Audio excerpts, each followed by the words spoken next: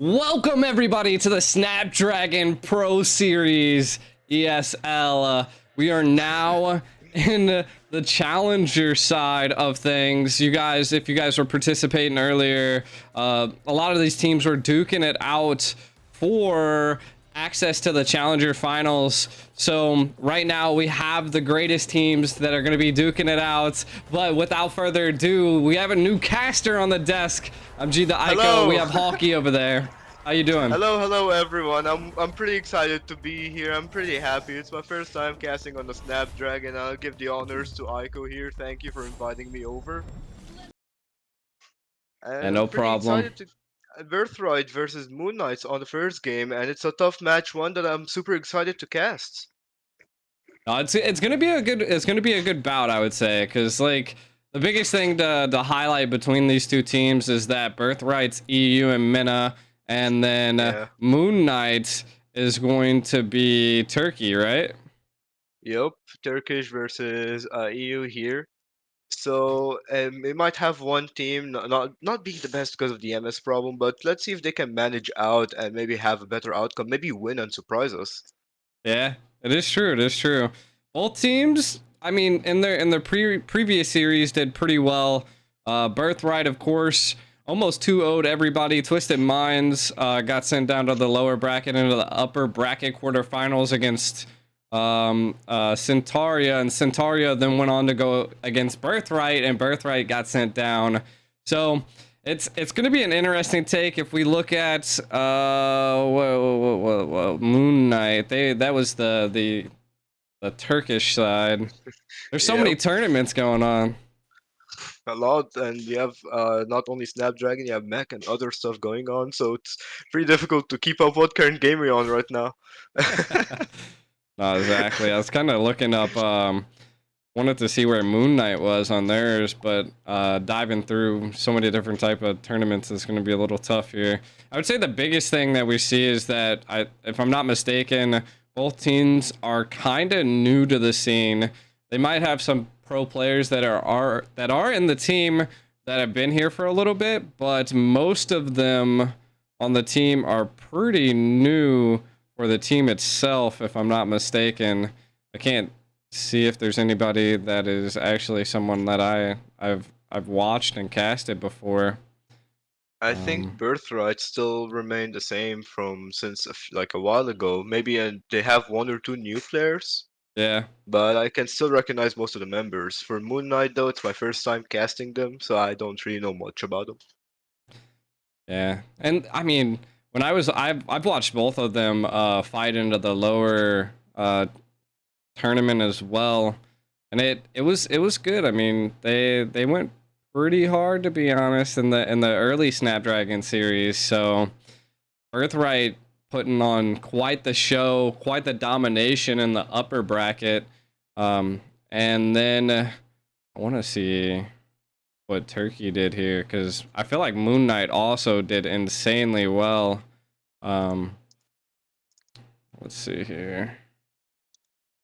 I need like all the Snapdragon tournaments pulled up on one side.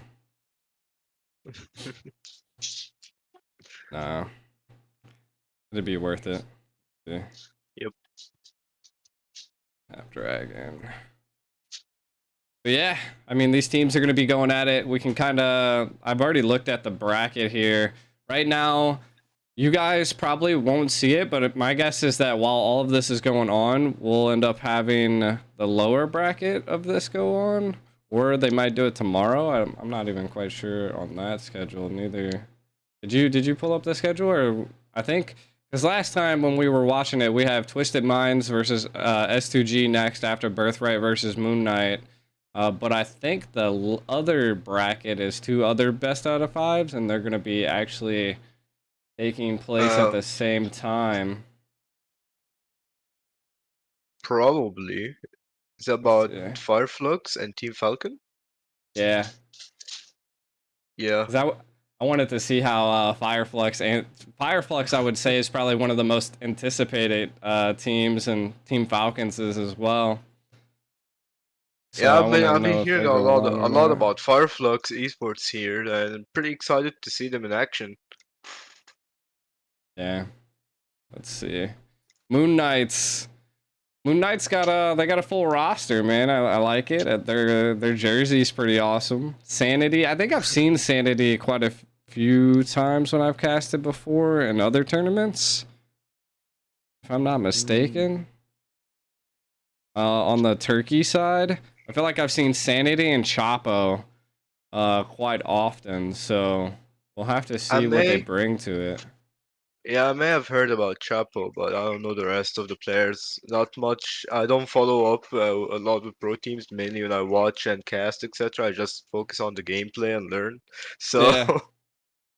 No, that makes sense. I mean, hey, especially on this side, I'm normally pretty fluent with the North American side, but one thing that I do have to state is that even in the EU, the MENA and the Turkey side, like these teams have like some insane macros, and they're pretty head to head. We're looking at like a head to head right now, and I want to see.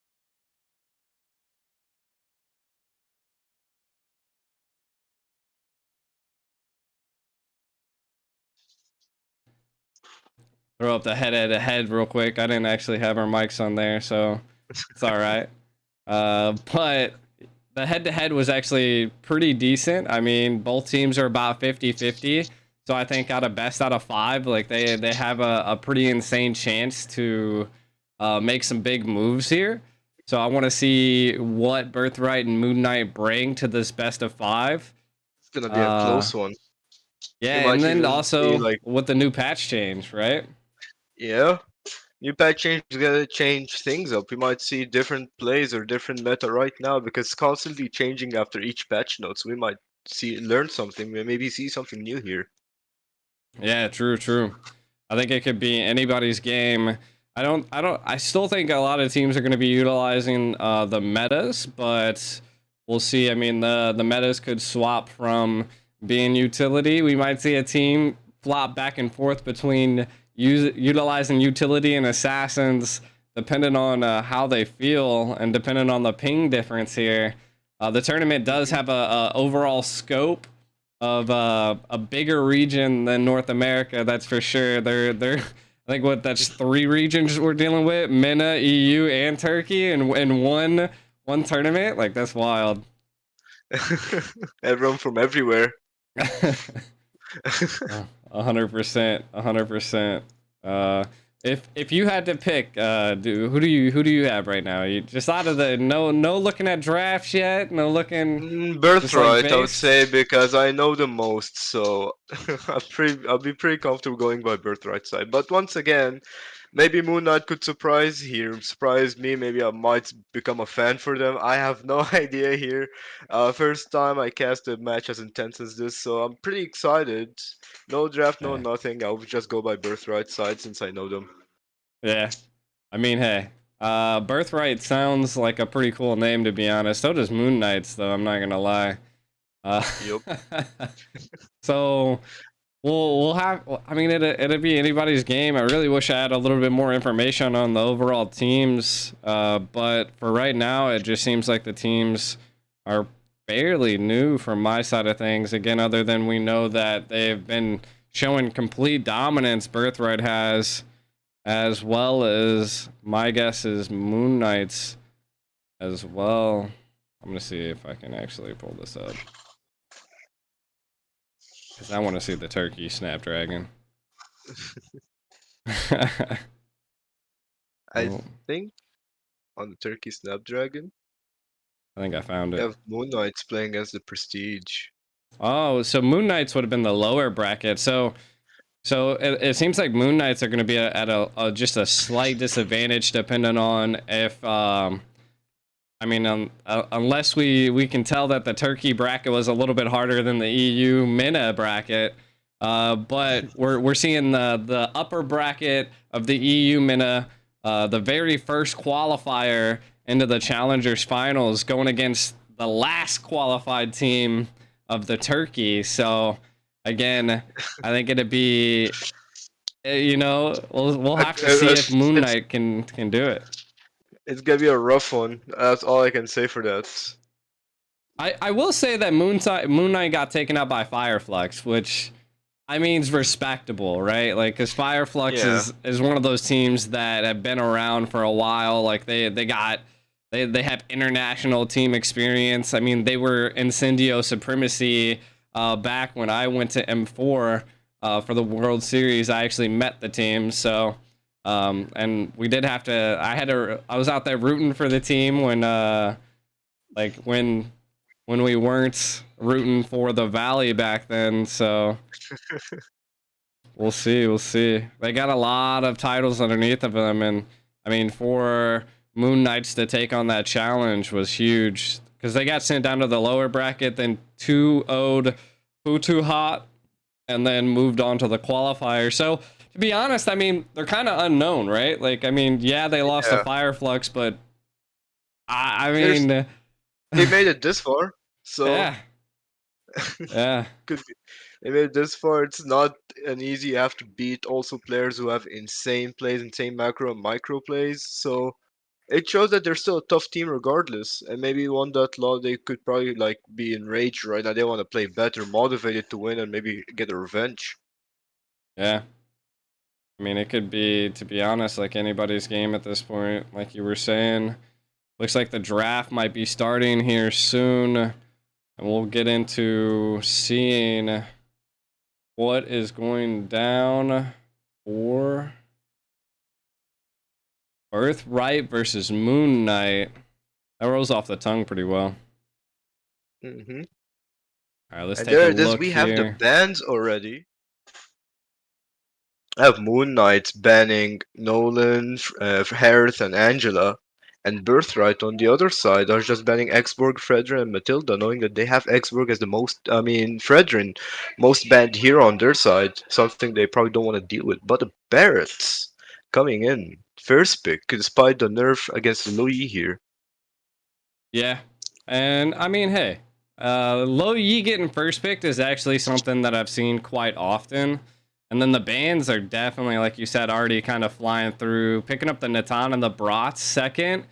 Second and first and second pick for Moon Knights. I feel like it's a overall pretty decent pickup, right? I mean, you secured the Brats, you secured the Natan, which are both one insane damage, more of the mid to late game hero, and then you have that utility and the jungle, which of course the nerf is there. That did just happen recently, but people are still utilizing him with, I mean, no reserve. They're like, we're still picking it up. I mean, it's also something that's there, something that people are comfortable playing with. And it works out pretty well in a lot of situations. But Terizla being picked up by Mark here, Mikazuya with a Roger. Now that is a rough draft. This is a really nice Roger pick because it's flexible not only on jungle and gold as well. And this could lead to so many flex picks here. Maybe a different type of draft we may not see here. Yeah, exactly. I mean, the Terizla is there to pierce the back line to be able to jump on the Natan, but I feel like they're gonna definitely have to watch out about it. Roger also received a little bit of a nerf, but I don't think it's, again, I don't think the Roger nerf's like insane. It's still pulled off and can still. I think it just made him weaker, a little bit easier to kill. So we'll have to see. Yep. But the Yu Zong's there to get that low Yi. So right now we're definitely going to be seeing Moon Knights. Their main focus is like focusing on Danny. low Yi. Yeah. They need Danny here. Danny is one guy you need to watch out for. I mean, the Loi, if you don't have vision on her, you're gonna be scared. You don't know where she's gonna go. The diversion is just tricky. So they need something to keep constant with. Maybe a Novaria pick would like also help against the Loi here. But Yeah. once again, the Yuzong is pretty solid here. You have the Barretts also being on the front line, and it includes a lot of vision on Loi to fight. So Yeah. it's a nice to play an aggressive draft against stuff like Louis. Yeah. True. True. And they're already banning out the second, which you were calling out the Navaria. It definitely was on the chopping block. So Yeah. again, they were really feeling it as well. It's like, we don't want our low E to be found out. The last thing is we need that divergent to be utilized to its best of its ability. But Moon Knight's kind of slying back and throwing out the box. Yeah, targeting jungles at this point, which I feel like decent. I mean, The Fredrin was already banned. The Boxia banned. What is the option for the jungle at this point? You still have many tank picks that could be picked, or maybe even assassin surprise here just for the backline. But if we're talking about tank picks, you still have Akai on the table, who's pretty solid against Barrett's. You still have Balmond, who's pretty tanky. You still have maybe even Hylos coming back, but I doubt that we picked overall. So I'd say mainly just Akai open here could change a lot. They could go for it, but if they want to go for an assassin pick, they have to think of something that can easily neutralize the Nathan. Yeah, true. True. And I feel like also they don't have their tank yet, right? Which is kind of why they targeted the Minnow there. And so I mean the Kaja is still open, which would be I feel like it would be a little bit too risky in this team comp because they're already so squishy. But they kind of need that suppression. Maybe they'll opt to go for the Grok instead, force that Natan to have to ult to get around the walls or to even get away. So we'll have to see. I mean, of course, Chip is still open. Chip is another roam that is kind of, I mean, received a buff, to be honest. I already thought he was Yeah, strong, but I don't know if you'd and pair Lo Yi and a Chip together. that I mean it's I've seen it several times. Louis and Chip, you just have your map like all around the map, top lane to bot lane, comfortably just going everywhere. But it's just that it's a matter of execution and how you're gonna play Chip. Yeah. Okay. All right. And we have the Grok picked up here by Axel. I was Pretty feeling like rough. a Grok was coming out, but I thought Birthright was gonna secure it. So you can see that they're timing their roams at roughly around the same area. So the Grok's out of the picture. A lot of supports are taken off the picture. I mean, Birthright kind I of mean, put themselves into a corner. yeah, that's true. Not much for them is open. They might have to flex around putting the Roger here on the gold lane and go for two tanky picks here. Yeah. But never mind, we have a Tigreal coming in with the Mortis, and I would say Tigreal is such a smart pick because Tigreal is one of probably the best bait picks that I've seen in so many pro matches that I watched, and he's mainly Mm, just there to bait. Like he's not there to you're not gonna expect him to do a 5-man or whatever. Even if he does it to be insane, he's just there to stay on the back line, provide constant vision. He's one of the best tanks to just take damage, do to his passive, and he's a really nice bait pick coming actually here. I like Tigreal. I mean, you're seeing a pretty frontal facing team other than having to deal with the Black Dragon in the sky by the Yu Zong. So we'll have to see the last pick. Also, the Martis from the side of Birthright. I mean, it's a good pick. It's going to be able to, knock up and CC a little bit of them. And then they last pick the Lilia, which again, be a little bit of a good counter to that Martis, slow him down, keep him at bay. Same thing with the Terizla. So, I mean, from both sides, they're kind of answering pretty well. Could be anybody's game at this point. I like both drafts. Yeah, they're both drafts are pretty tough. I would say it just mainly matters on execution at this point, on how it's going to be played out.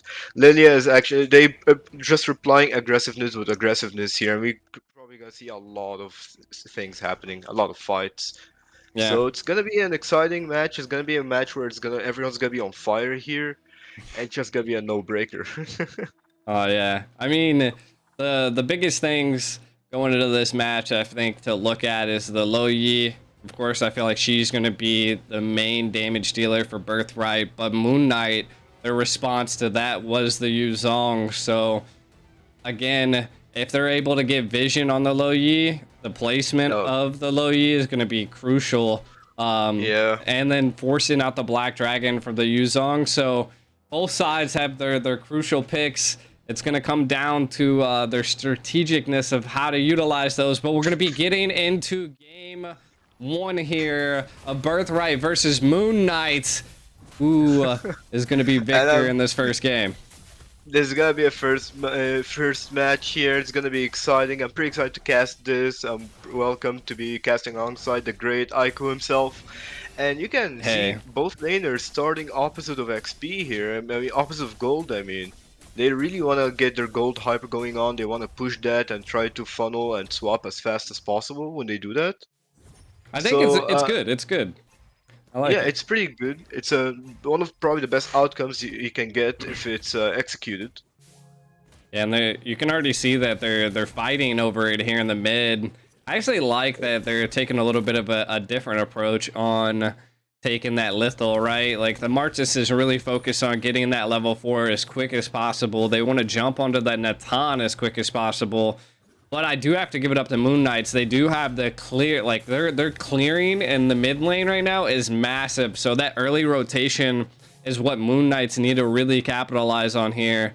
Yeah. And from Birthright, they just got to counter that. Like this. Ooh, the damage coming in from the Louis almost taking out the Lilia here. Daniel so much damage. But yeah, the thing is, when you're playing against a Grok, no matter the mid here, you're gonna always get like almost out rotated by the clear. Knowing Grok alone can be so crucial to rotations and can go in, purify a lot more. So it's something you gotta watch out for. Playing against a Grok, you gotta make sure that you try to catch up to speed things up. And there it is, the decimation coming in from Alejandro with the first blood on the Yuzong here. Pretty unfortunate for Shapo, who did not have his floor, his petrify, but the Daytona's welcome is coming in. Oof. Is he gonna be taken out? Alejandro, no, he has the Mortal Coil, the Retribution, and survives just in time, taking that XP crap for himself. That literally saved his life right there. But I mean, Sanity does have their retribution as well. I mean, at this point, I would be rushing the turtle as a team. Forcing out that retribution on the side of Alejandro was huge. And I mean, they're going to contest it here. 9 seconds. They might be able to get the retri in time. Yep, they do. And look, you have the Tigreal here. Mark has the implosion, the Blackground form, the wall charge, the Petra gun, Alejandro taken out by exception, and the retribution coming in from Sanji. But now Mark is in trouble, needs to get out. He's gonna be followed up by the Terizla Mikazuya, and there it is, the double flicker. An amazing fight coming in from Moon Knights. Not only taking out Alejandro, taking the turtle, but wasting so many resources in the meanwhile. Yeah, I mean, it was an interesting fight, to be honest. I mean, we already see Sanity poking and probbing at the jungle. Retri comes out from both sides, if I'm not mistaken, and it looks like Alejandro was able to secure that red buff. Again, of course, the turtle is given up, but it's not too big of a lead. Only 400 gold economically wise. We're seeing both teams kind of keeping it at bay, and this is what we like to see. Even though Moon Knights was the lower bracket of the Turkish side, we are seeing a good fight happening here. Good control, good tactical map control happening right now by Moon Knights to kind of keep their Natan safe, right? If they can continue to do this, the Roger's going to have a tough time. If I'm not mistaken, Retri comes out. They're able to secure that gold crate. But in the bottom lane... The bottom lane, the Daytona's welcome. Sanity just finishing off Mikazuya here. And we might even see an aerial sub, but an aggression coming in. The Black Shoes coming in from the Lilia will have to escape just in time. Almost getting decimated here. Alejandro doesn't even have it yet. And looks like he's just looking for more with the Mortal Coil poking in on the ground. The wall charge coming in. Is it gonna be a pickup? Let's see here. The Natanu, the entropy is doing damage, but Lo Yi taking out the Grok, and ooh, that was so close. The entropy taking Sanji out just in time, saving him. Yeah, that's the lack of CCs here. Sanity on the chase. He's not letting him go here, but the Sacred Hammer just gonna save him in time. Sanity on the Barretts. He just wants to fight. I mean, that's the point of it after all. Yeah, but during all of that, they did give up a decent amount of the gold tower, but again, they traded it on the bottom lane as the Terizla was a little bit out of place. Chapo on the hunt. He is just cooking right there in that bush. He is ready to jump and pounce. Turtle vision secured by the side of Moon Knights. I'm not quite sure what Terizla was attempting to do there. Maybe just keep him at bay. Turtle take going to happen here. Probably giving vision, preparing it, but it's just late now because Zue has nothing to go in this situation. And it's just gonna be another turtle for the side of Moon Knights, but on the top lane, 1 HP Myung will be getting out in time, and looks like the Lilia is in trouble.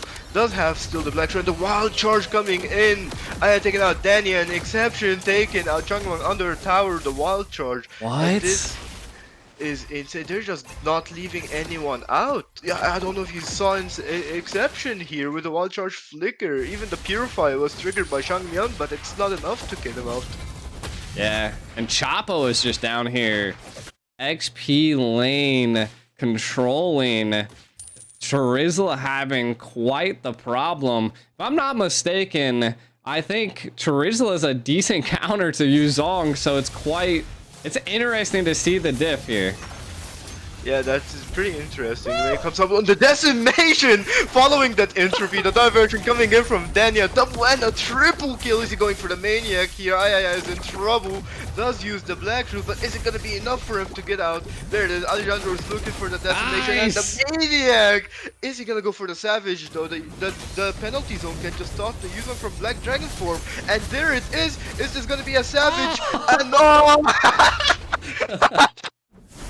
Mark, Mark. He is so tilted right now. The Savage taken away by Tegriel. That's pretty unfortunate, but what a fight though. It was a good fight. It was a good fight. I mean, Moon Knight's kind of pressing the enemy's tower a little bit too hard. They did take the tower, but they pretty much gave a whole team wipe and lost the mid tower. Was it worth it in the end? I don't think so.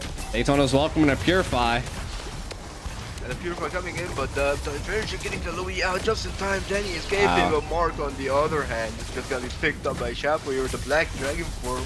Looking to continue having his passive on Mikazuya here, heal up as much as he can. And the mid lane will be traded back here with the entropy coming in, the push. Not much for the side of Birthright can do here.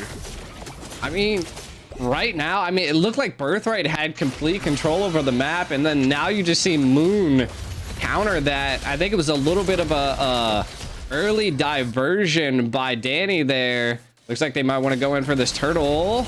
Retry battle. The retry battle lost by Alejandro. He will be picked up here, unfortunately, by Moon Knights. The entropy, the shutdown coming in from Sanity here. And looks like they might relax here. Mikazuya, though, still might be in trouble. Needs to get out. The Daytona's welcome missed by Sanity here. And that is it. They're looking to maybe push tier 2 towers here, not only on the top, but maybe even the bottom. Yeah, right now, Moon Knights is... And it's so crazy, because I felt like Birthright had complete control over the map. That almost full team wipe, but look at this! The penalty zone, the diversion coming in! The damage! The Natan could not react in time. That damage coming in from Danny. The Louis, like you said, is the damage dealer here. And taking him out almost like in one shot. And the recall just in time from Exception. Just not getting him, letting him poked by the Tig here. Yeah, right now I feel like Moon Knights really has to rely on Saxo here. We can kind of look at some of the replays here. Again, this is when Moon Knights kind of were just getting decimated. They were trying to dive that turret and put a lot of pressure. Alejandro trying to secure the Maniac, and does, and then gets the Savage taken here. We can kind of see what happened. I mean, the take came in. I think it was the implosion that kind of took it. But it was pretty unfortunate. Also, on the replay, when the replay was played, Chapo, on the other hand, was taken out by Myung and I think Mikazuya as well. Yeah. And kind of getting back to the game, we can see the gold leaderboard. Back to kind of what I was saying, I feel like Moon Knights really have to rely on Saxo at this point. And he's 0-3-1. Your late game carry is kind of getting decimated at this point. And Birthright, though they have that early game control here with the Martis, they're going to have to definitely watch out for it, as they do have the Lo Yi. Was that a concealed play I seen? Yeah, that was a concealed play coming in, but not much help from Exception because, you know, everyone was in position, not much of an engage here, but he's still looking for an opportunity. They're all camping here, looking for a team fight, looking for a pick-off. They mainly, I think, they just want Changmeng out. They just want Danny and Changmeng out. That's all they need. So let's see how it's gonna play out on the Lord fight here. A lot of poke coming in from both sides. Danny is probably looking for some diversion play here. Yeah, I mean, they're holding pretty far back at this point, which is, I mean, it's good. It's a good play, and they're kind of feeling it out. Moon Knight knows they need to locate the low Yi and see, but the whole team's kind of pressuring a little bit. There's the diversion to reveal the bush. Nothing really comes out of it just yet. Yep, and looks like Birthright are taking control of the map now. They're taking the position, Lord. There it is. They're looking for a fight, Mortal Coil by Alejandro, but it looks like they just want to take the vision back, you know, get the control here. They want to make sure that they have the vision all over the Lord, maybe even rush it at this point. They're just looking for an opportunity. Both teams will have to be very patient. But on the top side, though, they need someone there as well. Yeah. I feel like the biggest thing that we're going to see here is if Moon Knight's going to be able to tell if the Marches went back to get the buffs, and if they're able to execute that. But a Daytona's welcome! Daytona's welcome coming in, crashing him, not only on Mark, and a wild charge of Black Dragon form coming in, followed by Marco, but an implosion, stopping two of them, taking out Inception, and there's the decimation, taking out Chapo. Alejandro is on a rampage here, is looking for more. There it is, Saxo double kill. They're still looking for more here. There's still one more, but Jungmyeon with the Purify almost gets taken out by Sanity here. And looks like this could be a Lord for Birthright. They're still going in diversion, giving vision. They don't want the Barrets to be close at all, and there it is, the first Lord of the game falling in the hands of Birthright. Yeah, it was great execution by Birthright. Again, I felt like Sanity went in at the right time, but Alejandro just fed enough, secured the blue buff and kept them at bay, and then just came in and decimated. It was crazy. Again, now they're going to have to stop the siege. A 2k gold lead by Birthright. Nothing that's going to be absolutely crazy, and they could definitely come back from it. Again, 12 and 6. We see a little bit of a diversion play. Reveals the rock. Tig goes, though. Tig goes. Looks like we're looking for a flicker implosion here. Mark does have all he needs. A penalty zone coming in. Stopping the Daytona's welcome, but the Black Dragon form is coming in, and looks like Mikazuya is in trouble. Is he going to be followed up here, or will be taken down? Looks like Mikazuya barely survives, but Petrify coming from Chapo might take out Mark here, and unfortunately Mark falls in the hands of Aya here. It is a 1-2 OZ, but they still have to watch out for the side lanes, and Danny with the damage. The double kill followed up by Shangmeng, and Alejandro taking 3 out in an instant, leaving only Exception and Aya alive. And this could be it. This could potentially 20 be the seconds. game if they get minions. Yeah. The Lilia is there, though, so securing the win's gonna be a little hard. If anything, I like what they did. They didn't get tunnel vision. They're gonna continue to push these towers. Yeah, oh my god. For a push right now. Flicker coming out from Exception. The Drug even is not safe in his own base right here.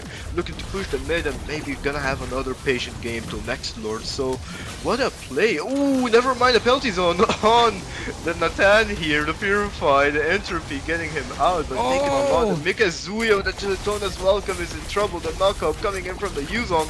Is this enough to take him out? Mikazuya almost taken out, but Danny double, triple coming in. Alejandro taking the third kill here. It just once again the same thing, leaving but the Grog and the Lilia, Aya an exception, but it's not gonna be enough this time. Shangmeng is just going for the base, and this is, ladies and gentlemen, game number 1 for Birthright.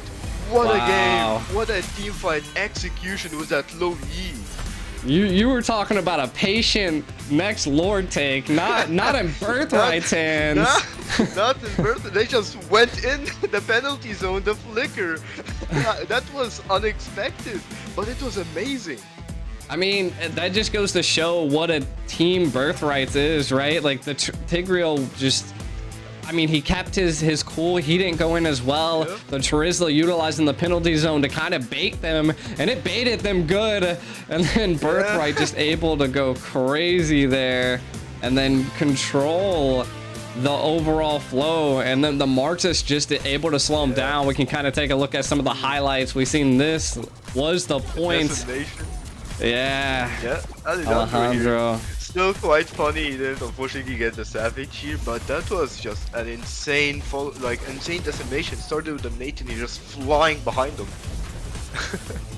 No, it was this was like, I would say, the start of a little bit of the snowball, and then this was like the turning phase. I mean, the first Lord going into the favor of Birthright, and then you can just see the Decimate is just too strong for it. The one thing I do have to highlight here is that Birthright's discipline. Like, they know when to get in and they know when to get out. They don't get that greedy tunnel vision that I see a lot in North America, where they just continue to go for it, and they're just well executing a lot of key plays here. Yeah, I agree with you. They're so disciplined in this actually, and they just perfected their art at this point. They know their limits on their heroes. They know that they can fight when they can't fight, and I'd say even the patient playstyle coming from them and knowing when to engage, it's just what put them in so much lead. Like when the Lord fights was happening, you have Alejandro like, alright, I'm gonna go get my farm up. I don't want to lose farm to this, and maybe follow up later on in the fight when it begins, and they just know. I felt like that was the key. Yeah, they might completely change here. We still have a few more games to go here. We have game number 2. We might see a whole different result. Yeah, and it's actually pretty cool to finally see a Martis be picked, and look at how well it played out. Alejandro 9, 2, and 6, 79% team participation. He wasn't making the shot calls. I don't know who was, because he was decimating. He was out here. He doesn't have time to do that. He's out here decimated one after another, and it's just insane. Oh yeah, he put him on the chopping block. Yeah. But well played to them, though. That was a amazing first match. Yeah. I feel like Moon Knights definitely showed a great game as well. You definitely can't count them out, right? They early game super disciplined. It was 50-50. You couldn't really tell which side it was going to go to. They applied pressure. They got pressure applied to them, but they didn't let it fault them.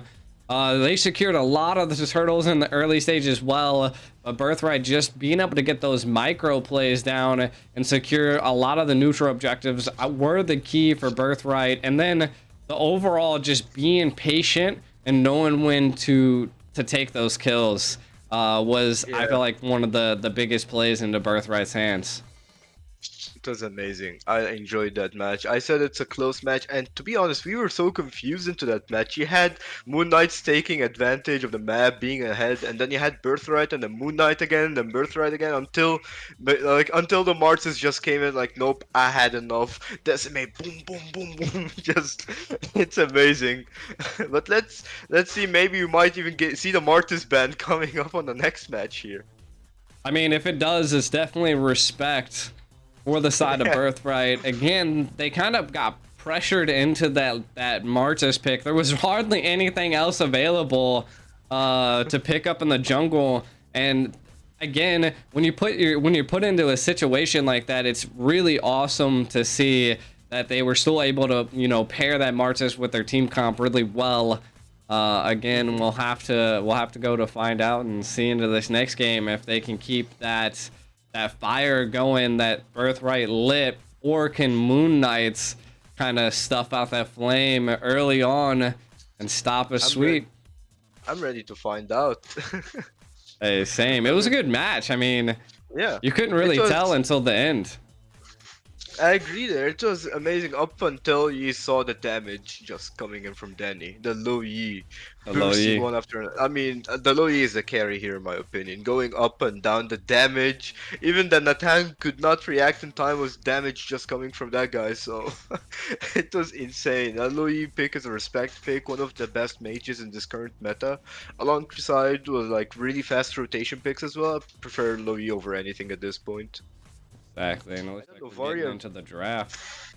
Yep, there it is, the draft, the second draft here. We have Birthright 1-0 on Moon Knight here. Let's see if it's gonna change. The Low Yi getting banned first. There it is. Respect. Low Yi right now is an insane mage, very utility based for the overall team. Stops a lot of the utility meta, to be honest, because everything's so frontal damage from teams. And then Birthright kind of clapping back with the Barats ban, which, I mean, maybe that's what kind of kept Birthright at bay, right? Maybe Moon Knights being able to secure that Barats was where it was at. The Nolan gets But banned. The Fredrin's still available though.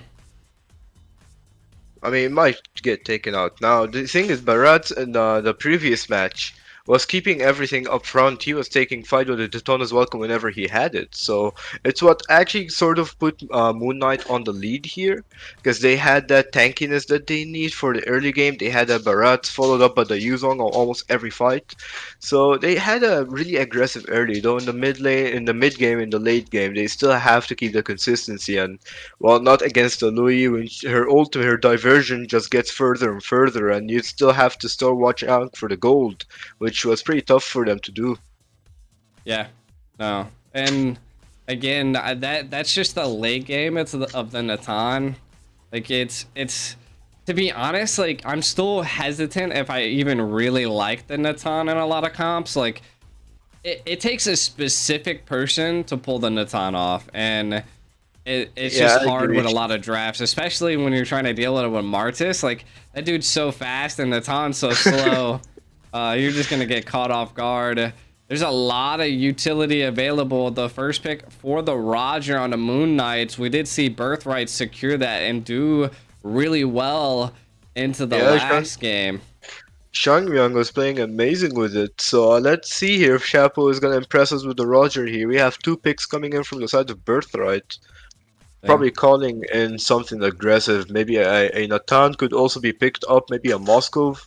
But a Baxian and Angela coming in. What a two pick here. That is actually a pretty rough thing to deal against. You Ooh. don't want those in the same team. Yeah, and you know, I just haven't been a fan of Bashia in this current meta, but again, I think it's one of those particular heroes that can shine. Is that a Freya? That is indeed a Freya. This a first. A first. And if I'm not mistaken, I think Moon Knight actually had a lot of bans for that Freya. So I think that they one of their players are like, maybe I wouldn't say a one-trick Freya, but like their best A hero is comfort. probably Freya. Yeah, maybe a comfort pick for them. Yeah. And the Vixana That's coming in as well. Solid mid wow. clear. That this is a first. I'm excited to see the Freya. I want to see what a Freya can pull off. Yeah. I mean, it's definitely well worth it, but I think Birthright, they could possibly, I mean, it's kind of spicy. We haven't seen it played too much, but they could pick up an Esmeralda to counter a lot of the shielding that she does have. So there's a lot of options, but I mean, Yuzong's still available. Might get banned into the second phase. I still feel like Yuzong's overall a better pick.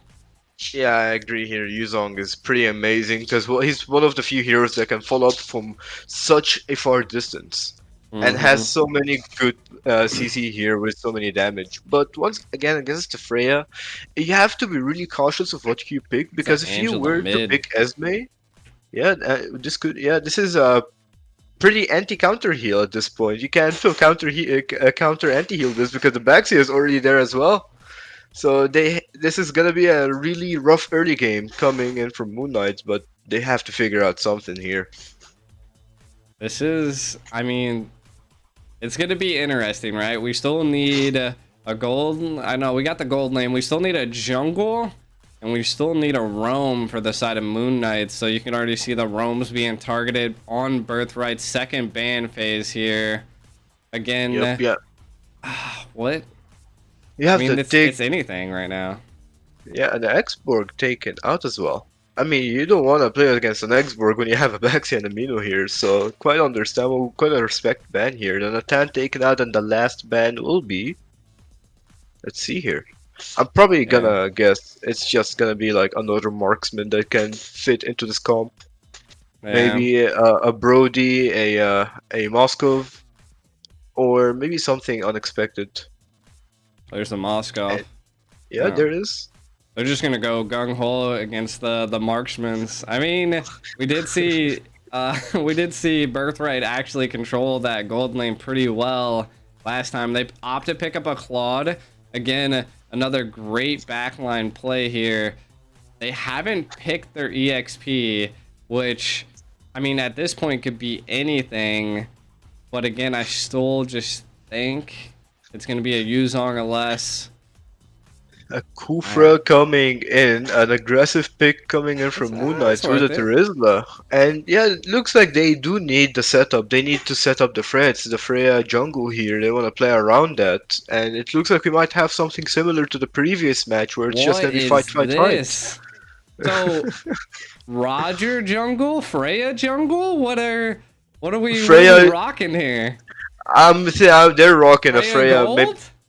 Freya, I mean, it could be possible, but Freya jungle as well as possible. I think there was a time where Freya was being played Freya tank jungle, and it popped off. So maybe, What? maybe they're going back Okay. to this. Dude, But Moon Knight just whipped out a strategic approach that you wouldn't believe. Can this they is do it? I'm waiting something. for the swaps at this point. We're already seeing Birthright. They're like, what the heck as well. Sanity picking up the Freya. So it does look like it's going to be in possibly the jungle here. I'm not even... Yeah. Mikazuya finishing off the draft with the CC. Wow. Pretty good here against the Kufra and the Terizla. And to also try to lock and maybe lock Freya in place, knowing Freya can just jump everywhere, slice one Yeah. after another. So this is gonna be a tough match. I'm pretty excited for this. What's your opinion on this match? Yeah, I mean... I feel like the unknown right now is this Freya, right? Freya jungle. The patch has kind of changed up a little bit. It's gonna be interesting to see, and I hope I don't know. I hope to see it come to fruition. We'll see if Moon Knights is gonna bring. I mean, Freya's kind of a knight, right? I feel like she's like a knight, so it's kind of Hmm. like It following the matches them. name. Yeah, Yeah. kind of matches with them. Maybe it's a comfort. Maybe they do have like some secret draft with including only knight style heroes, and Freya is just one of them here as we see. But we don't know yet. As the game match number 2 starts here, take it up, Aiko. Yeah, we're on match 2, Birthright versus Moon Knights. Birthright looking to keep the stride going. Moon Knights wanting to stuff the flame out of Birthright at this point. Again, it's not the match point just yet, but overall the comps are great here. So I feel like on the side of Moon Knights, our unknown factors, this Freya. How well is it going to do in the jungle? How quick can it be in the jungle? And can Birthright deal with the damage and the sustainability that she brings to the field? Her jungle is looking quick and fierce at this Yeah, point. Let's see if Birthright is it already. gonna catch them off guard. We have no idea yet. You already saw the Freya was trying to invade, but then Alejandro is going on the backside. He knows that he can go and contest this with the Minotaur and the Angela.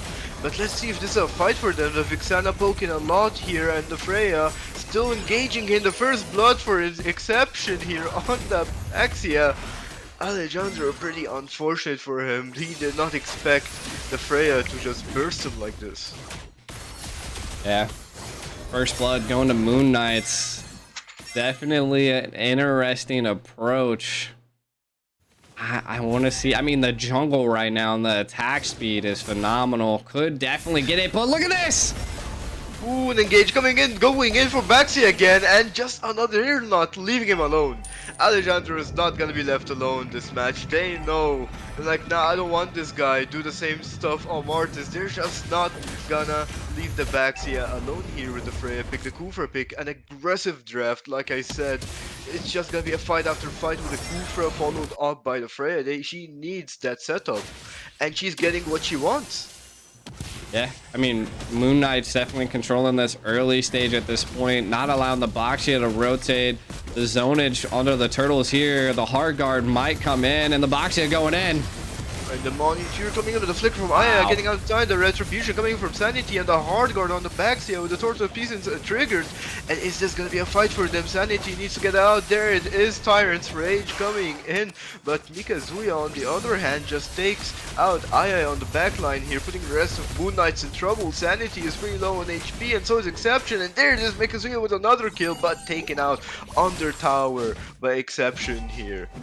Right now, what if I'm taking an analytical approach at this Birthright, the Boxia is a great counter to the Freya, right? Like we could see the Freya was trying to sustain and keep their shield up, but Again, Boxia hitting the ultimate onto the Freya, just absolutely had a great dive, great control, and then paired with the Angela, Freya just could not move. Yeah, that is true. They stopped her in time, but you had some amazing like defense, amazing follow-up coming in from Exception. Unfortunately, it is not enough when you're playing against a team that can still push and push into the fight. Exactly. The pressure was there. Moon Knights maybe have to calm down a little bit, maybe control a little bit more of the map. I think it's going to come down to Esception here on this Kufra. He's already 2-0-1. Getting a lot of the sets. I think he's going to have to feed some of these kills to his team, though. You can kind of already see. Oh yeah, in trouble. There it is, landing on him with a hard gun on Blazing GG's. Duet, but the Eternal Guard's not enough to stop Chung Mong from picking up that kill, putting the gold laner in trouble now. Looks like they are looking to force for this lane, a 4-man on the top, but you have Sanity here pressuring on the mid lane as well. One has to go back. And there it is, Exception and the marksman Roger Axo, but looks like they did pretty well in defending this. Meanwhile, on the bottom side. It's of course the ever-ending fight here on the bottom. CC's definitely a good hero to deal with, but I think she's gonna have to recall at this point. But a fight mid, not gonna come out. Chung having to BMI out of that. I think that's gonna give Moon Knights the turtle. We'll see here. Let's see, they're still going in, you know, Mark giving vision and coming in Alejandro, but he's not gonna be there in time. The flicker, Money and Fury. Ooh, the Tyrant's Rage coming with the Flicker Exception, giving a double kill on Axel with that Lycan Pounce. Is looking for 4. There it is, Valkyrie's hand by Sanity just to clear as fast. He tried to go for Mikazuya here, but looks like the top lane is in trouble as it's being zoned out. This is a free tower and a free tilter, and just like last game, Moon Knights, when it comes to those objectives, they know how to pressure, how to fight. So this is pretty amazing start from them. They already have like more than 2.5k ahead. Yeah, and you can see that I like the play by they've already swapped lanes, right? Birthright sending the CC into the top lane, having a little bit of a hard time against the Roger, which I mean is understandable. Looks like they're trying to possibly maybe stop a rotation here. This is bad. Hammerman. Ooh, looks like in the bottom lane. Oh no! Alejandro with the hard guard followed up, just looking for a fight, looking to kill someone at least. And there it is, the Money and Fury getting Exception, but a counter engage might happen right now. The Tyrant's Revenge is being prepared, but nothing will happen. I mean, that was like, again, a passive play there by Birthright. They're 3.4k behind. They just, instead of losing their lives possibly, or even maybe getting a kill that's not worth it, get back into the jungle, control the towers, keep them at bay, and maybe you'll live to see another day. Yep. And I like how, you know, Birthright is playing aggressive still even behind. They want to pick up as much as possible. And they know that they can do so much with the Baxia here, with the hard guard as well coming from the Angela. The fight looks like a Tyrant's Rage getting only up by Baxia, but the Minotaur Mark is in trouble. And Alejandro, they have to retreat in time as the hard guard, the Money and Fury, is not ready and they don't have much for the fight. Though it looks like Mikazuya, he's being poked heavily by the Eternal Guard. Yeah. Oh. A little bit of a knockup. Hard guard might be going. Still going here. The Lycan Pounce and Alejandro is taken out here. Not even the hard guard could save him time. And Sanity, there it is. The Valkyrie Descent still looking for more, but it's not gonna pick up anyone. Instead, they're gonna go for the third turtle of the match. Yeah, at this point, it's the Roger that's keeping Birthright at bay. Yeah, the Roger Motka, but the Money Fury, the Flicker, though, isn't gonna be enough to stop. And there it is, the penalty zone. As a reply coming in from Chapo on fire here. And Mikazuya as well taken out, killing spree. This Roger is just howling at them all, kill after kill. I'm saying this is my game now. From last game, you'll see a lot from Roger, and there it is, a Tyrant's Revenge Flicker coming out from Exception and taking out Alejandro once again. Just from the beginning of the game, they're just playing on the Baxia. This is crazy, right? Like, this Moon Knights are showing so much pressure. They don't have an answer to Axo. They don't have an answer to Exception here. They just can't keep them at bay. The snowball is happening. Like, they're gonna have to turtle up and keep Moon Knights at bay in order to get a little bit of that. But Chung, can he run? The Purify, the Blazing Duet, and the BMI as well. Take it. He had to use everything. That's just how dangerous this Freya is right now. He had to use the Purify, the Blazing Duet, the BMI to get out. I mean, that's a lot of utility baited out already here by Sanity. Minnow's Rage! Ooh, the Marine Rage and the Hard Guard on Shanmong, but it's not gonna be enough to do anything on Shapu with penalties on not hitting everything here. But Mark, on the other hand, there it is, the Lycan Pounce coming in from Alco. Is it gonna be enough for him to get out? Is he still looking for more? He's picked up, is in a really bad position, shut down by Danny. Still looking in for the fight here, the Valkyrie's Descent, Sanity is looking for a kill there, this killing spree coming in from the Kufra himself. Is still looking for more for that Tyrant's Revenge. That was pretty bad coming in from the Roger. Unfortunately, his position after the Lycan Pounce, not where else he can go. Yeah, he was kind of stuck in between two towers, and he was like, GG's, I can't move. Kind of overextended a little bit. Yeah, you can see it. He went in there for that backline kill to take out the tank, but then ended up losing his own life. Again, I thought Birthright was going to be able to secure a couple more kills, but Inception able to kill and take out CC, going to allow them to be able to take this Lord here, probably uncontested. Yep, there it is, the first Lord. They're just taking objectives, you know, funneling the Roger, and we have a 1v1 in the bottom lane. The Lycan Pounce does not come in, though is he in trouble with that Hard Guard, and there it is!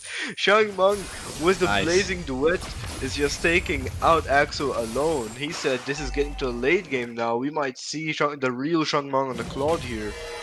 So that's literally what they're betting on at this point, right?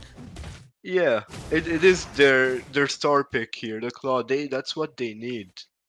He hasn't died yet, you know. No, I don't want to cast or curse him, but he's 1-0-2. I mean, he's doing what he needs to do as a Claude, which is just kind of stay alive, farm up as much as you possibly can, and try to get those shutdowns. So, like, the biggest thing that we see here is if they're able to possibly catch Esception, that's a decent amount of gold. That's the bounty that they're trying to hunt. But the Lord is barreling down. Freya split lane pushing into the bot. A pretty nice split coming in from Freya. At least you come out with more than you want, and looks like they're still pressuring for more. They want to go for the mid, but there it is, the Eternal Guard putting the Angela in trouble here, Danny. But looks like they will be defending this pretty well with Shangmeng here. You know, he has that damage to defend this safely, and now it comes down to 3 inhibitors. Yeah, it looks like a lot of the passives are now procced on the inhibitors. Unlike the last game, Birthright able to keep Moon Knights away. They kept all of their inhibitors. Next Lord is going to be at 86 seconds. This is the time that Birthright needs to farm up, keep them at bay, and then of course just let Chung farm. Now Moon Knights, again, they've just been well executing, securing a decent amount of damage, getting these easy pickoffs onto Birthright. If they can keep that up, they're going to keep this snowball at bay.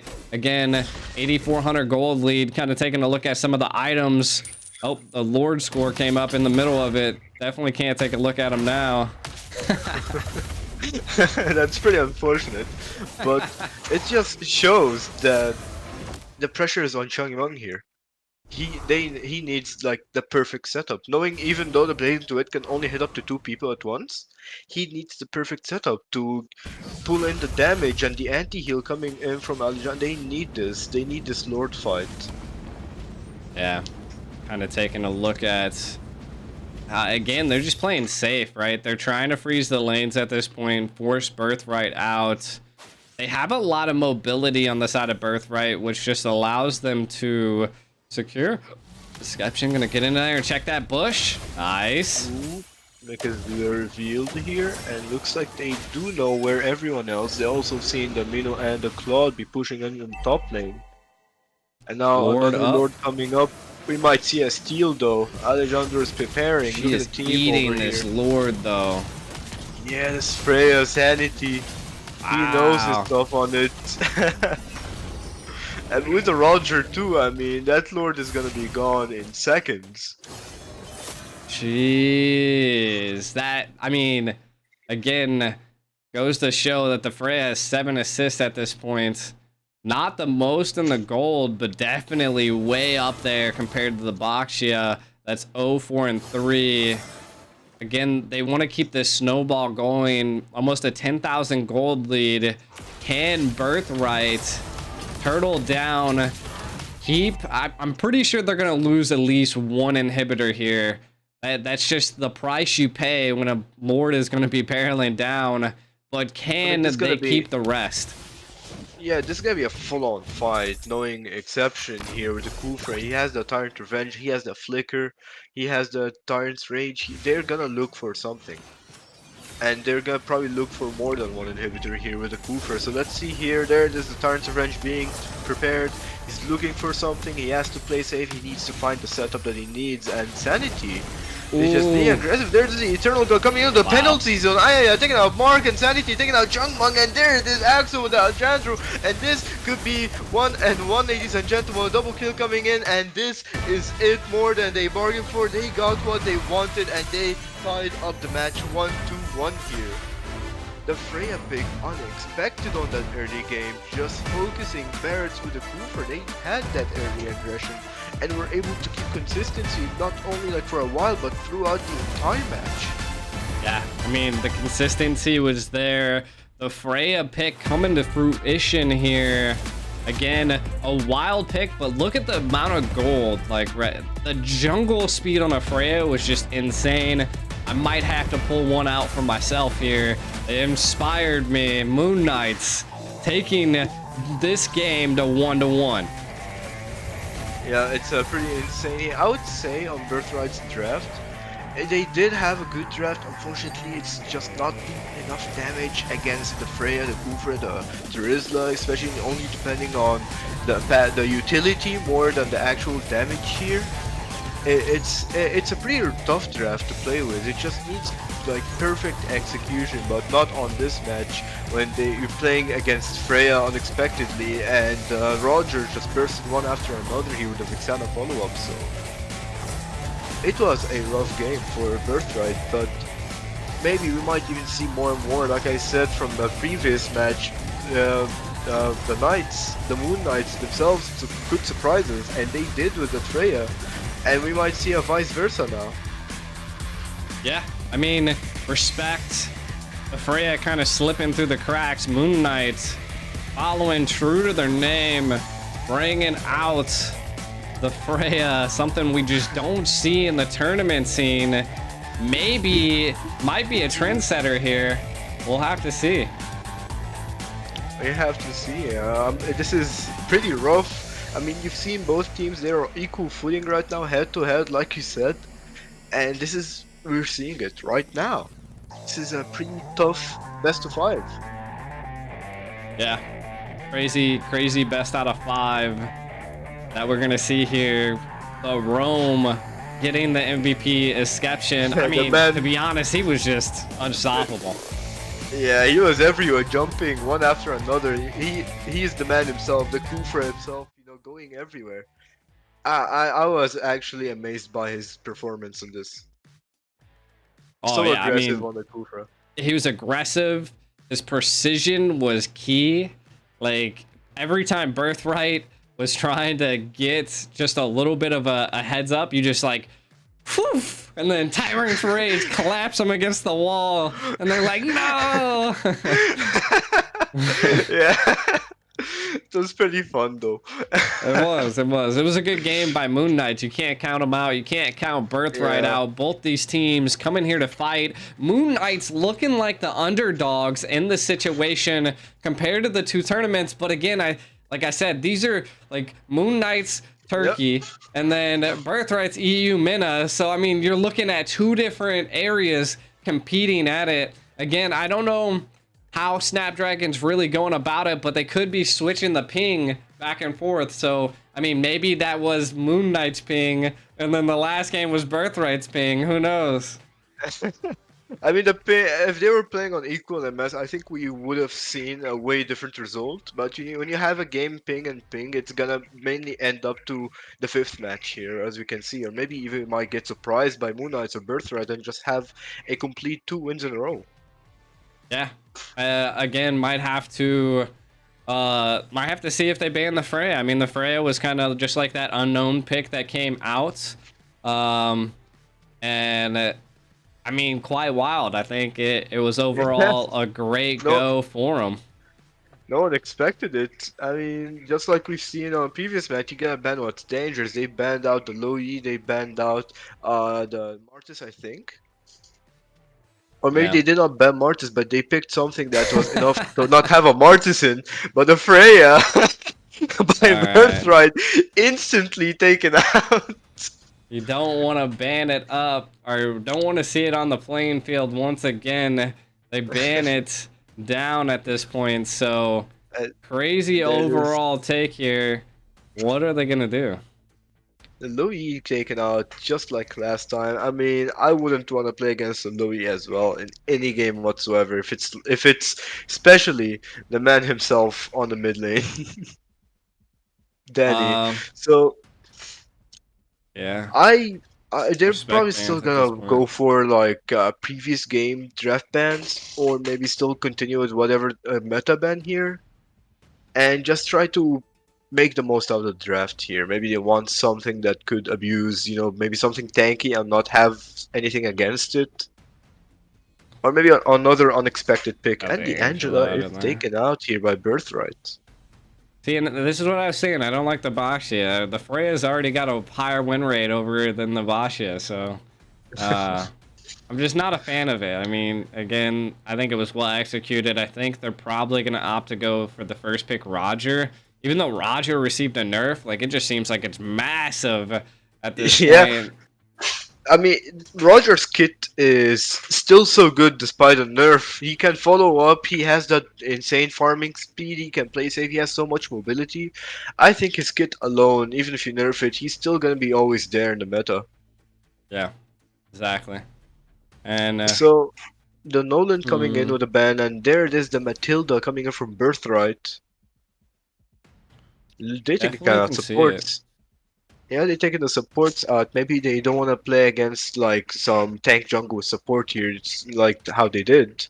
But once again, Moon Knight, we don't know what they're gonna play with. I mean, the Freya was already unexpected enough. Maybe they might come up with something different, an Argus jungle at this point. Maybe even a Sun, who knows? I mean, it could be anybody's game. I mean, it's an overall decent side at both sides. Right now, I want to know if that was like Moon Knight's like secret like trick in the hat, right? Like is what else do they have up their sleeves?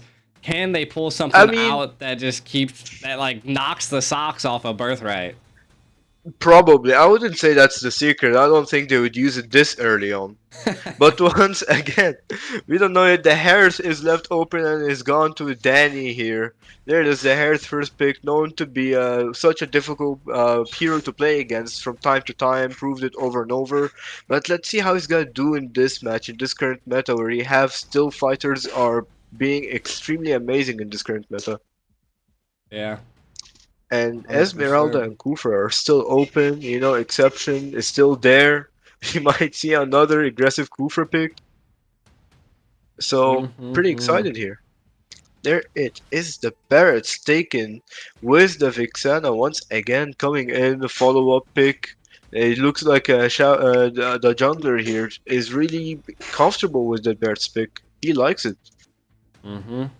I mean, it's a good utility, right? Like, Yeah. it's able to dive in.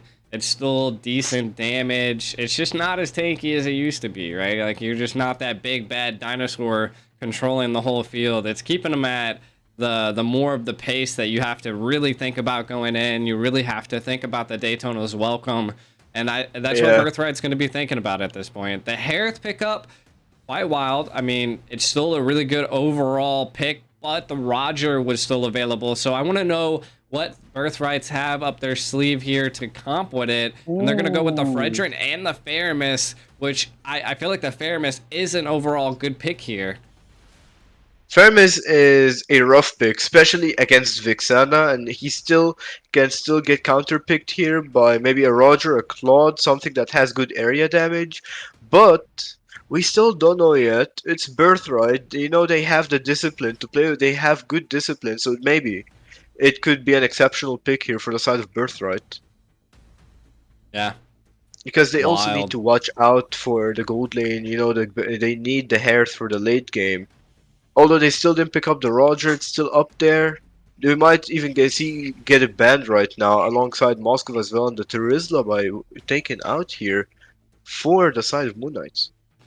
I mean, they need that engage, that knock up, and that CC. Right now, Birthright is definitely lacking a little bit in their overall CC. They have that support, the survivability, the contingencies there to keep a fight going, but they're gonna have to have solid CC. And you can already see Moon Knight responding to get rid of the X-Borg, which again, that true damage that he erupts is just something you don't want to see. And that's why they're banning it out. Now, Birthright, what they need to target at this point is definitely like gold lanes, right? Like, what do you not want to see going against the Harith? Probably a Roger. Looks like they're Yeah, actually going Roger. for a Clint instead. I mean, a Clint is a solid pickup as well against Hearth because of how hard he can outdistance the Hearth. So it's a pretty solid ban. I would say that you still have the Roger on the table, the Moskov, the Brody, maybe even Ixia. So stuff like this are still on. They have to watch out still. Maybe even could surprise like a Lunux gold lane. Yeah. Lunox gold lane's kind of cliche and old, but maybe. I mean, Yeah, I who mean knows? it worked. It's Moon Knight at this point. Yeah, it could be there. It's an option. Magic versus But the magic. Yeah, and you have the Minotaur taken out here though by Moon Knights, and the last band coming in for the side of Birthright, and it will be, I'll probably guess, just another marksman, maybe a Roger or Moskov here. But Yeah. we could see a cliche pick, maybe you could see a unique pick. So let's see here. We will have to see as we have the last band coming in. The And Florin, it's the floor. interesting. I mean, with Terizla and Bear, it's fair enough. Yeah, I mean, interesting. I mean, maybe they were gonna counter support with a support, but we'll have to find out. The Edith kind of rolling in. Now, this is what I'm Yep. seeing from Moon Knight. They are the I can't move comp at this point. You're gonna be CC'd by like there's too much CC lined up here. I can't. It is actually called I can't move comp here. I mean, Edith right after Vixana, right after Terizla, right after Chapo here with the Barretts. At this point, you need a gold laner that just does CC, maybe a Brody at this point. So I that's mean, just a lot of CC coming in. They yeah, might consider having like a Diggy on the roam with the Fairness mid, but let's see here as the Yuzong is picked up here. Pretty solid pick once again. Always there, and the Grok as well. Ooh, that's an interesting pick here. Taking out the Grok here. I mean, he can go and poke a little, not get CC'd for a while, but they that's have to decent. watch out. Yeah, they're playing around the Hearth now. They have to watch out for the Hearth constantly. So Yeah. maybe not unlike the Claude game, Hearth can be more aggressive than Claude here, have a lot of engages with the Demon Force. So let's see if this gonna change anything in Birthright style. But We'll have to see. I mean, the the the carry, backline pick is there. The carry, I feel like the it carry is gonna get decimated here. I mean true, but it's there. Late game, she become. I mean, if it's a full damage carry, Yeah. it could work. It could be the one decimating. Because, you know, you have Grok, you have Yuzong, you have Fredrin, and even Herod can get a little bit tanky from time to time, really annoying with them with the shield always regenerating, so it's quite an understandable pick. It could shine through or it could get completely flopped, so we have no idea. It's like a 50-50. Mm-hmm. I mean, all I can say is that right now, Moon Knights have again a lot of CC, a lot of control. So it just is something that we'll have to watch out for coming into this current game. Birthright's gonna have to execute really well tactical approaches to these team fights, because if not, they're just gonna get knocked up, controlled, tossed, flipped, flopped. But without further ado, let's dive into game 3. Moon Knights versus Birthright. It is 1-1 and tied. Who can change this tide? I have no idea. This is an exciting, a close match. We have the 50-50 bet pulled on the carry here.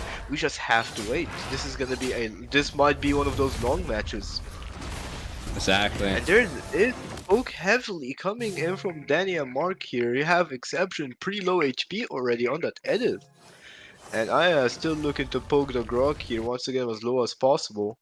And this is gonna be another, but this time you have Sanity just rotating counter of XP here. He's looking to get a pick up on the Bears on the U-Zone. Yeah. Let's see how they can do.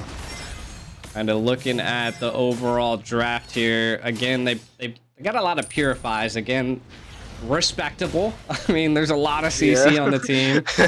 Right now, Moon Knight's gonna definitely have to bait out a lot of the purifies to keep them from applying the pressure onto their side. And I feel like they have the CC to do it, but again, they just need to know when to, you know, pop the purifies.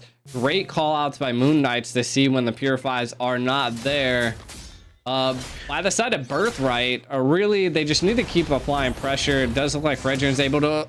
Wow. That was really like close. Split second of almost a Daytona welcome.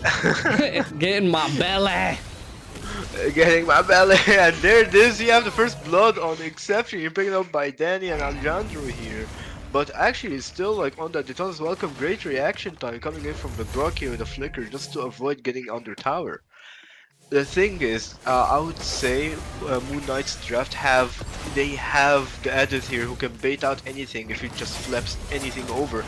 And there is the knockup coming in from the edit. Alejandro is in a really rough position, does not have the Appraiser's Wrath, but does he have the retreat? Take it, and no. He has been retreated by Sanity here, taking it for himself. Yeah, it was, I mean, applying great pressure, but also kind of losing jungle at this point. You can already see, if I'm not mistaken, Sanity might be a whole level ahead of Alejandro, so they're gonna have to keep an eye out for that. And that's gonna be a big factor for the next turtle take. There is Sanity on the level 6, while Alejandro is still getting that level 5 right now. This is gonna be a rough turtle fight, because you know that Daytona's welcome. If it gets to Alejandro, he can't really contest that, can he? So they have to watch out here. They need to put Alejandro back. Even though he is the Fredrin, he needs to find an opening and a Appraiser's Wrath on the turtle with the retreat to secure it, or maybe even use it for a fight for a kill. So let's see here. The turtle's starting up here for the side of Moon Knights. They are starting up. There is the Black Dragon form coming in with the Guardian barriers from the Grok, and there is the wall charge trying to stop him. Alejandro with the Appraiser's Wrath, like I said, taking it with the retreat, but that's Daytona's welcome, putting the backline in trouble. There is a U-Zone. Mikazuya is taken out by Aya, and this is a one man for a one turtle, putting Birthright still ahead. Just barely even farmed it. It makes no difference at this point. And I would say maybe they just want a trade here, a fair trade, but looks like they're still going for an invade. Yeah, I think they're gonna definitely go for this invade. Yeah, there it is, but the Appraiser's Wrath taken out Exception here. There it is, alongside the Energy Eruption, just to CC him there. Pretty well played coming from Alejandro there. I mean, it's pretty unfortunate for the editors, he did not have his Primal Wrath here. Yeah, definitely. I mean, a little rough, but again, kind of taking a look at some items. There's not too much going up. Molten Core picked up by Sanity, allowing him to jungle a little bit faster than Alejandro, which I feel like is contributing to that. Great wall there to kind of keep the minions at bay from clashing into the tower. Looks like a pressure might be being applied down here in the bottom lane. Again, Birthright a little bit in the lead this time around. What's kind of contributing to that, right? It seems like the Faramis is overall having a little bit of a better game into the mid side of things. Again, Exception's falling a little bit behind on this Edith compared to the Kufra in the last match. So I think it's coming down to those well-executed plays. Birthright kind of taking that tactical approach, taking attacks while they can.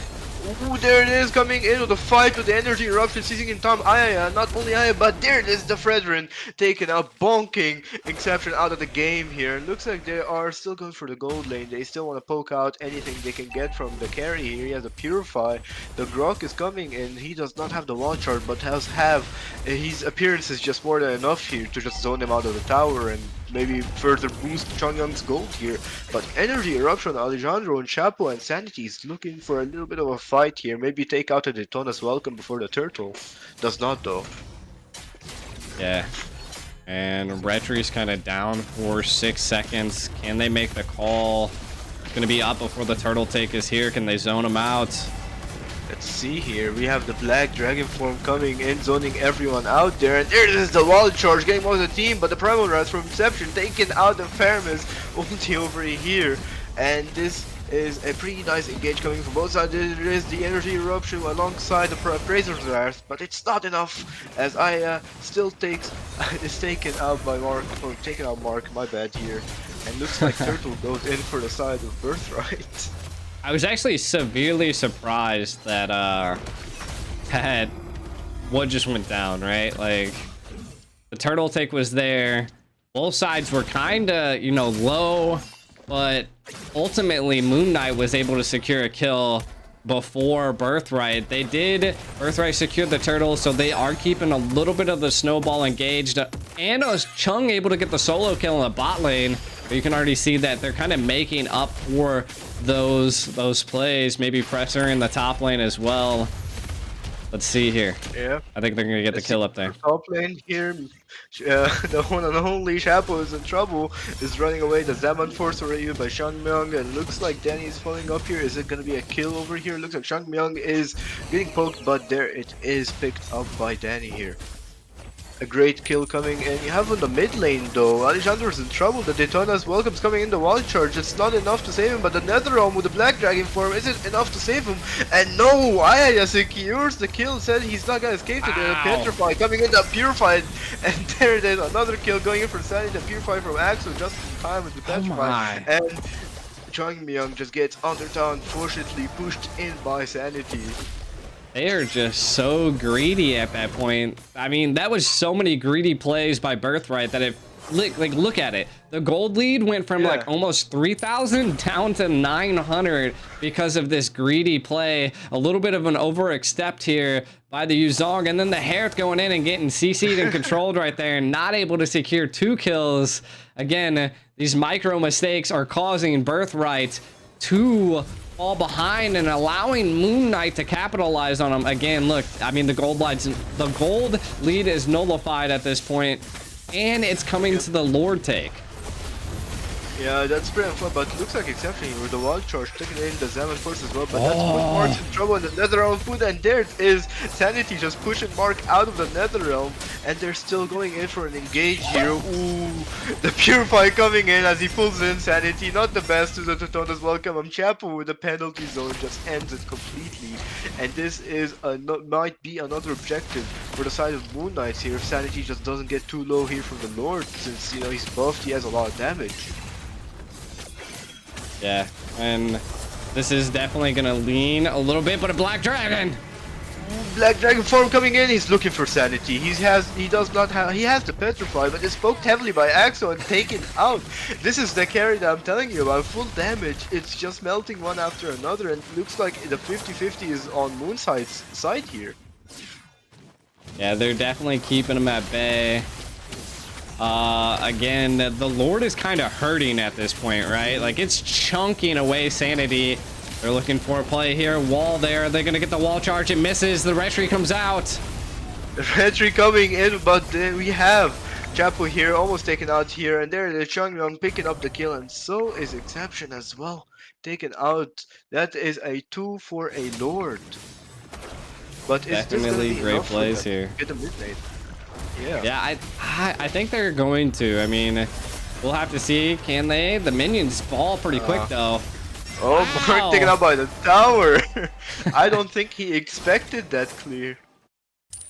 Nah, I didn't suspect it. I mean, the Bros is doing decent damage. Sanity 4-0-4.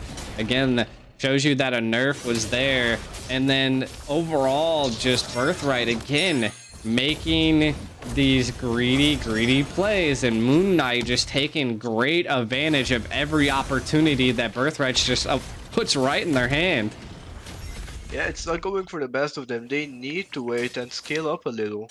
Otherwise, constant fight like this is just only gonna boost carry more and more into the fights, especially when she just already like melts the tanks on this level. So they need patience, they need to defend, they need to watch out and not be greedy here. And looks like the Eternal God is coming in from Ayaya just to poke, and as you can see, like the Grok alone taking as much damage from the Vixana here. They're still looking for more, they're still looking for vision. You can see on the red side here, Changmeng might be in trouble with the dash just in time, escaping the flicker of exception, but they're pushing the bot lane tier 2, trying to get the Lord onto the inhibitor, maybe even take the passive out of the penalty zone. Anjandra's in trouble. Ooh, the Praisers Rat almost takes out what he needs here, but a Purify coming in on Netherrealm, and looks like Axel will have to retreat from the fight here with a Black Dragon form. I think it's a little bit too greedy, but he's still gonna go for it. He is.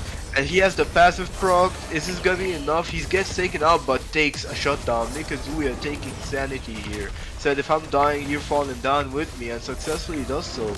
But is this worth it? I mean, it's a crazy fight coming from both sides. The Black Dragon just not there. Again, they suspected that they have the damage. They felt like they were online. But again, that just goes to show that Moon Knights has that CC and that control that they offer. So it's just overall, I mean, it could be anybody's game at this point. It just, right now, Birthright is making mistakes and Moon Knight's capitalizing on that. They just need to come back from it. The 3K gold lead's not bad. Towers are about even. Though Moon Knight's controlling a little bit of the mid lane, they still have that mid lane turret, which is pretty much keeping them alive. Yeah, I agree here. I think for the side of Birthright, they need to play a little bit more safe. They were taking fights and being greedy over and over, even though they're losing. You can still see some engages coming from them. And I think they just need to just wait up a little, maybe camp and try to pick off here. And as I'm saying, they are doing it. You have Mark here, they're looking for exception here, trying to pick him off, but the Primal Rats get him in time out of here. A fight coming in, a Terrify coming in from Aya, and just look at there, the Speed Light Wheel from Axo is trying to pick whoever he finds, pokes Alejandro heavily here, and this looks like it's gonna be another Lord for the side of Moon Knights. They are rushing it, and they're not trying to get Alejandro get close, and there's the one charge of Flicker, but the Sanity still gets the Lord here, and there's the Black Dragon form along with the Netherrealm coming in, taking out Chapo, taking out Sanity, still going for more. Axis taking out Changmeng with a double kill. We have Aya taking out Mikazuya, other tower, Vader surviving, deploying the Primal Guard just so he can defend the Eternal Guard, but I don't think it's gonna be enough because the mid lane is gonna be taken out anyways on the next push, and there it is. Wow. And what a fight. They went all in and they got a really good result out of that. Unfortunately, not the Lord though, but they did manage to have a pretty positive outcome from here. Yeah, I mean, for a Lord sake like that, yeah, you lost the Lord, but you definitely put the other team at quite a detriment here. They're not going to be able to utilize this Lord to its full capabilities. Of course, they're going to have the super minions and stuff of that as like, but Deception going to try to do something here. Looks like he is looking to pressure here with the minions. I don't think he wanted the Lord to be cleared quickly. He wanted to at least get some minion waves in. Yeah. Again, a great play by Birthright. That's the tactical approach that I like to see. Again, if you can't secure the Lord, at least take something with you, and which happened to be quite a bit of the team. Chapo, a little bit of an early penalty zone, trying to anticipate where Alejandro was going. Looks like the energy eruption here on Aya is in trouble, taken up by Mikazuya's Black Dragon form with a shutdown. Still looking for more. The Speedy Light Wheel melting Mikazuya before he even gets in the tones. Welcome. And that is just an outrage of the Netherrealm. They're still going in. Look at the carry, but Changmeng is just there to wipe it out. Mega kill here, another kill for Danny, and this is it. This is where just Changmeng on the hair starts pulling out that damage. Yeah, but look at Esception. Just the damage and the healing that they receive is insane. Again, team fights are definitely leaning into Birthright. Beautiful plays here. There was a wild charge in there, taking out the wall, and then the Yuzong coming in, paired with the Netherrealm. was what kept them alive and kept them applying that pressure against Moon Knights.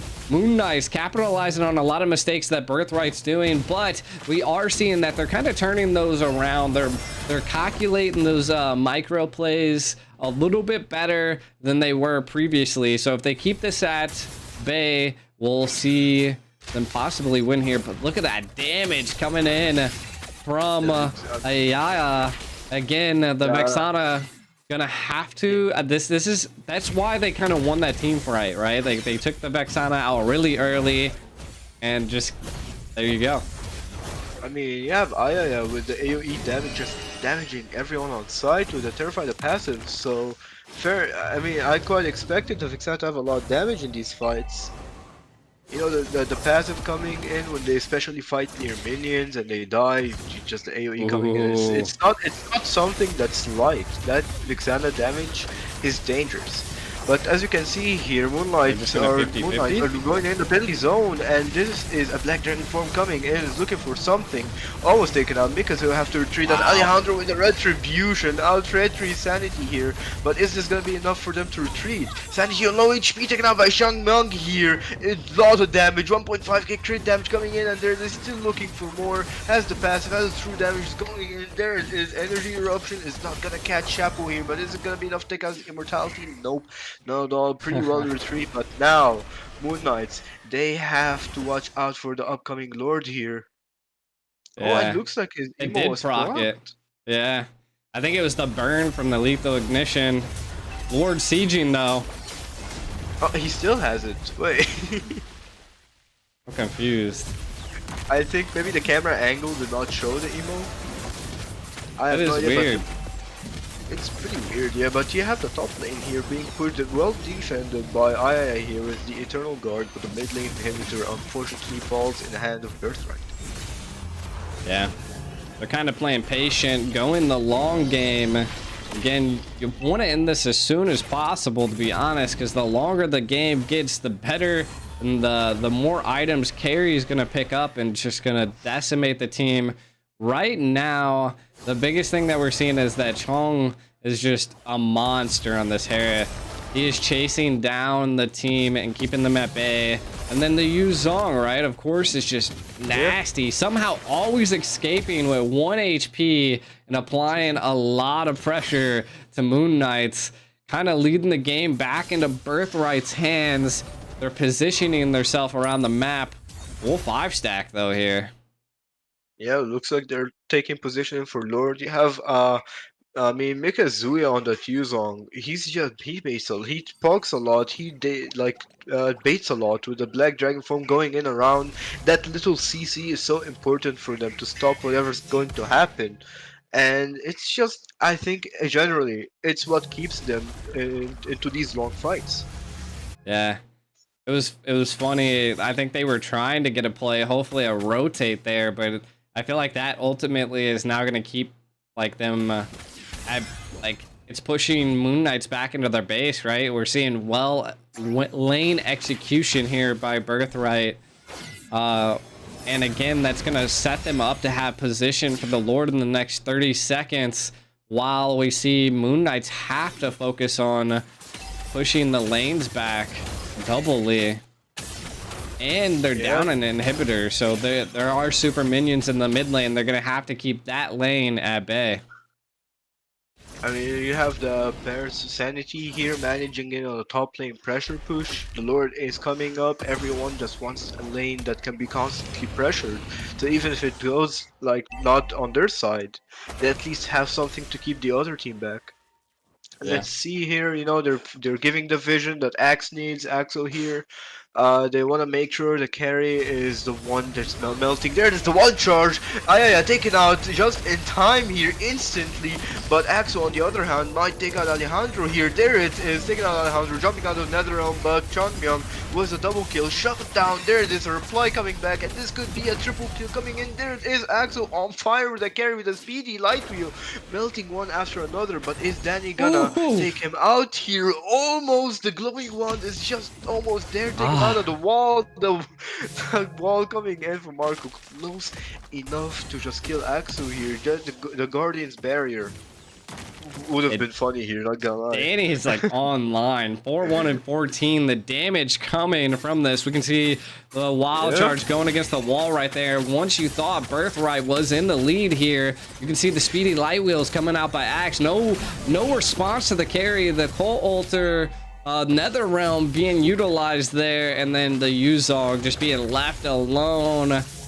1 HP left on the carry. Danny low, forced to use the Nether Realm over here.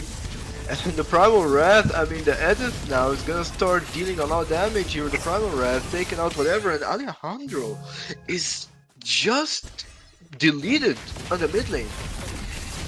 He went in, he didn't even have a chance to pull on any other skill, he was just wiped there. And the Lord now is going for Moon Knights. They know they can't lose Red Tree here. There it is, Sanity taking it for him and the penalty zone on Mark, but Mark will have the CC immunity here. This is definitely what I like to call, back in the day, I used to have a friend, he used to call these the rubber band match. You never know which way the rubber band's gonna fold, but it is definitely going the long route. 20 to 19, everything's pretty even at this point. Only person that has the biggest gold lead, of course, is Brat's Sanity, and then Danny on the side of Birthright. Lord now barreling down. This is the chance that Moon Knights need to be able to crack into Birthright's base. Let's see here. I mean, this is a Luminous Lord right there. This is one that you don't want on your base above 18 minutes. So let's see how they're gonna play this out. You have the top lane coming in. No mid lane minions here, unfortunately. On the bottom lane, the Lord pushing in. Are they gonna take a fight here? You have Sanity already showing himself with the rest of the team, a 5-man cooking, and there it is. The Teutona's welcome on the mark. They don't want that early wild charge, but it will still happen anyways. And there it is, another one with the Black Dragon form poking everyone out instantly. Wow. With the Zeman Force and the Eternal Guard coming in on the backline, taking out Jiangmeng. Exception with the damage of Primal Wrath, but Mark here with a Danny with a double kill, taking Axe and Sanity, and looks like it's just going for the side of Birthright when you least expect it, and taken out Exception in the meanwhile. What a fight! When you least expect it, it just switches instantly. I mean, that was a great siege defense. The Lord being able to take one, and it did crack into Birthright's base, but man, the pressure I saw here. the big fight. I saw the Eternal Guard killing Xiangmeng, and I was like, this could be it, but I did not expect that at all. Yeah, right now the Faramis is just being the absolute menace. I think they're gonna try to end here. I would if I was them. But you only have the Vixana and the Teresa. They actually have some solid wave clear, but they could still fight them. The Eternal Guard coming in to defend, but the Faramis trying to land in some pokes here with the Grog. I mean, they don't have Mikazue here. I doubt they can end him here. I was thinking the same thing. I was like, Chung's not there, penalty zone to escape. Again, everybody coming back in 9 seconds, so I think it's gonna come down to another Lord take. Again, Birthright, I mean, they have power, they have pressure. Purifies are about to be available for pretty much everybody. Flickers as well. Really, I think it's going to definitely come down to this next Lord take. Maybe they're going to be able to get a cheeky pick here. Maybe force out the Black Dragon. He read the situation too well. He knows. But this is going to be an all-out fight between the mid lane. Yeah. They're trying to pull them back here, you know, have vision on them. They know they're top, they're trying to pressure the Vixana, so they don't want Aya in this game at all. I mean, seeing the damage results, seeing what the Vixana can do, you don't want to really deal with that in a fight. Yeah. I think they just have to wait for the Mikazue Black Dragon to start the fight, and the Teutona's welcome from Sanity just to retreat out of there. Caught really well here by Danny. And looks like they now know that they don't have a Teutona's welcome and could play with something here. There it is, the wild charge flicker, but a great reaction time coming in from Aya here with the Eternal God, penalty zone, but the Nether Realm coming in alongside Black Dragon form, just cancelling any CC upcoming here. And there it is, Danny taken out, shut down, but we'll be back soon. There the Immortality proc on Chapel, a fight going on. Sanity is taken out by Mikazue. Alejandro taking out Axel here, and Immortality proc on Alejandro with the freeze. Is it gonna be enough for him to get out though? Looks like he's trying to run, wasting a bit of time, but the double kill coming in, and Exception is in trouble. He might die here. It falls in the hand of Shang Myung, and this is just a 3 for 2. But you have Oh Danny's my back already taken God. out. I have the damage. Double kill coming in. Chapo on the other hand will try to take out Danny, though the penalty zone has it again in the fight alongside Sanity. There it is, a kill coming in, but Changmang GG's. here is just here. GG's. Triple kill. Maniac. He's here to clean up the place and end the game for himself. Meanwhile, you have Mark with the Mark just Oh buys God. what he needs here, the Malefic Roar, just to defend. And this is it, ladies and gentlemen. Game number 3 goes for the hands of Birthright, the Zaman Force, and there it is. What a fight, what a brawl when you thought that Moon Knight had it. Not at all. I mean, it definitely came down to just some of those clutch plays.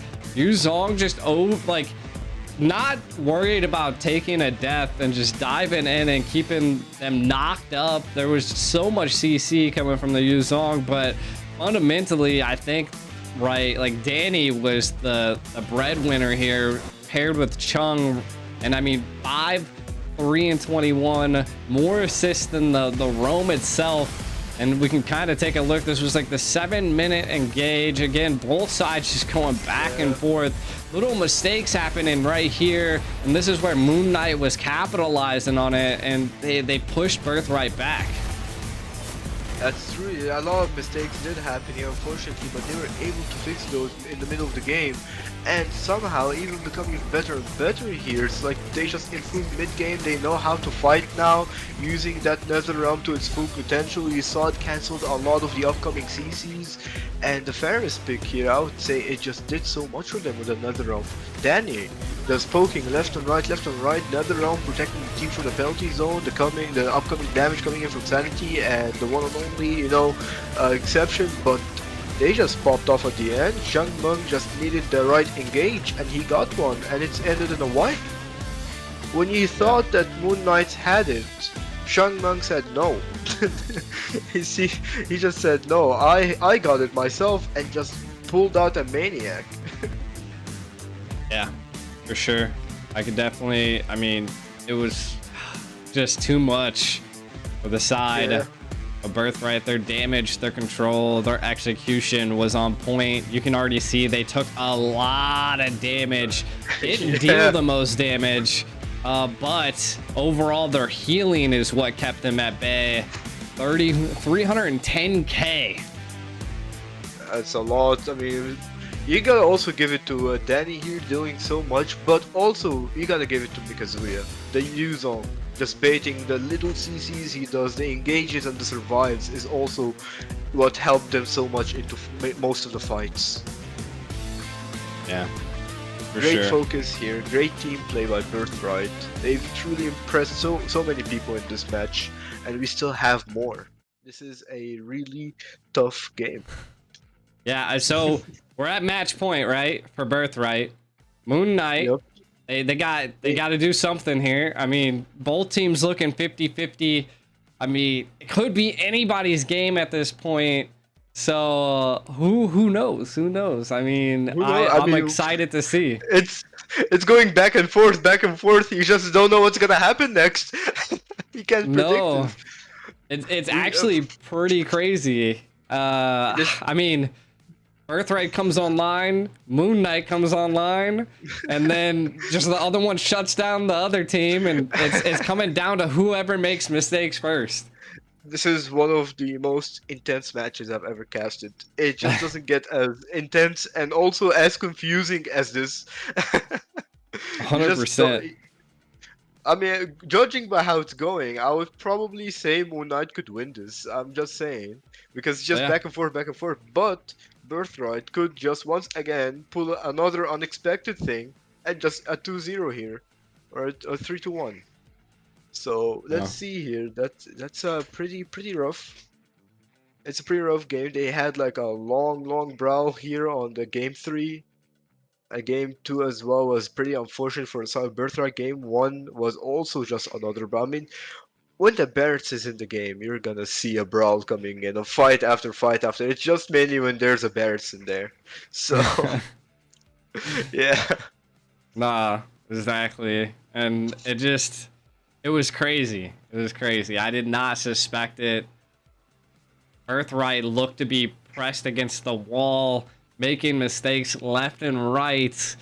And then Moon Yeah, Knight again capitalizing on them, but I think it just came down to the fairness, the second life that you get built on top yeah. of the essentially the It's immortalities that they already have. So it's like they got to kill him 3 times in order to get him down and get him out of there. yeah. It's the farmer is doing so much. I mean, especially I think he used his ultimate like pretty well. The Nether Realm perfectly timed, almost in most of the fights. Like as soon as he sees that penalty zone, just use it, and bam! Every CC followed up by that is almost rendered useless. Exactly. So crazy fights left and right. You still don't know who could possibly take this. All I know is whoever loses gets knocked out because there is not a lower bracket at this point.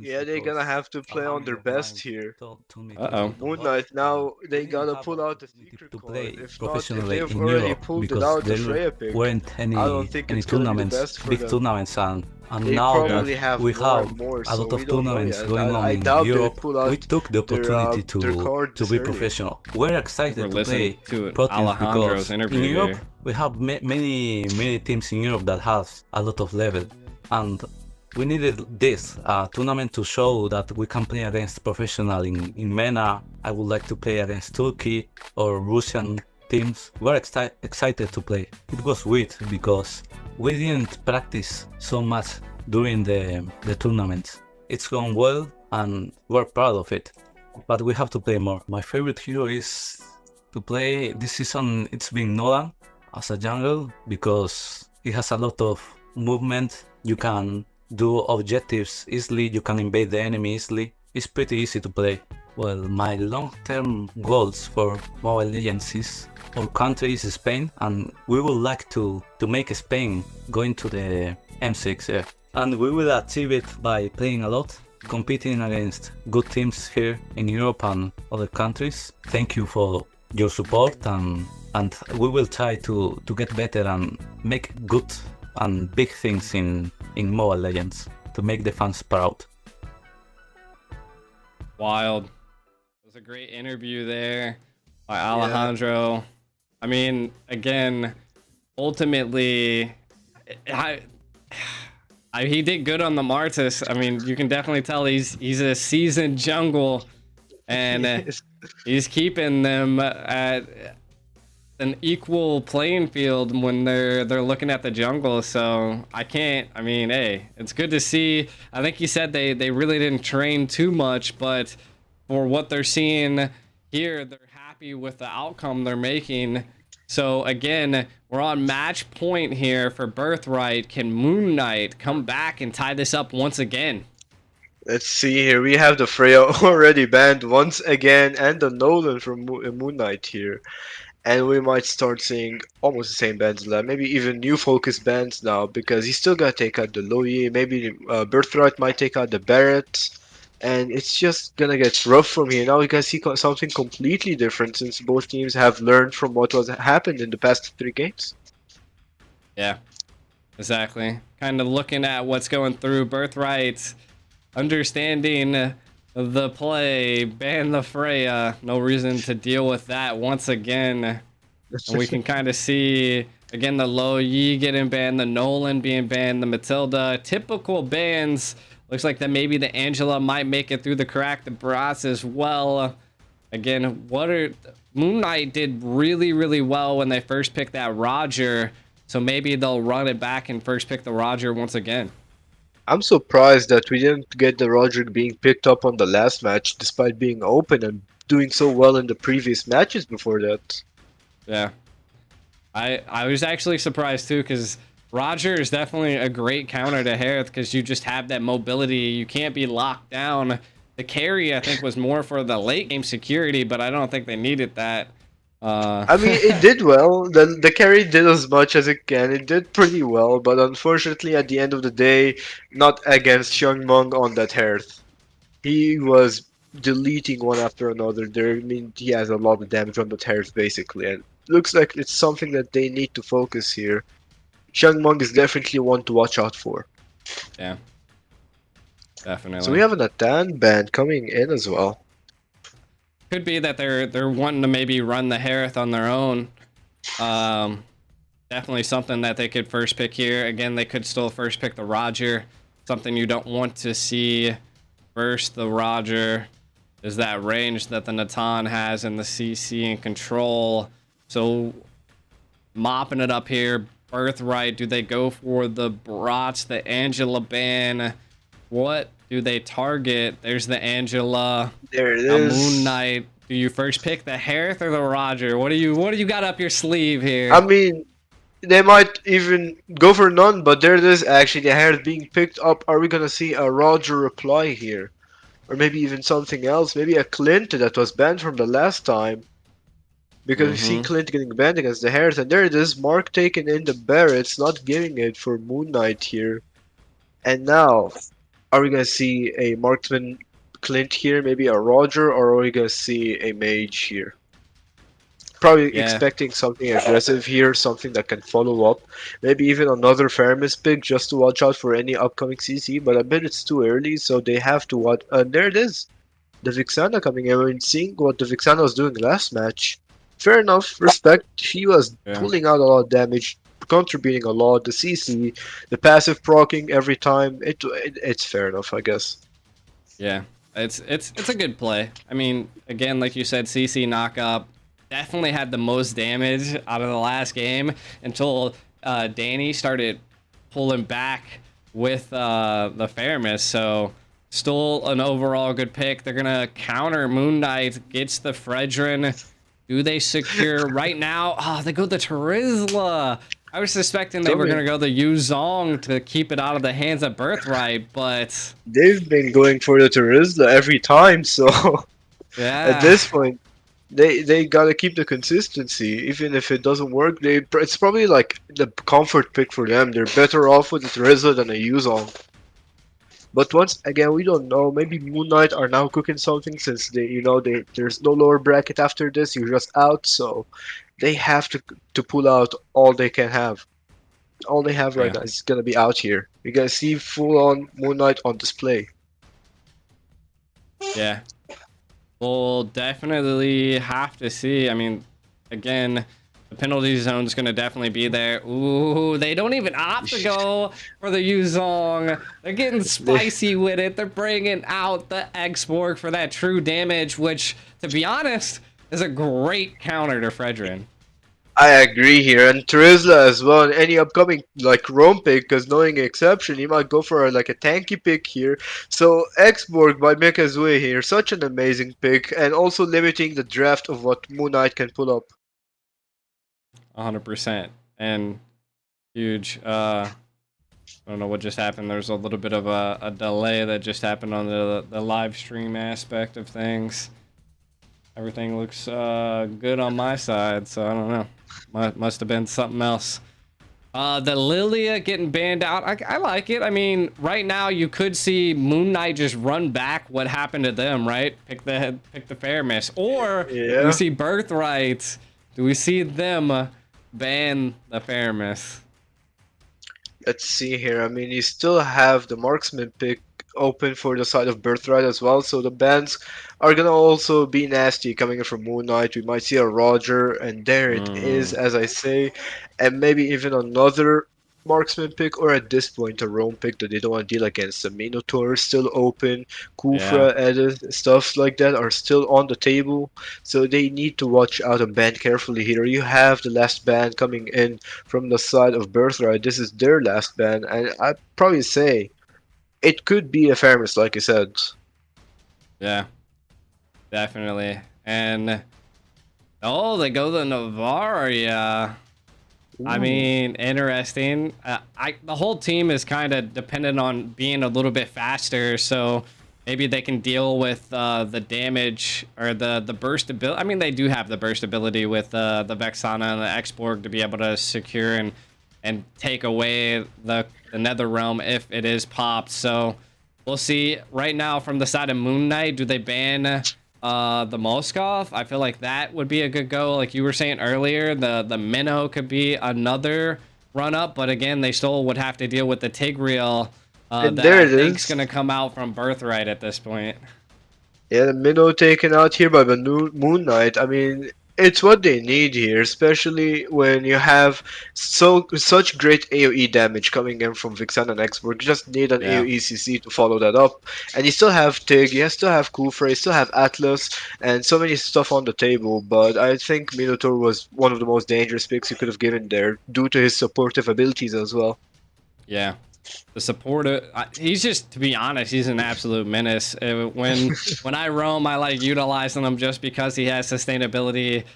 He's not as tanky as I would like, but that's what the sustainability there that he offers the whole team is there. And then again, Birthright just picking up the Tigreal.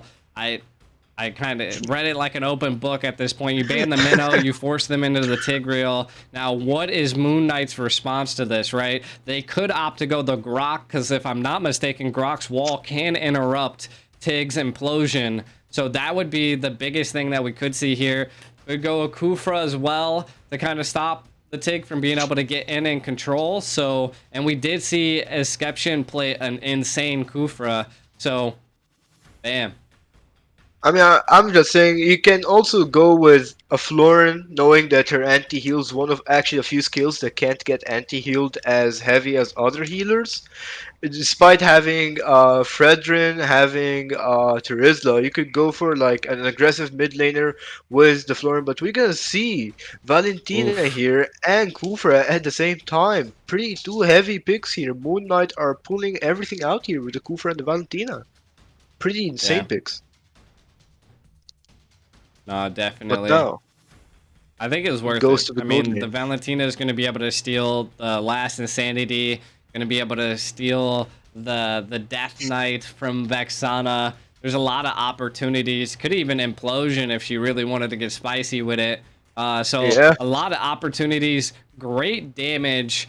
What I need to see from probably Birthright here is that we need to see a marksman, right? Like, the best thing that I could see is if they go Moskov, it could be a huge problem. They could, like you said earlier, is go with the Clint.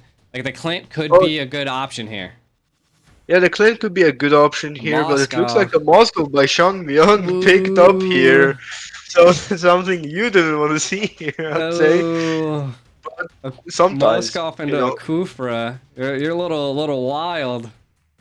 he's cooking something we don't know about yet. So, I mean, it's Shang Myung after all. You don't know what he's gonna pull out here. We have 10 seconds left here, and Moskov is a wild pick. I mean, you could have still had the Ixia, you could have still had the Clint, the Melissa, other stuff were open, but Moskov, I mean, as good as he is, I'm quite surprised. I want to see how he's gonna perform on this match specifically. Yeah. Um. We'll see. We'll see. I mean, the Moskov's definitely going to have to be precise. I think he could be a good overall play because he'll be able to maybe CC and interrupt the Kufra, keep him away from the team, push him back. But it's going to come down to that. Now, we're just going to have to see a well-executed game from Moon Knights to be able to secure this tie once again, to go the full best out of 5. Is that what we're going to see here as we're getting into match 4 here. Match point. Moon Knights versus Birthright. Birthright looking to secure the win here, and Moon Knights looking to tie it once again against Birthright. Let's see here. It's been a tough game here. Every game has just been like pretty tough for both teams, brawl after brawl. You don't know who's gonna win this, and so it's probably gonna be the same here. I mean, you have Inception as Kufra, and looks like Moon Knights are ready for anything that comes at them. Yeah. Valentina, though, I feel like is going to be an overall great pick into the mid lane here. Again, right now, they went Exborg EXP, which is a little spicy. I think they could have went Barat's EXP instead and then utilized the Exborg in the jungle because he would have scaled a little bit better and dealt with the Fredrin and kept him at bay. But I guess I could see it here as Chapo is putting on a lot of damage. I'm surprised that we're keeping such an eye onto the EXP lane.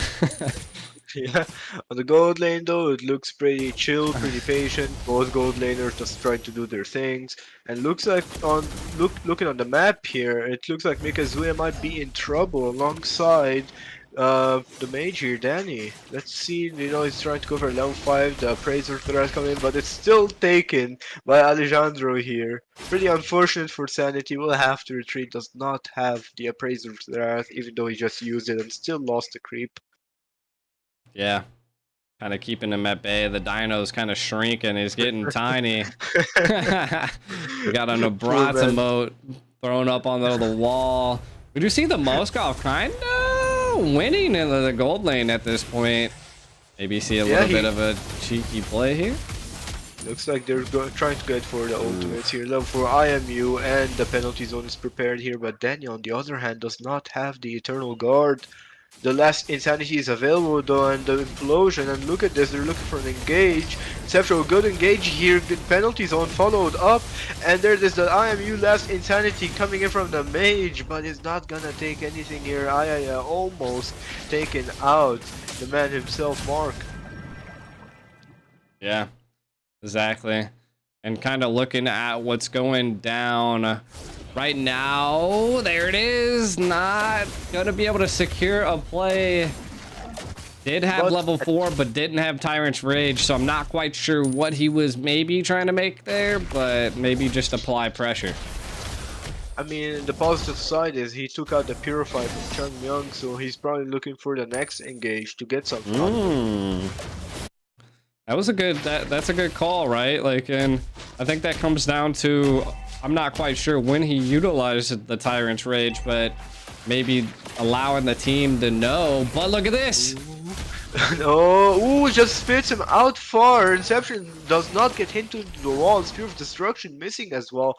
And the Daytona's welcome was misaimed. He could have hit the wall here, probably almost picked up Exception, but it's not the best here. Looks like Alejandro's just getting poked like really lightly here. And on the top lane side though, Chung Mung is in trouble as he is getting ganked there. There is the energy eruption of the Zeman Force, but the implosion coming in with Sacred Hammer, still getting purified by Axe here. Yeah, both sides forcing out purifies left and right. It's just literally gonna come down to who has the best communication. Flicker, utilize. There's so many battle spells being utilized at this point. You just don't know who's gonna get caught. Who's next on the chopping block? Ooh, there it is, the Tyrant's Rage return bench. Is this gonna be enough to take out Mark? And there it is, the dash coming in for Sanity. First blood 4 minutes into the game. Even the Eternal Guard was not able to save the Tig here. He just needed a little bit more time to have his flicker back. And looks like a great Horrify, great poke coming in from Aya, but it's not enough. At least he provided vision and Inception zoning out here looking for a Tyrant's Revenge, cancelling it, and all they needed was the objective for themselves. A 1-0 and a turtle. They can just go back here, farm safely, and maybe look for an upcoming fight. Yeah. Moon Knights, again, leading this early game pressure that they have.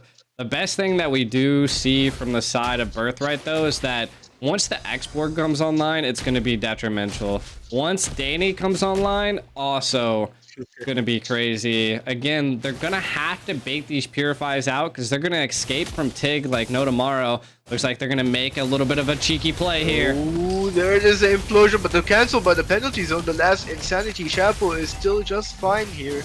But is this going to be enough for them to take the tower? They're starting to force a push. The IMU coming in from the Valentina. With the last Insanity, but it's good enough for them to zone out and defend the tower. The bot lane though, Xiang Myung takes the bottom lane tower and, loses the bottom lane tower. He was zoned out by Sanity here.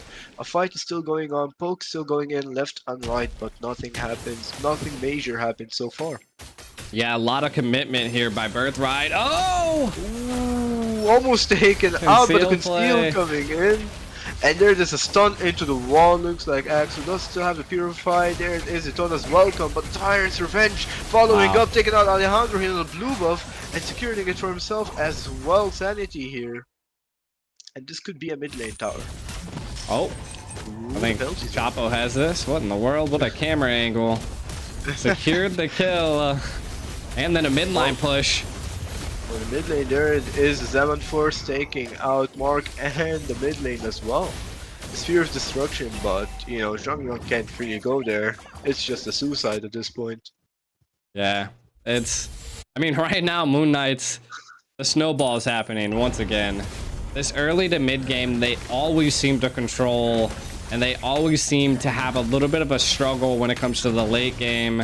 Once that first Lord comes, I feel like it's going to be a key factor here for Birthright. Birthright, again, they're going to be really trying to farm and allow Chung to scale. And again, this is just like a lot of the games that we've seen before. He has 0 deaths. Like, he's always playing so passive to be able to make it into that late game to secure the gold and secure pushes. And that's what Moskov does best. We're going to see maybe a play here. Chapo. Let's see what he utilizes. Red Rain. Dang, his clear is so good. Yeah, and he still has the penalty zone up. He can clear this comfortably. But looks like a fight is breaking out. The Tyrant's Revenge is being prepared here. And it's looking for a flicker, but unfortunately does not hit a target here. Yeah, it was just a good... It was a good read and a good escape there by Alejandro. They just got to keep him at bay, right? Just... Like, right now, you don't need to fight, because, like, you have that true damage from Xborg. Danny hasn't died yet, so you're really trying to allow 2 people to scale. Tig's kind of being diffed at this point just because there's so many Purifies, and there's a lot of knockups on the team to kind of keep him at bay. We can already see the split push trying to happen again, and Harith responding, though. What a good read. They're playing pretty well here, you know, they're able to send, Moon Knight's able to send Harith into the bot lane, into the top lane, funnel as much gold as possible to him. And Chapo, on the other hand, has just been rough in his place, you know, defending every lane, being there, taking fights, dealing a lot of damage on the Terizla, actually. But now, looks like they're looking in for a poke here, Chapo with Sanity, they're looking to take out the Frog armor, but looks like they have to retreat here. And I'll just say Chapo has been playing pretty well on the Terizla here so far.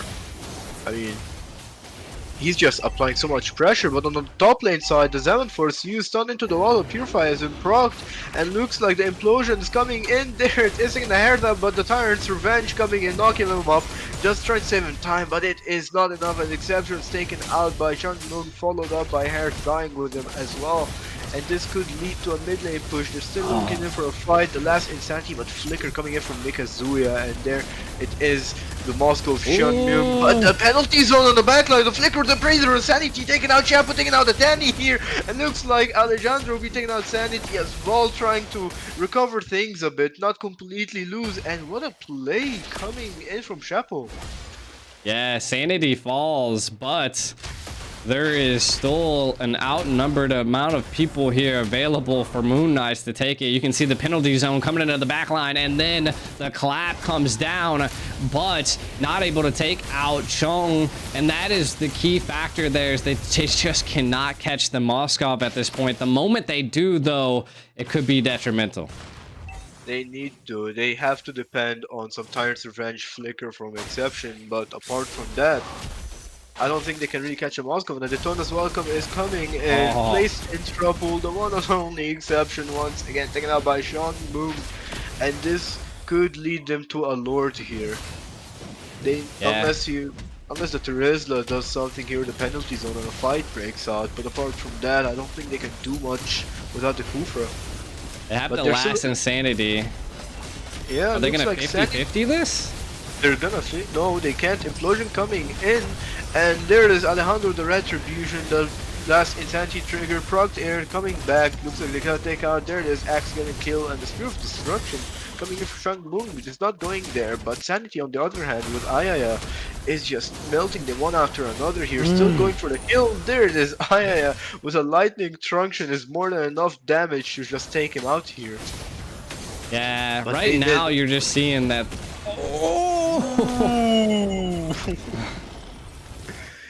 Yeah, that's close. That is close. Xiangmeng, the man himself, he's still alive, still to the game. Unfortunately for the side of Birthright there. They did not get the Lord, but they did do a lot without it. Yeah, again, like Birthright keeps making these little mistakes and kind of being pushed against the wall, and Moon Knights take advantage of it. But they are able to secure great picks, right?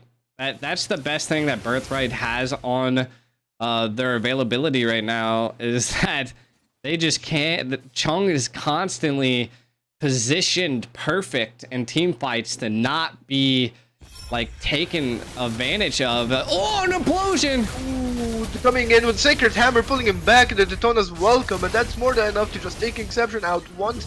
Again, another looking in for the mid lane push. There it is. Axel will probably pull out as a man force here. There it is, trying to pull it down. He did not pull it out yet. He's just playing safe. And there it is, Penalty Zone Flicker coming up, followed up by the Zaman Force, still going in for a fight, but it's not gonna break out here. Unfortunately, couldn't even trigger the Faraga armor. They know it's too risky. Yeah, for sure. And kind of looking at the overall comp here, I mean, Esception always being picked off. Again, I thought he was going to do a little bit better this time around, you know, just because what we've seen before. But I think Birthright kind of learned his play style and are adapting really well to how he plays this Kufra. And again, I think it also comes down to Chung just being able to keep him, pressuring him and pushing him back from when he is trying to take anything. Danny with the CC is also just a menace for them.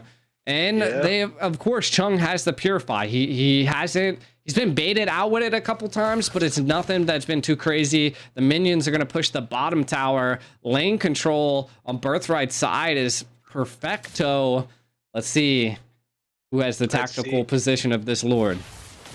Let's see, over here we are looking for a fight here. Conceal play with the Implosion, but it's not gonna catch Sanity here. Though on the other side, Exception, we have to use Flicker. He was found out of position here. Daytona's welcome, picked Omo on Sanity. Is this gonna be enough as the last stanza coming in? And there is Mikazuya picks up the kill here. The Man Force pulled out. Looks like Shangmang is retreating alongside Danny here. They're trying to stay on the back line.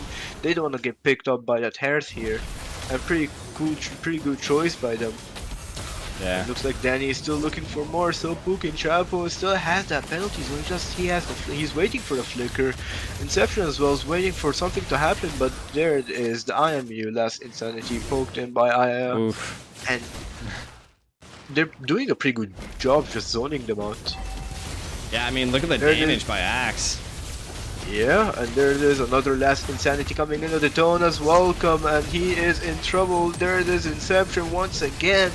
But now Mark is taken out by Axo, and this is a fight breaking out here. The Valentina Aya on the backline taking his Spear of Destruction, trying to get out, but Xiangmung is just melting Aya here.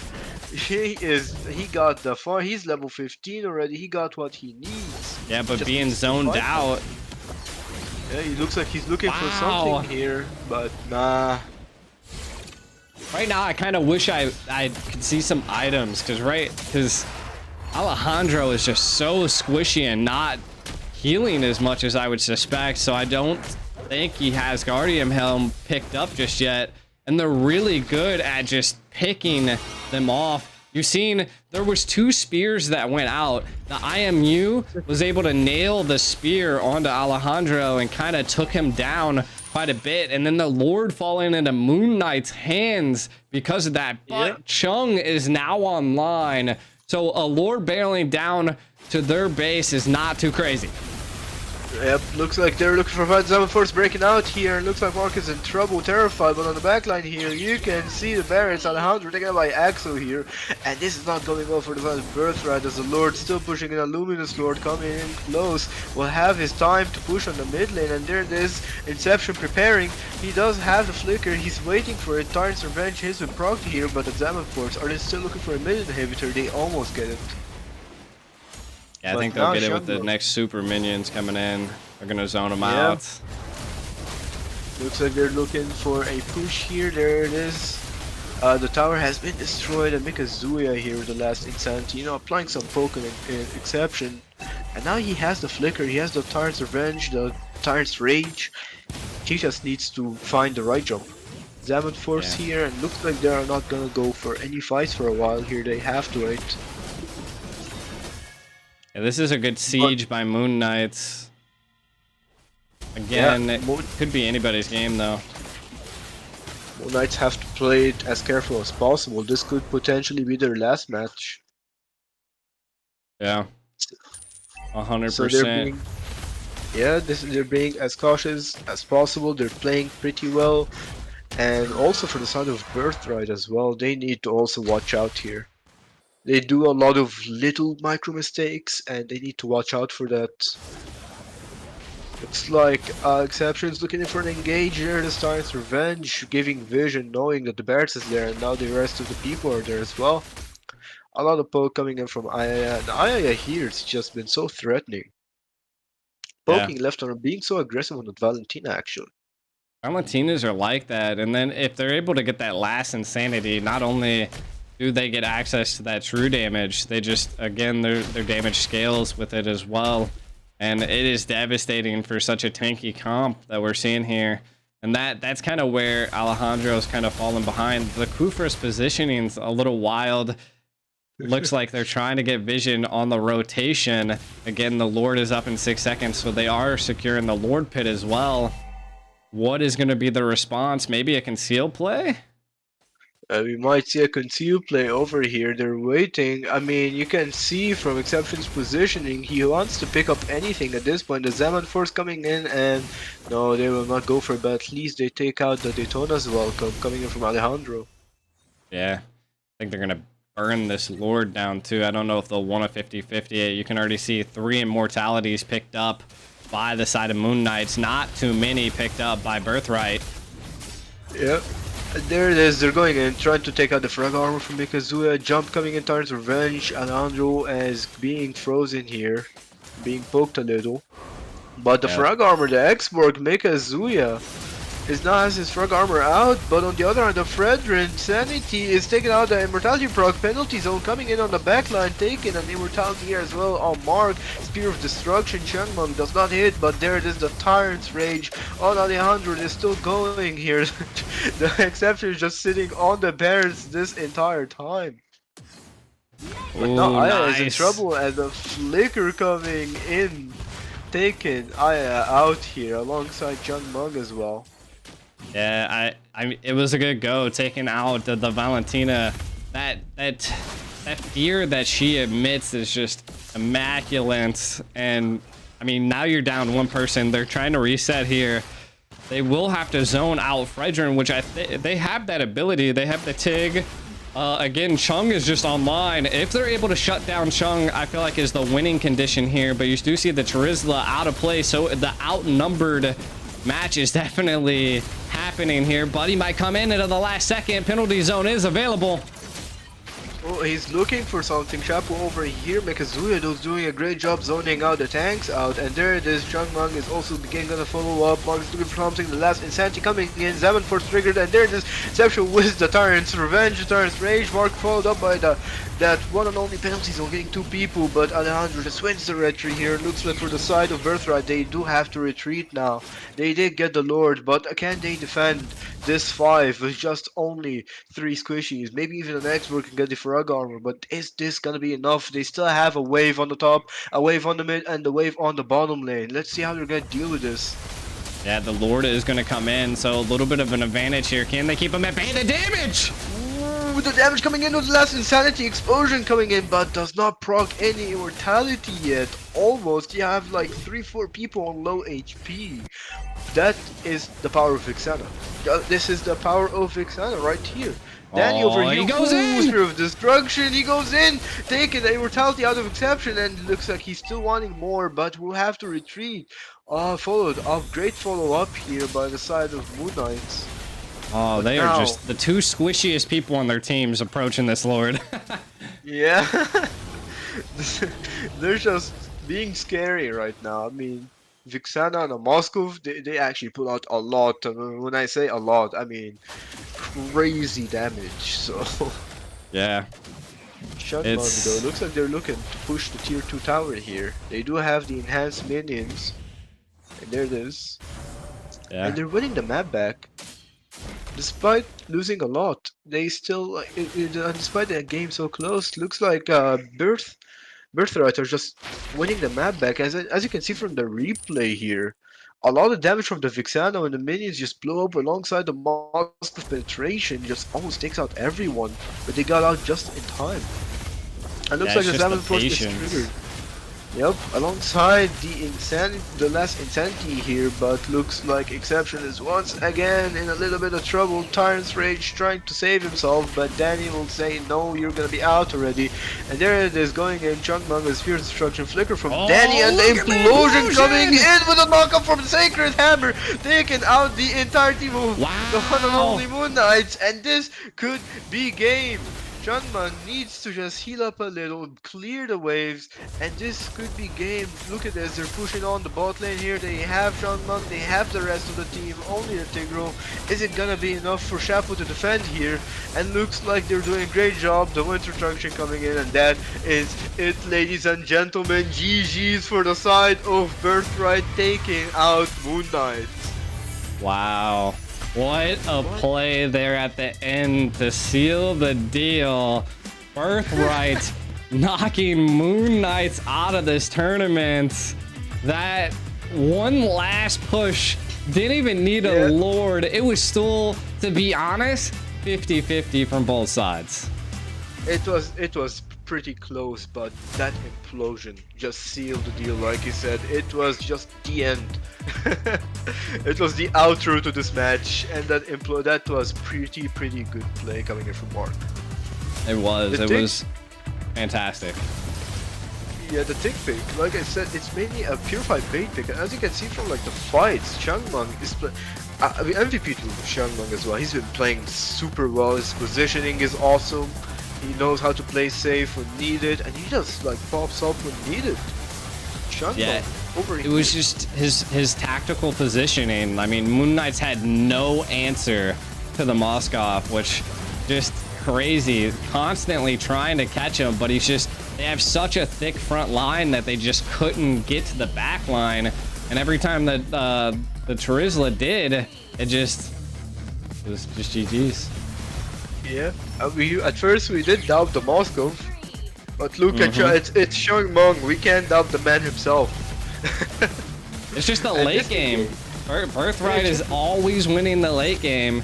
Moon Knight has complete control in the early. I mean, look at this, 14-9 at this point, but then bam, flip of a switch. That was just, I think this was one of the closest games that we've got. Yeah. A win after a win, but then, like I said, could be close, and it ended with 3-1, and you've seen it here from Birthright. It just impressing everyone. I mean, look, they had the least amount of damage dealt, and the most damage taken. But they had the most damage healed, and they were just overall a really great game. Yeah, well played though to Moon Knights, a team to watch out for. They were playing exceptionally amazing here as well. Yeah, overall So a great game. I'm guessing that they're gonna give the MVP to Chung, because my God, yeah, there it is. yeah, there it is.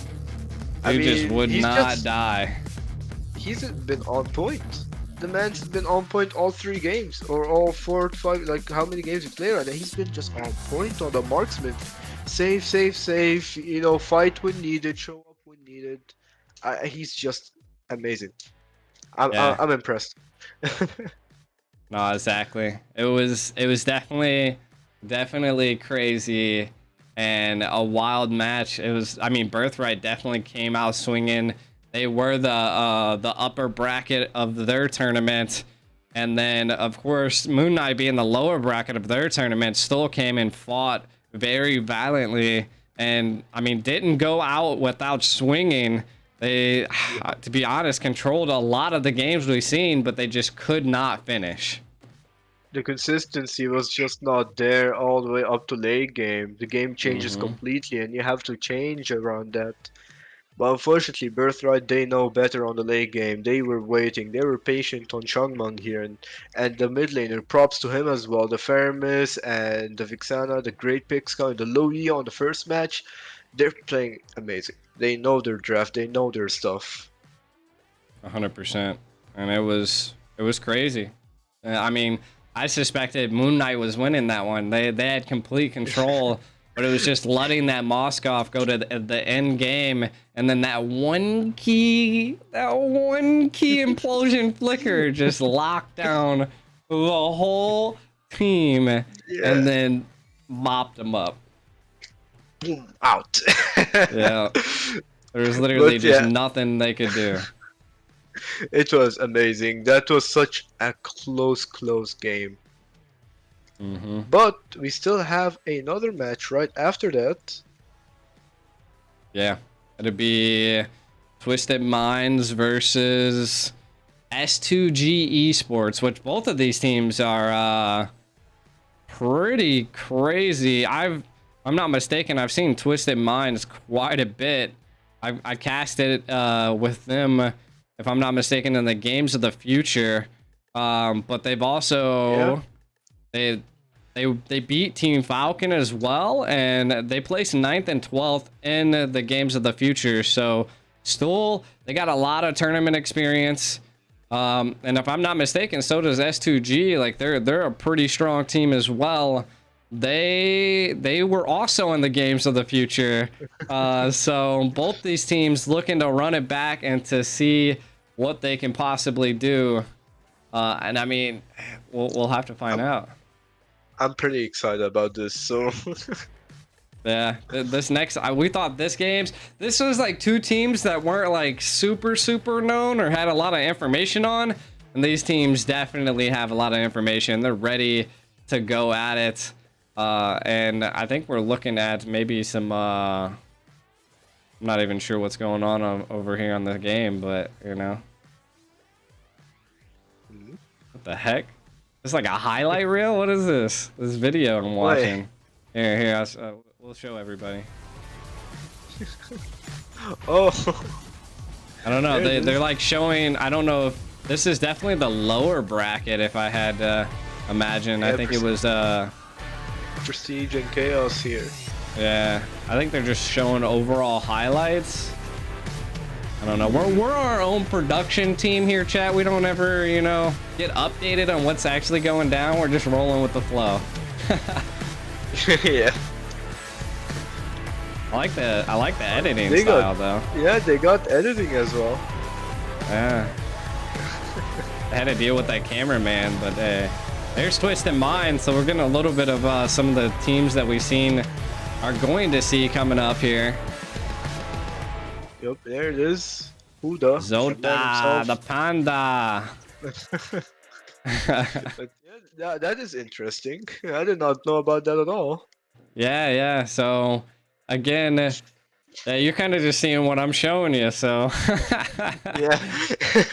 No, exactly. But it is what it is. That was a great series we just seen.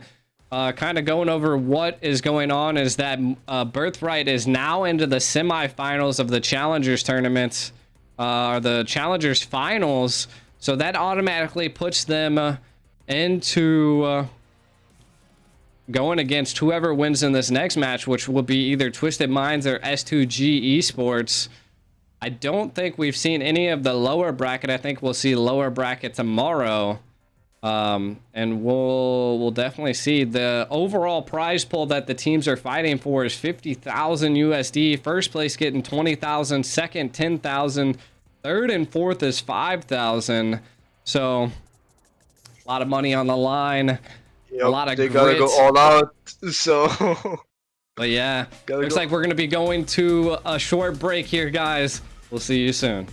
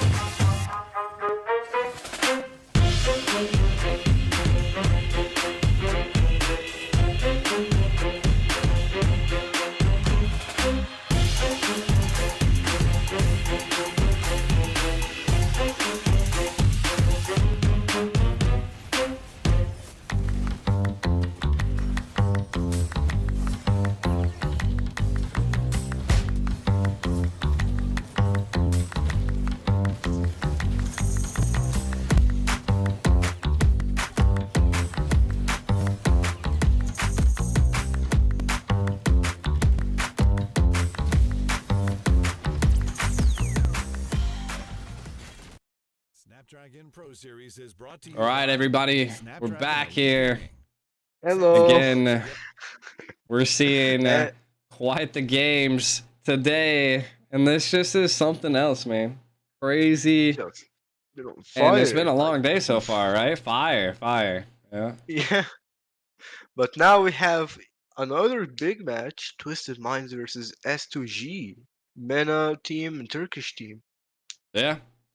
Again, it's like they're pitting each team against each other from the different regions to see who's the best region. And right now, seems like EU and MENA's on the winning. They're 1-0 right now.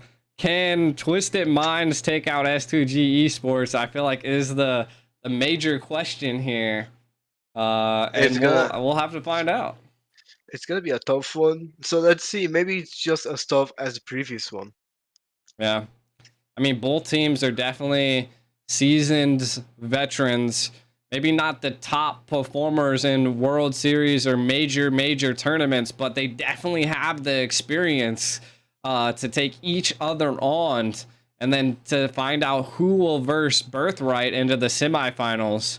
Every match is best out of 5 besides the grand finals, which is best out of 5 as well. I thought it was best out of 7, but the screen says best out of 5.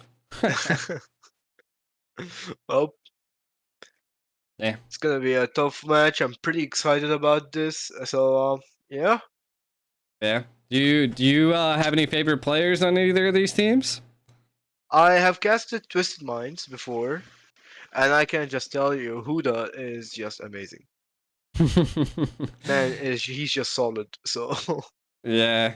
Overall, I mean, definitely both teams are where it's at. I think both have their individual play styles. It does look like Twisted Minds has a little bit of a mix of cultures in there. I do see like a Filipino on the team versus like S2G Esports is just full on Turkey. So if that goes to show that it looks like Twisted Minds definitely have a little bit of a Filipino side on them. But we'll see if that's their leg up or their leg down. Who knows? that's fine. We're gonna find out soon. So And then we can take It's a look pretty- at some of the highlights. I think S2G here, if I'm not mistaken. This is some of the And games that we're playing. Futu Hot. They just absolutely went ham on them. S2G has an aggressive play style. yeah, I can see here, but you can also see Twisted Minds as well. Playing so Mhm. strongly. They mainly focus around, from what you've seen so far, focusing around that roam tank jungle picks here. I think utility picks are definitely what we're going to see between these two teams. Again, from what I've found out is that they are both equally aggressive. High aggression early on. Benedetta being picked up by S2G more often than not. Taking a look at their head-to-head, does look like Twisted Minds winning every avenue by quite a bit, if I'm not mistaken. That damage per minute is insane. 50,000 more. That's just a lot. And looks like Twisted Minds might know their stuff in this, but once again, S2G is not a team to underestimate. Exactly. Who knows? Definitely gonna have to watch out for Matilda, Moskov, Yuzong, and Harith for the side. For both sides. Most banned. Twisted Minds not like to see Brat or Matilda, so probably won't see S2G pick up the Matilda, as that is something they like to ban out a lot. So We shall see as we come into this next game. Looks like they're getting all the players ready. They're pretty quick at it. This is one thing, if I had to compare to like the NACT and like other tournaments I've like casted in, like Oh, NSAT, I know they like once took like 9 hours or something. yeah, like it was the MWI was 9 hours, and that was Oh like yeah. that was 4 best out of 3s. Like, like I remember whoo! so many people were just like, I would rather sleep it off than watch all of this Rewatch it because later. yeah, rewatch it later. People like they Like, had low stream count just because people wanted the stream to end already and just watch it as they please when. So yeah. That's kind of nine high. hours. It happens a little bit like that. But hey, we're going to be diving into the draft here, it seems. We're going to have Twisted Minds versus S2G, the very first game out of best out of 5. Again, I'm gotta like excited for sneeze. this. Here we go, finally. Hey, all right, there it is. We have Twisted Minds versus S2G, and you can see the bands already. You can see the Arlaw, the Chip, and the Matilda. This is a completely different game. Yeah. It's not gonna be this. We're not gonna see like this is not meta or anything. It's just both like several people, regions, and etc. They just have a completely different style, and we're gonna see a whole different cast right here. Oh, exactly. I'm trying to think. If I'm not mistaken, I've seen Morrow before. Morrow, Oh, and Team Occupy Thrones was what they were yeah. that he was on.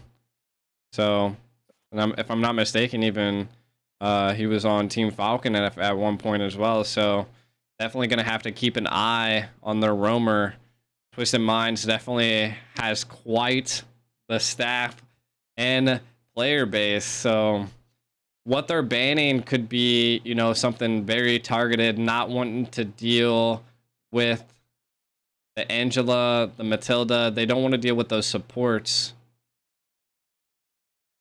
They need to watch out though, because if they've looked at Twisted Minds, they're gonna know that they mainly play around tank junglers or fighters. And this is something that you can easily like read from Twisted Minds, but now you're gonna have to deal with it, and you gotta figure out how. Yeah, exactly.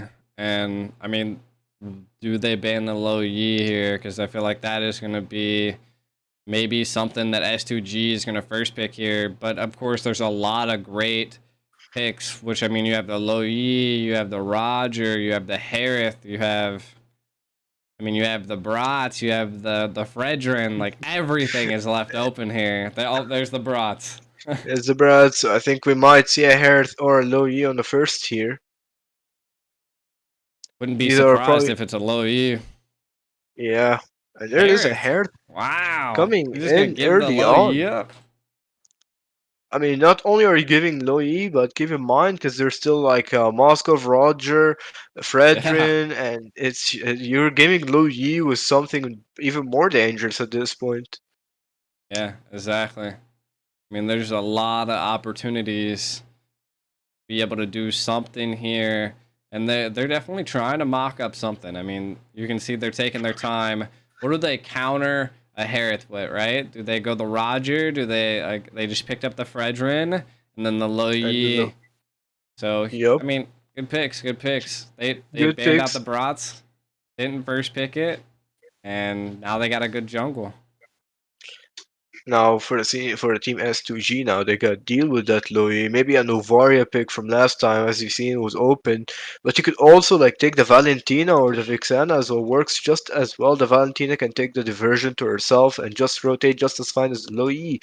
Or the Vixana pulling out most damage output here. So we're gonna see maybe a Lilia as well could be working on the mid lane just for the Fredrin to slow him down, knowing that she can get pretty annoying with the slow, with the damage on the tanks. So let's see here. A Vixana coming in with the Xborg as well. Great pickup, actually. Yeah. Xborg, again, a great counter to Fredrin. Can get into that back line and possibly take out the low Yi.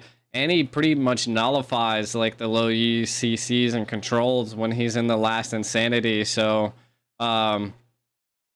we'll see. We'll see as time is telling here. Yep.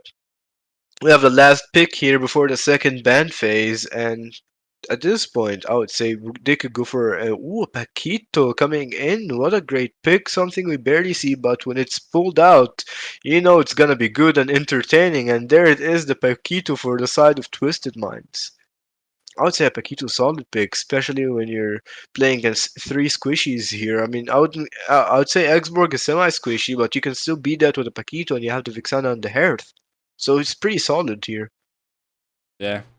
Paquito will. I feel like the Paquito is there to burst down the Faraga armor, right? Just instantly 1-2 KO that armor, get him out of the playing field. Last Insanity nullified. So Yeah. again, it's a good push, but is it going to be in the EXP? Is it going to be in the jungle? Is the real question.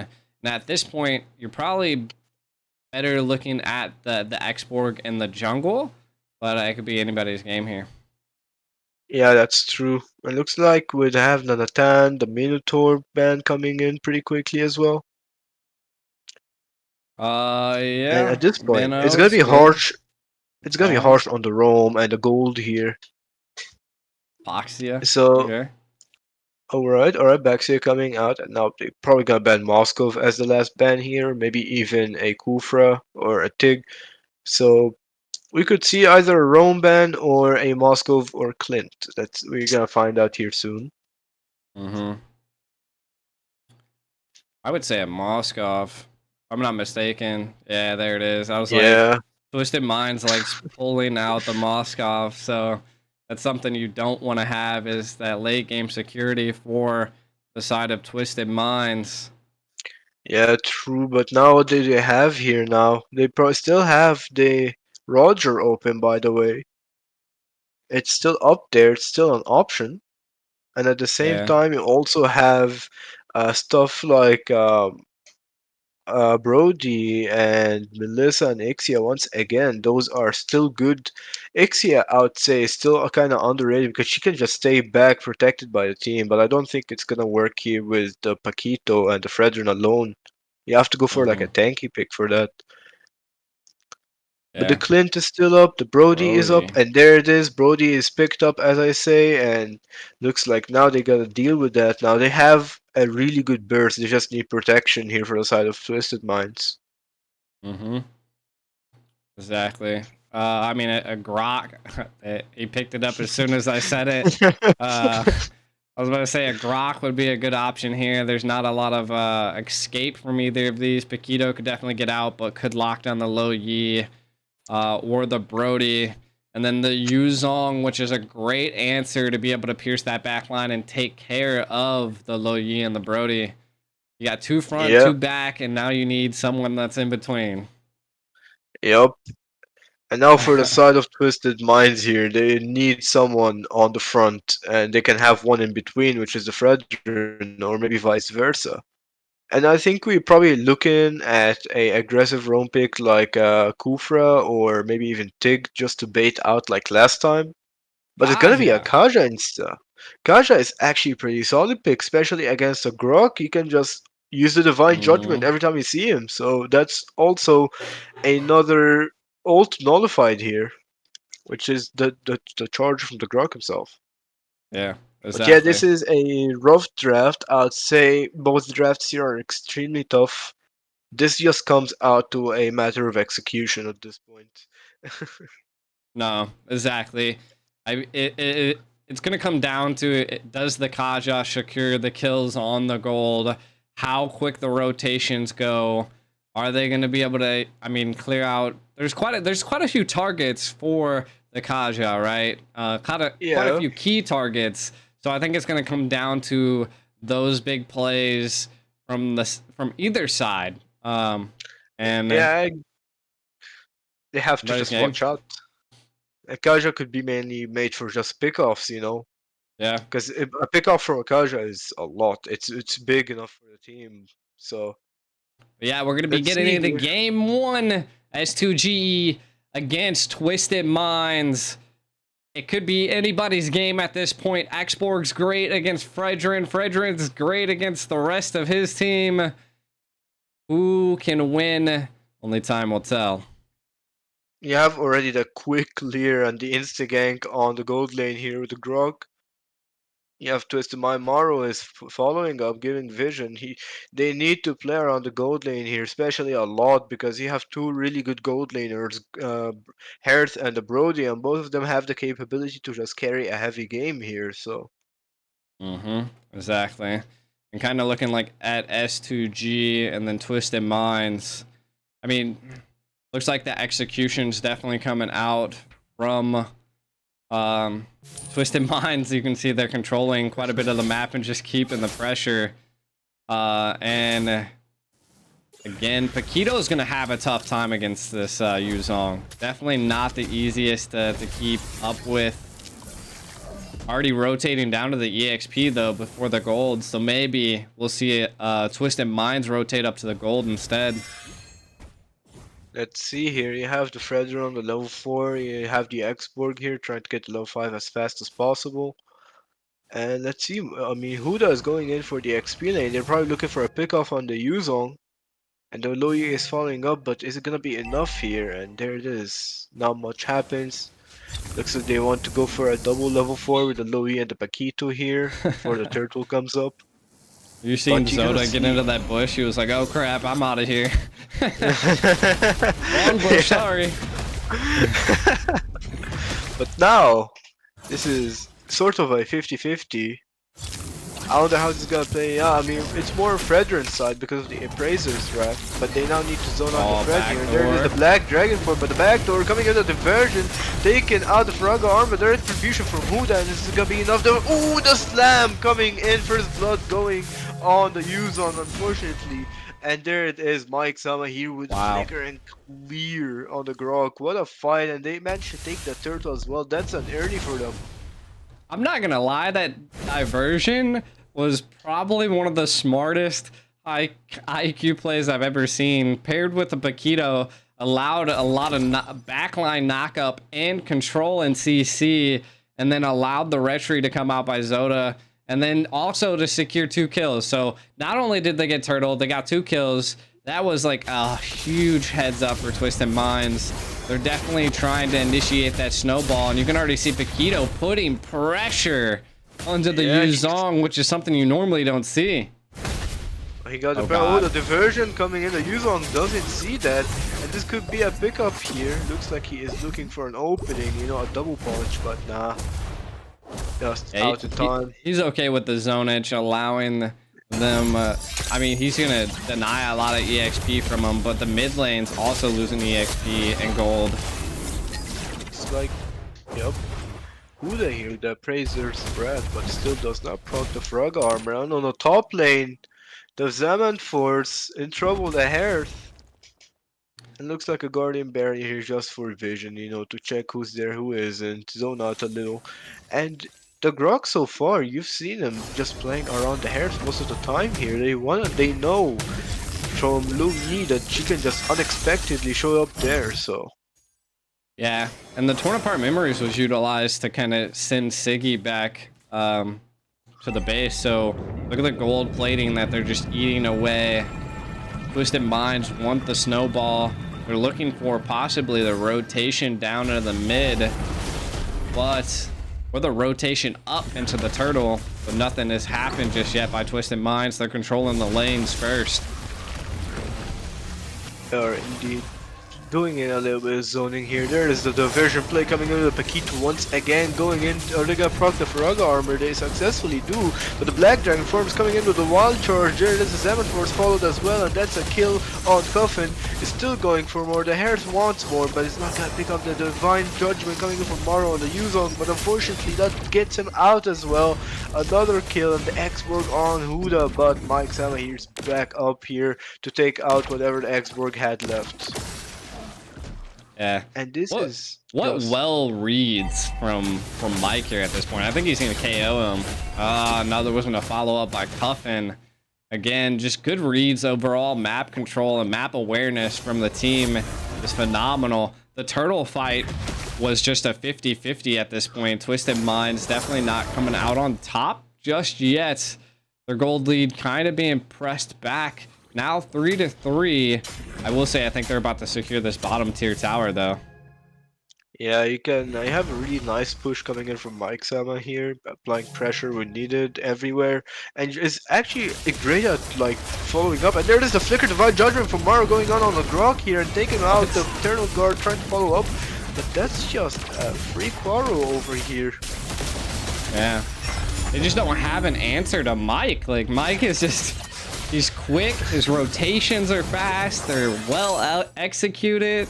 It's crazy. His lane controls are nice, and it looks like Lunar is trying to like follow his rotations instead of rotating and forcing him into his hands. 2 towers down for Twisted Minds already, which is huge. Diversion play. Oh, there God. it is coming in. Oh no, wow. Looks like he's in trouble there. There's a man force, but he gets out with a Purify just in time. Though it was pretty good play though. The diversion play, proccing the Purify for later on. Something they need. I was wondering what got him out of that, because I was like, Cuffin placed those abilities so well, anticipated the rotation. He's dead. Ooh, the one charge still doesn't get out as a Divine Judgment. Like I said, the Kaja on the Grok, he can just use the Divine Judgment as soon as he sees him, and he's doing that exactly. You just don't hesitate on that. Yeah, I mean, we're looking at a well-executed game by Twisted Minds at this point. The invades are already starting to happen. Tower control is there. They're pressing them back. Looks like an invade coming in. Successfully secures the buff with the Retribution diversion play, but it's just for vision. Yeah. And we might even see an early Lord coming in. Yeah, 27. Yeah. Maybe. We'll see. Because the turtles were definitely delayed quite a bit. Yup. Looks like everyone here is in position. They don't want to do anything too hasty. Because, like I said, S2G, they have to watch out for the low E. You never know. And especially when a team doesn't have vision on her. Well, you don't know if they're gonna be behind you, in front of you. You can only see one guy, but you can't. It's not gonna be the low E, because Maro over here just going up and down the low E. So is Mike Sama. You gotta watch out for that. And Maro is just he was just pitching a tent. Oh, there's Grok again. Yeah, unfortunate for Grok here, the Divine Judgment once again. Well, that's another Grok. And the diversion play coming in. Are they trying to? They're going to protect the mid lane here. Probably look for something. The damage coming in from Cuffin almost takes out the Vixana here, but I think that is enough for them. They have to retreat. They try to push mid, but now they gotta try to invade and push and play safe with each other once again. Mike Sama though, look at him. He's just everywhere. Yeah, he's everywhere. He pushing there. He's the next second he's just fighting. Ooh, in the mid lane though, looks like Kaja Maro is looking for something. He's looking to proc this armor, and look, almost the frag armor is almost out here. Yeah. I mean, that's what the Brody's gonna do late into the game. Just, you can already see Xborg. If we've seen the items, he probably went Immortality first, which is gonna keep his damage down, but overall allow him to maybe be a little bit more utilized in these team fights. And I feel like that's possibly what's coming out. But the Petrify and the knockup. Mike was in trouble. The Petrify, great prediction, great call. He had vision there, and a nice follow-up coming up from the rest of the team with the last Insanity. Mike Sama, that's pretty unfortunate for him. But that was a great jump. We're like, we gotta clip this guy's legs. He's moving too fast. But Lunar falls. Sheesh. Taking out an instant, but looks like energy eruption. You know, he's still trying to poke on the Grok a little. They're trying to prepare for the Lord. It's an XP for an XP, but Mike Sama is gonna be up first.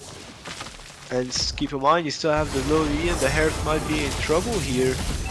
Oh, the Herald. Top lane, they're still looking for something. I mean, the Kaja doesn't have the Divine Judgment. The diversion play is coming in to escape just in time as the Grok and the Xana are about to follow up. What a great ult here.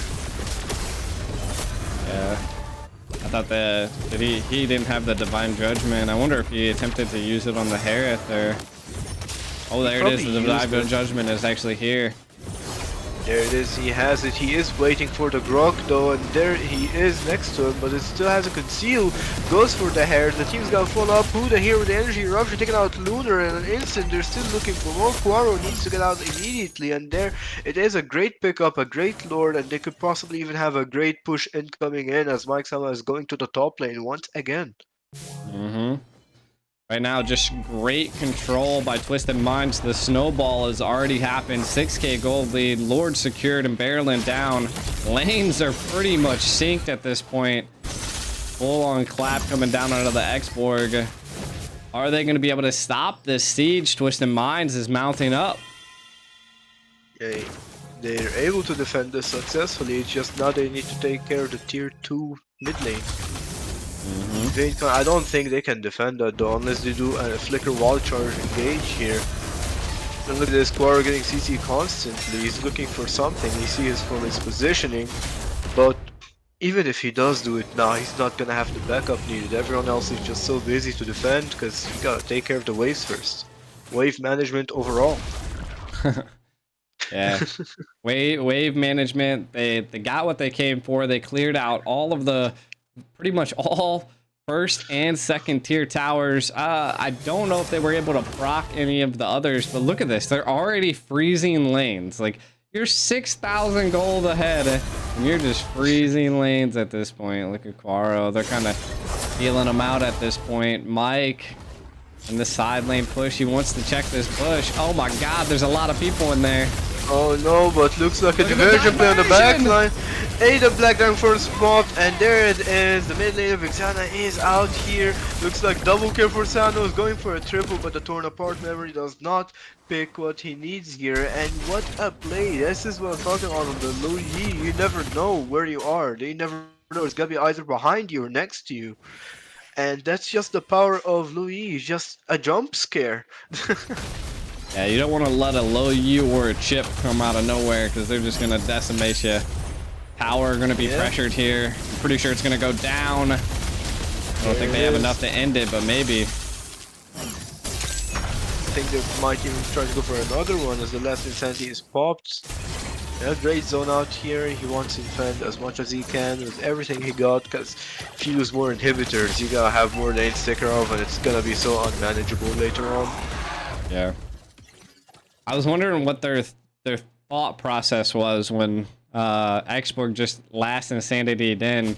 There was like probably like 3 or 4 things going on in their head. Keeping their ultimates for the Lord, not wanting to send him back before the Lord was up as well, because he would just come back before the Lord. So it was just like again, just well tactical thought out plays that you gotta like bake into yourself, and you can see that with Twisted Minds. Yeah, looks like they're going in for the fast Lord here, Luminous one, and this could possibly be even the push of the game. But once again, there's the diversion 5-man coming in for the 5 over the back line. Black Dragon force pop. Looks like they're still going in. The wild charge coming in. Mike Sama is taken out, and the other team is, oh no, Twisted Minds in trouble. There goes Coffin. They reply back, and oh, that is not the best of diversion. They got 2 of themselves taken out by 0. Yeah, I mean, you can kind of see that S2G's probably picked up quite a few secured items. Also, not to mistaken that Siggy is actually level 14, and so is those weird letters on the X-Borg. Yep. You gotta watch out for Siggy now. Yeah. Siggy is pretty painful on that heritage. He's defending that Lord quickly, but now they're looking over to push. They don't even have the full team, and they don't have anything to zone out. They need the low E for this. Yeah, a little bit of a cheeky diversion play kind of caused a little bit of the problem, but Soda being hunted here. Quaro with the burst. There it is. The U-Zone taken up by the Divine Judgment. Mike's on here to finish off. And there it is, Siggy with the damage, shaking out Huda, still going in, torn apart, Emory with a shutdown, Sano with a monster kill, getting in, that torn apart memory. This changes things now. this It does. changes a lot of things because they could potentially lose this tower. Look at them going in the back line, going for a concealed play. Sana coming in with the flicker and still going in for a fight. Max out with a double jab here, and there it is. Being taken out. Sana is out. There it is. The X-Borg, Immortality proc, the frog armor, and instant as well. The wild charge. Is it gonna be enough? No, they are taken out here, and this is game number 1 for Twisted Minds. There it is. Wait. Yeah. Oh, never mind. Huh? Wait, hold on. Did it end yet? The base had quite a bit of health and then just disappeared. That's the power of the Brody. Twisted Minds coming out on top. 1-0 versus S2G.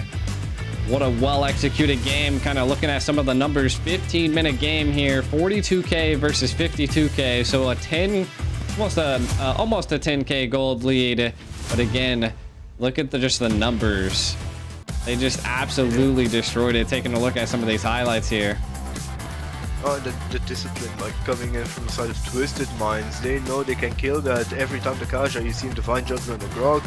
And those cheeky little diversion plays, even though one was messed up, the other ones were just perfect. Yeah. That's just, I mean, all it takes is one diversion play, and then if you get caught off guard, it's kind of hard to deal with it, and you gotta roll with the flow when stuff like that happens. So overall, great game by Twisted Minds. They showed well discipline, a little crazy plays here and there, but they definitely beat them pretty bad. Yeah, pretty well played. To the S2G though, they played pretty well though. They had us there, they almost came in with a comeback, but Sano with a torn up heart member on Siggy, like we saw here, is what changed things completely. 100%. And it's just a tough match overall. But for the side of Twisted Minds, they were just so strict with their playstyle. Yeah. The discipline is just The damage. what they have. Yeah, and the damage as well. Yeah. I mean, Taquito everywhere, so... Mike was just controlling the EXP like crazy, and then Sano just decimated in the gold lane with the Brody. Insane. I'm probably gonna see Sano. Yeah, Sano. Yeah. Sano picking up the MVP here. Huge play. The Brody hold was his dealing name. a lot. That's me, guys. That was a good game, though. Yeah, it was a pretty good game. Well played to Twisted Minds. S2G put a tough fight as well, but like last time, they could probably show us, like last game, maybe a back-to-back win. So we Yeah. don't know yet. S2G is definitely gonna have to go back to the drawing boards. You know, mop up maybe another tactical approach to take. Twisted Minds, the Kaja, the Glow Yi, the Kaja. I mean, everything that they utilized was so well executed. The draft, I mean, giving the Lo Yi and the Fredrin in Trade of Heart, I don't think that's a winning draft from there, like from that start. Even though later on you can still pick and maybe you have a better draft outcome, but I feel like it's just too dangerous to pick like Louis or Chip because it just helps with so many rotations, especially when paired up with a roam jungle or anything else that is a fighter. So they generally are slow in those jungle and they need those diversions to catch up a lot. So I'd say Lo Yi at this point just needs to become like a pick or ban. You can't leave stuff like this open. Not at all. That's for sure. And again, it's just a well executed game by Twisted Minds. The Lo Yi, you definitely don't want to open. I'm actually surprised the lack of Rogers we're seeing. I mean, at first, Roger won the 2 games. We've seen him, and then he just poof, disappear. We just don't see Roger again. So I'm it just surprised doesn't seem as to well. be that prio pick that everybody needs to pick nowadays. So interesting to see, but hey, it is what it is. We'll see. Jumping into the next draft here, we're going pretty quick with it seems. Looks like the there we Matilda go, and the there it is. Harith are already banned out. Yeah, it looks like you're gonna see like low E coming. Because if low E doesn't get out, then I don't know what else you need to ban if you're not gonna ban the low E here. It looks like the Mm-hmm. chip is out already. And for the side of S2G, ooh, the Angela as well. Knowing that their second pick. So Yeah, exactly. And looking at some of the things that are going down here, Angela, a lot of supports, a lot of mobility being banned out. The R-Lot get banned out last time, which, if I'm not mistaken, Mike is an absolute god at R-Lot. So, so that my guess is, like, if that slides through, like, what is going to be our first pick? Do they opt to go for that R-Lot first? We don't normally see R-Lots picked up anymore, so maybe not. it could be like last time where we saw Frey as a comfort pick, so it could like they could sneak it in there. But once again, you gotta pry what's more dangerous at this point. Mm-hmm. Exactly. I mean, Yeah. Arlott can provide a lot. He can be aggressive. The final slash sometimes changes games, but when you faced against stuff like Fredrin, stuff like low E mages like Vixana and etc., this is where they actually just keep the flow of the game. This is where the constant pressure is applied, and there it is. Mike Sama picking up the Fredrin as we speak. This is something that plays constantly, and the low E also banned from Twist. I mean, for the side of S2G. Ooh, the Moskov picked up pretty early here as well. Yeah. Again, Moskov, questionable. We could see first pick. Not sure We if said that they last wanted to time. go for it. I did say that last time, and could maybe be the key that we need. It's I'm being Moskov diffed. Maybe not. I don't know. We'll But see. yeah, and Edith here, you can already tell from the Edith pick that they're going for something super aggressive here. Yeah, So a little bit of Edith pick CC, a coming little in bit of knockup. Having that might strong front line is what a Moskov needs. yeah, we might see another I can't move draft coming in. So let's Good see. old Here I we can't have move draft. the good old I can move, but the Natan there it is finally. Oh, Again for today, and there it is as well, the U zone. Like if you I'm not said, mistaken, they ended up banning the Natan last time before a Moskov pick. So maybe that I'm guessing the Natan's like a really great counter to Moskov.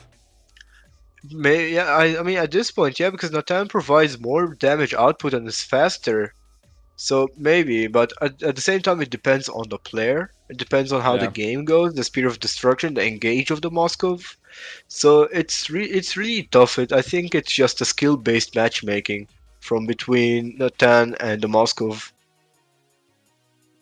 But now you have the last pick before the second ban phase, and it is Nolan. This is the first Nolan we get today. Nolan's been actually banned quite a bit, so seeing him picked up could be. I mean, I said this before, because like Nolan's a good pick, but so is a Moskov. But now you're looking at pretty squishy comp from S2G. Very damaged output oriented though, so maybe they'll be so burstable that they'll be able to handle them.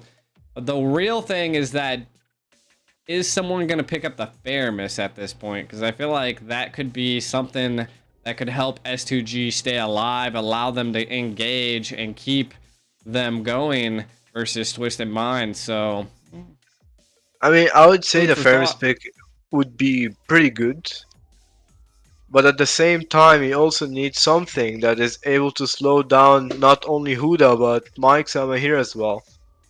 And as tough as Fairness can get, is it really gonna be enough against the Natan? That's what you could say. The Natan can melt his ult in an instant and still like go in. So that's one thing you gotta watch. Maybe like a Lolita here, and you go with an unexpected Edith mid could work. But apart from that, Fairness could also be a great addition. It's just how it's played. Yeah, And you have the Arlot also banned here. Arlot banned. Arlot, The Kaja as I well. think the Lilia ban should definitely come out. Yeah. Maybe Lilia, maybe Novaria, depends here, but I think Lilia is better off as banned here because she can be really, really annoying with her slow and her damage, her bursts. Novaria would probably be a really good pickup here for Twisted Minds, being able to slow them down and keep them at bay. Because I mean, they're a pretty quick, fast team, and that'd give Natan enough time. Also, would scale with Natan to have him more like a more hit area because of the Astro Echo. So Yeah. But I'm surprised you got a Grog ban, and keep in mind we still have stuff on the table And the like Kaja. a Minotaur. Yeah, well, that opens such a good Minotaur pick. Like especially if for such a squishy team. yeah, Minotaur is probably a start pick here, and I don't think for the side of S2G can pick it up unless once again, like I said, Edith mid at this point. But I doubt that will ever happen. And we have the last ban here on the ban phase, and it is gonna be Vixana, a solid ban here. Yeah, Lilia could be a little bit too. I mean, right now it could be either Lilia or Valentina. They could pick up the Novaria for themselves to be able to allow the Moskov to scale. They could also. Yeah, I don't know. There's a lot of options available. A lot of team comp availabilities with what 3 heroes they picked. I was thinking of like something that can keep up with the edits and have a constant amount of poke. Maybe a Valir would work against very well against Fredrin here. Same as Lilia as well. Both of them are like super annoying when it comes to less mobile heroes. But a Valentina will be picked up here, which is a pretty solid pick as well. You can have the Black Dragon form, and you also limit the 2 picks that are coming up, which is most likely to be a Minotaur coming, or maybe even a Florin. Yeah.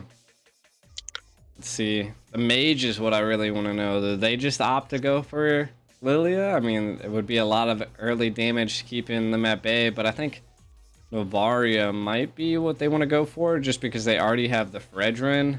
And depending on what tank, if they do go Minnow, then they'd have slow and heals and solid AoE CC. So could be an overall good comp for Twisted Minds to go with, but S2G still have that last pick. Yep, Oh, and there's a dead. Tig. Ooh, and Tig! Wait a minute! Interesting. What? Wow.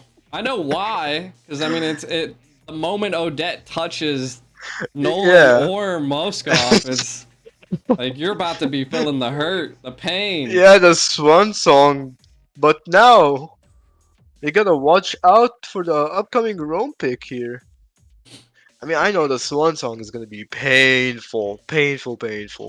Yeah. Considering that the S2G are pretty squishy here. I mean, they don't have an actual tank here, except for Edis. You're playing against Moskov, Nolan, Valentina. Those are things that can just easily get deleted into a fight by Odette.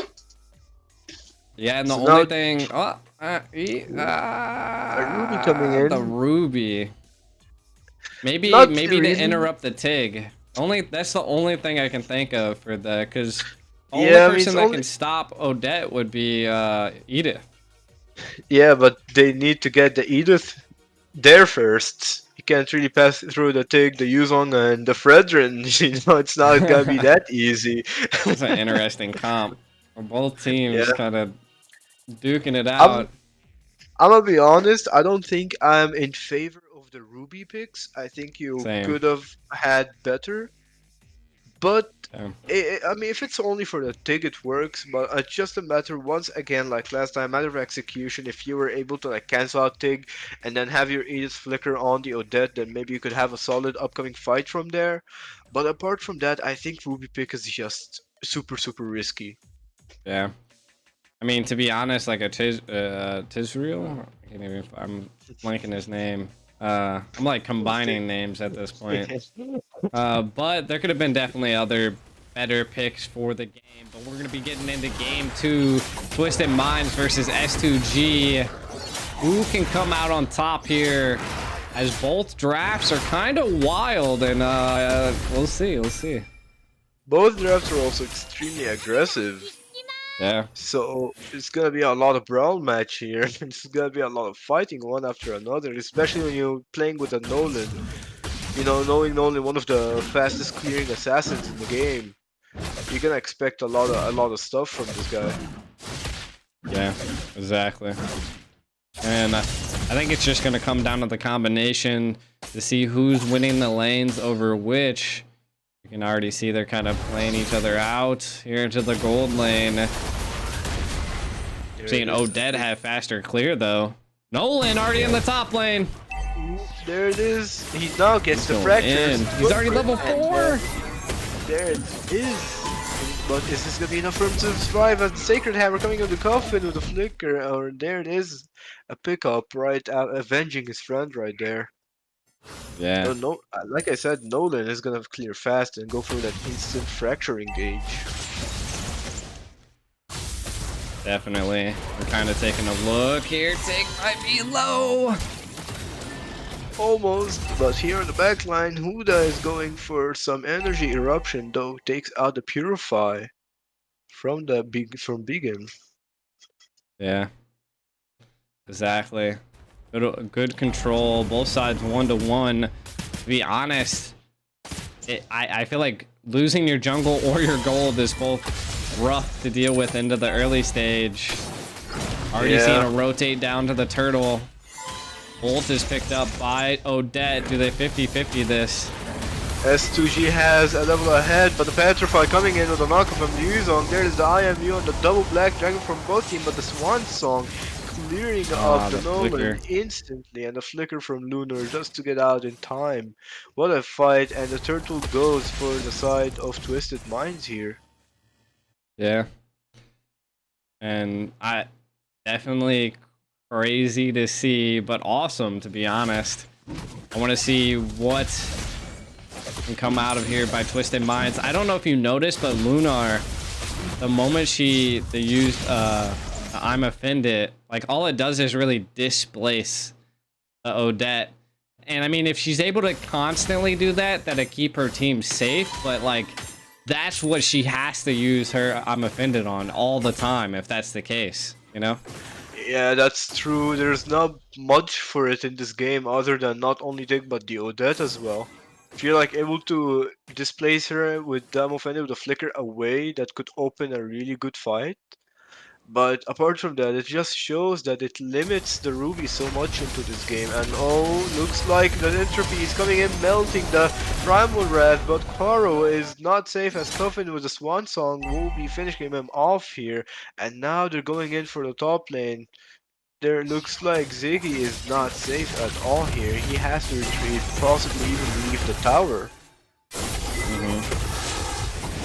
But on the other side of the bot lane though, Mike Sama here taken out by Lunar and the Nolan. Here looks like they're trading XP for gold, the Spear of Destruction coming in. Unfortunately does not hit anyone. Yeah, kind of forcing them back too. Yeah. Pretty solid actually so far. Playing there safe. It is, the Immobilize. Yeah. You just now need to watch out for the Odette. Turtle coming up. Next fight, I mean, we can see that IMU is already there for Begin and has the Swan Song, so could see a possible big fight here for this turtle. Zoda, not sure if they want to 50-50 this. This is 4v3 Odette. Well, mid, here's not Offended. I'm offended with the flicker, the Swan Song from the IMU from Begin coming in, but the implosion on the Nolan here with the Swan Song followed up once again by the actual Odette here. But unfortunately it doesn't do much as Maru is still taken out, losing the Coffin gets Lunar, but is this enough? Guaru with another kill, double kill here. The edit, like I said, you just need to get the edit in there and it will calm things down, and Guaru is playing it pretty nicely here. But you can see from the damage leaderboard, Odette is just dealing a lot of damage. It's only like been 5 minutes in.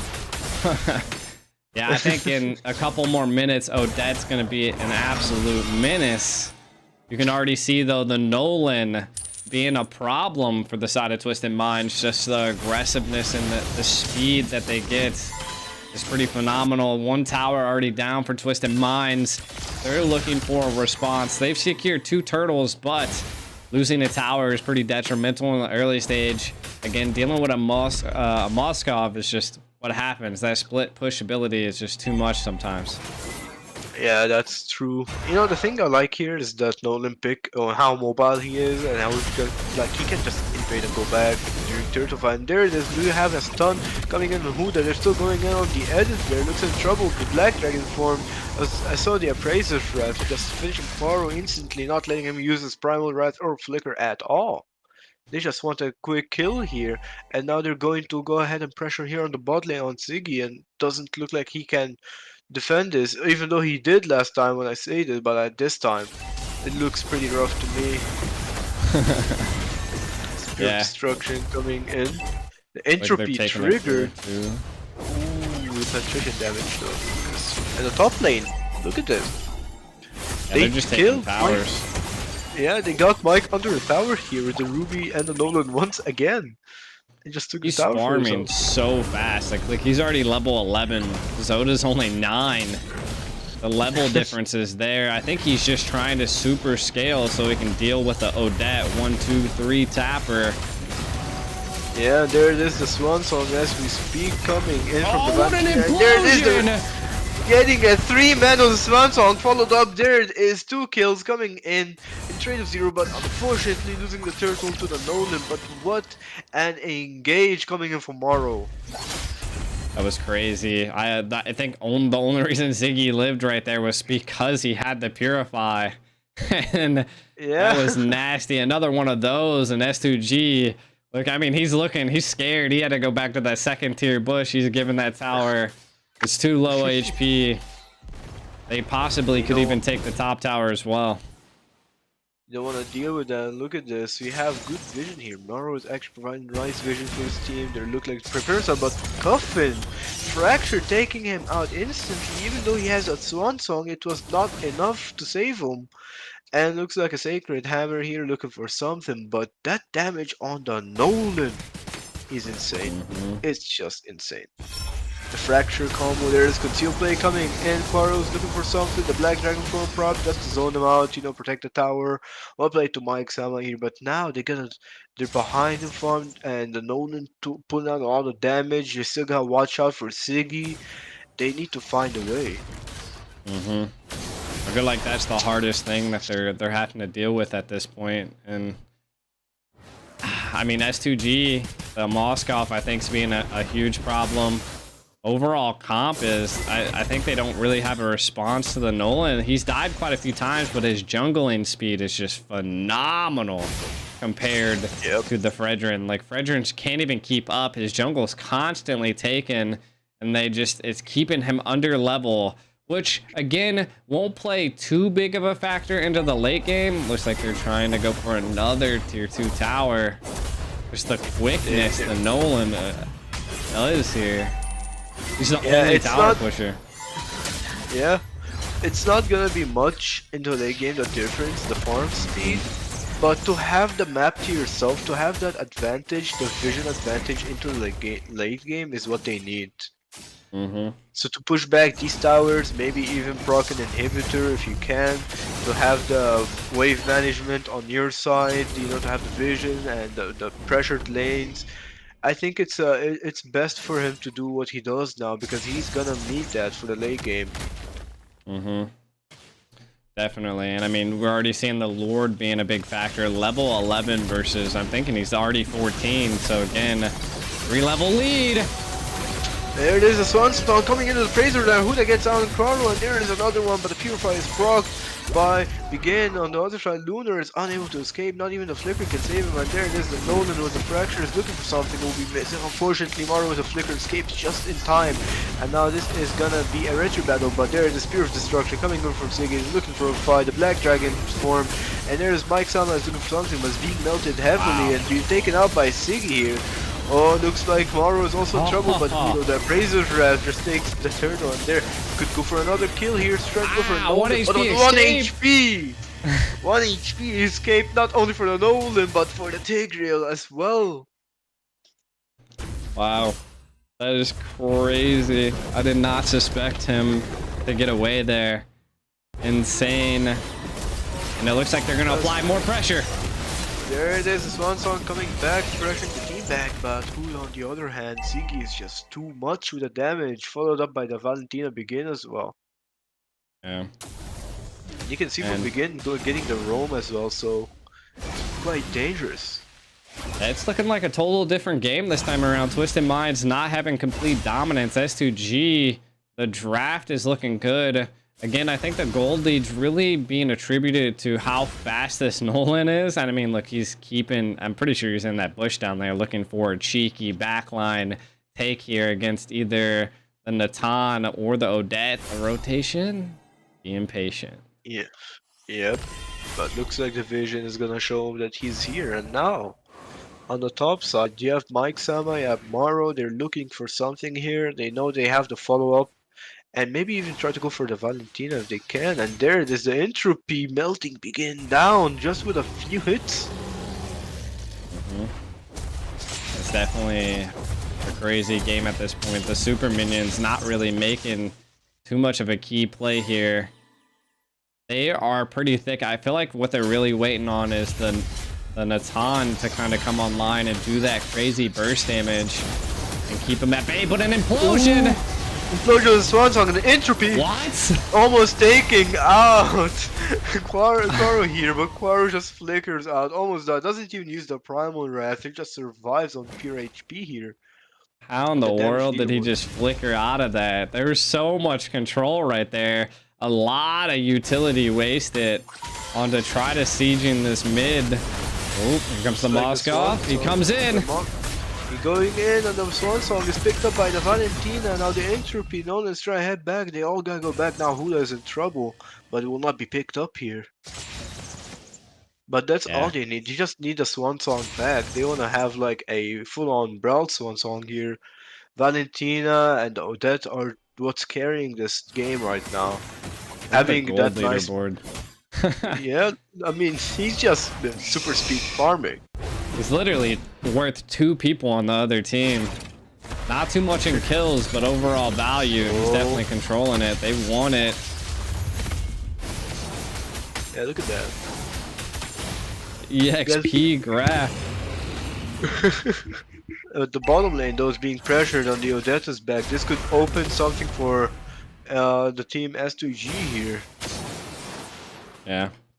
And now know that Odette has recalled, they can now go into the bushes, you know, check the bushes, take advantage into lord positioning, and let's see, Maro is in trouble. Amofant is used CC to hell here, but the Swan Song is procced by the IMU from the Valentina, and there it is, Siggy picking up a kill. Quaro is poking with the Primal Wrath on Huda here, making him low HP, and this might be S2G's lord here. We can still see Coffin. Coffin is looking for something, and there it is, a pickup going in, Coffin taking out Quaro, and now both teams will have to play this carefully. It's a 1-for-1, a roam for a roam. Coffin then going from the back, he knows zoning into Ruby. He knows that if they don't have the Edith, he can ult safely.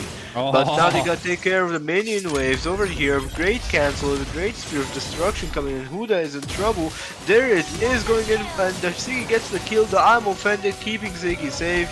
Is it enough? It is indeed enough with the Rose Gold Meteor and the countered Swan Song here. Those 2 Swan Songs versus each other. Not much they can do. They really just have to mount up a defense. S2G looking insane at this point. Yeah, it's pretty difficult for them to do what they can now because the Purify is coming in, not only for Moscow but the Valentina. You know, you getting constantly cancelled. The Ruby knows now that he needs to use the Amofender on the Odette or on anyone he sees at this point, and it's just a free pickup and just an over-leveled Nolan. Yeah, for sure. So the side Twisted Minds, they need a big fight. They need a wipe.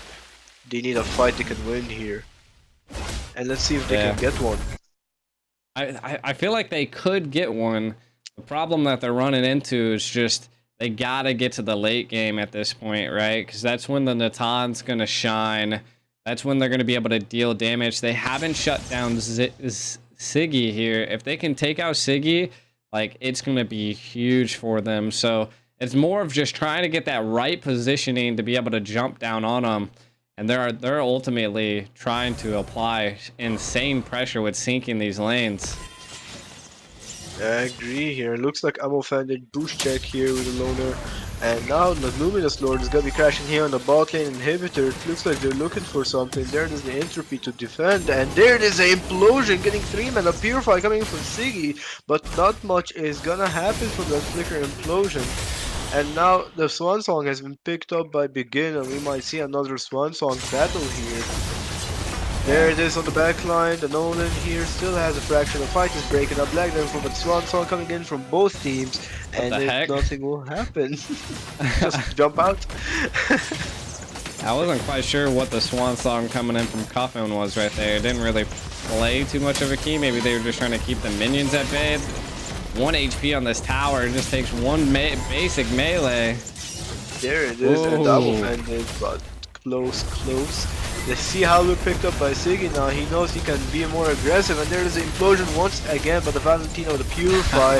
There it is, the Primal Rat. They're kind of Mike's ammo. They're still going for more. The Spear of Distraction going in for Hula, and there it is, almost taking him off, but pushing him in the base. And this could be a game. Wait a minute. Hold on. Wait. There is Huda. He's trying to defend. Wait, no, we got a double, but that's enough. Almost. It could have been a savage potential, but it's a 1-2-1, ladies and gentlemen. What a tough match. I mean, they just had nothing for the Moscow. Yeah. The Moscow was just too good to be a pick here. The Nolan having that insane farming speed. I don't think they could have done much here if they didn't catch the Nolan in time. Yeah, exactly. I mean, it was crazy at what pace that just happened right there. It was massive. S2G definitely showing that they came this time around prepared. Was sent back to the drawing board into the first game, and then now came and decimated in the second game. The Nolan playing a major factor in how many towers they took out really early. I mean, he goes everywhere. Top bot pushes quickly, and not only on top of that, but you have a Moscow too, who also have the capability to push a lot. So you're dealing with a really hard game here, because wave management is gonna be messed up regardless. You can't really have a wave management if you're getting pushed constantly. But we did see some good fights coming in from Coffee. We did see some good implosions coming in from Morrow, but unfortunately it was about the pushes, about the overfarm Nolan here that is just not enough for them. Exactly. And ultimately, the Nolan playing a great role, even though being squishy, like, was able to escape quite a bit. I feel like the gold per minute for S2G was probably insane.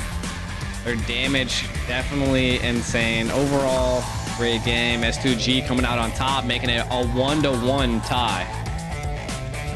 Pretty rough match here that we are gonna see now in game number 3 and how it's gonna play out now. We're gonna see something way different. We're gonna see probably a Nolan ban here. Nolan ban? Yeah. I'm actually surprised it slipped through the door so many times, so we'll definitely see how these things roll out coming into another 1-1, almost looking like our very first series that we've seen in the very beginning. So huge. Twisted Mind showed complete dominance in the first game. S2G kind of showed some complete dominance into the second game here. Could be deja vu here, so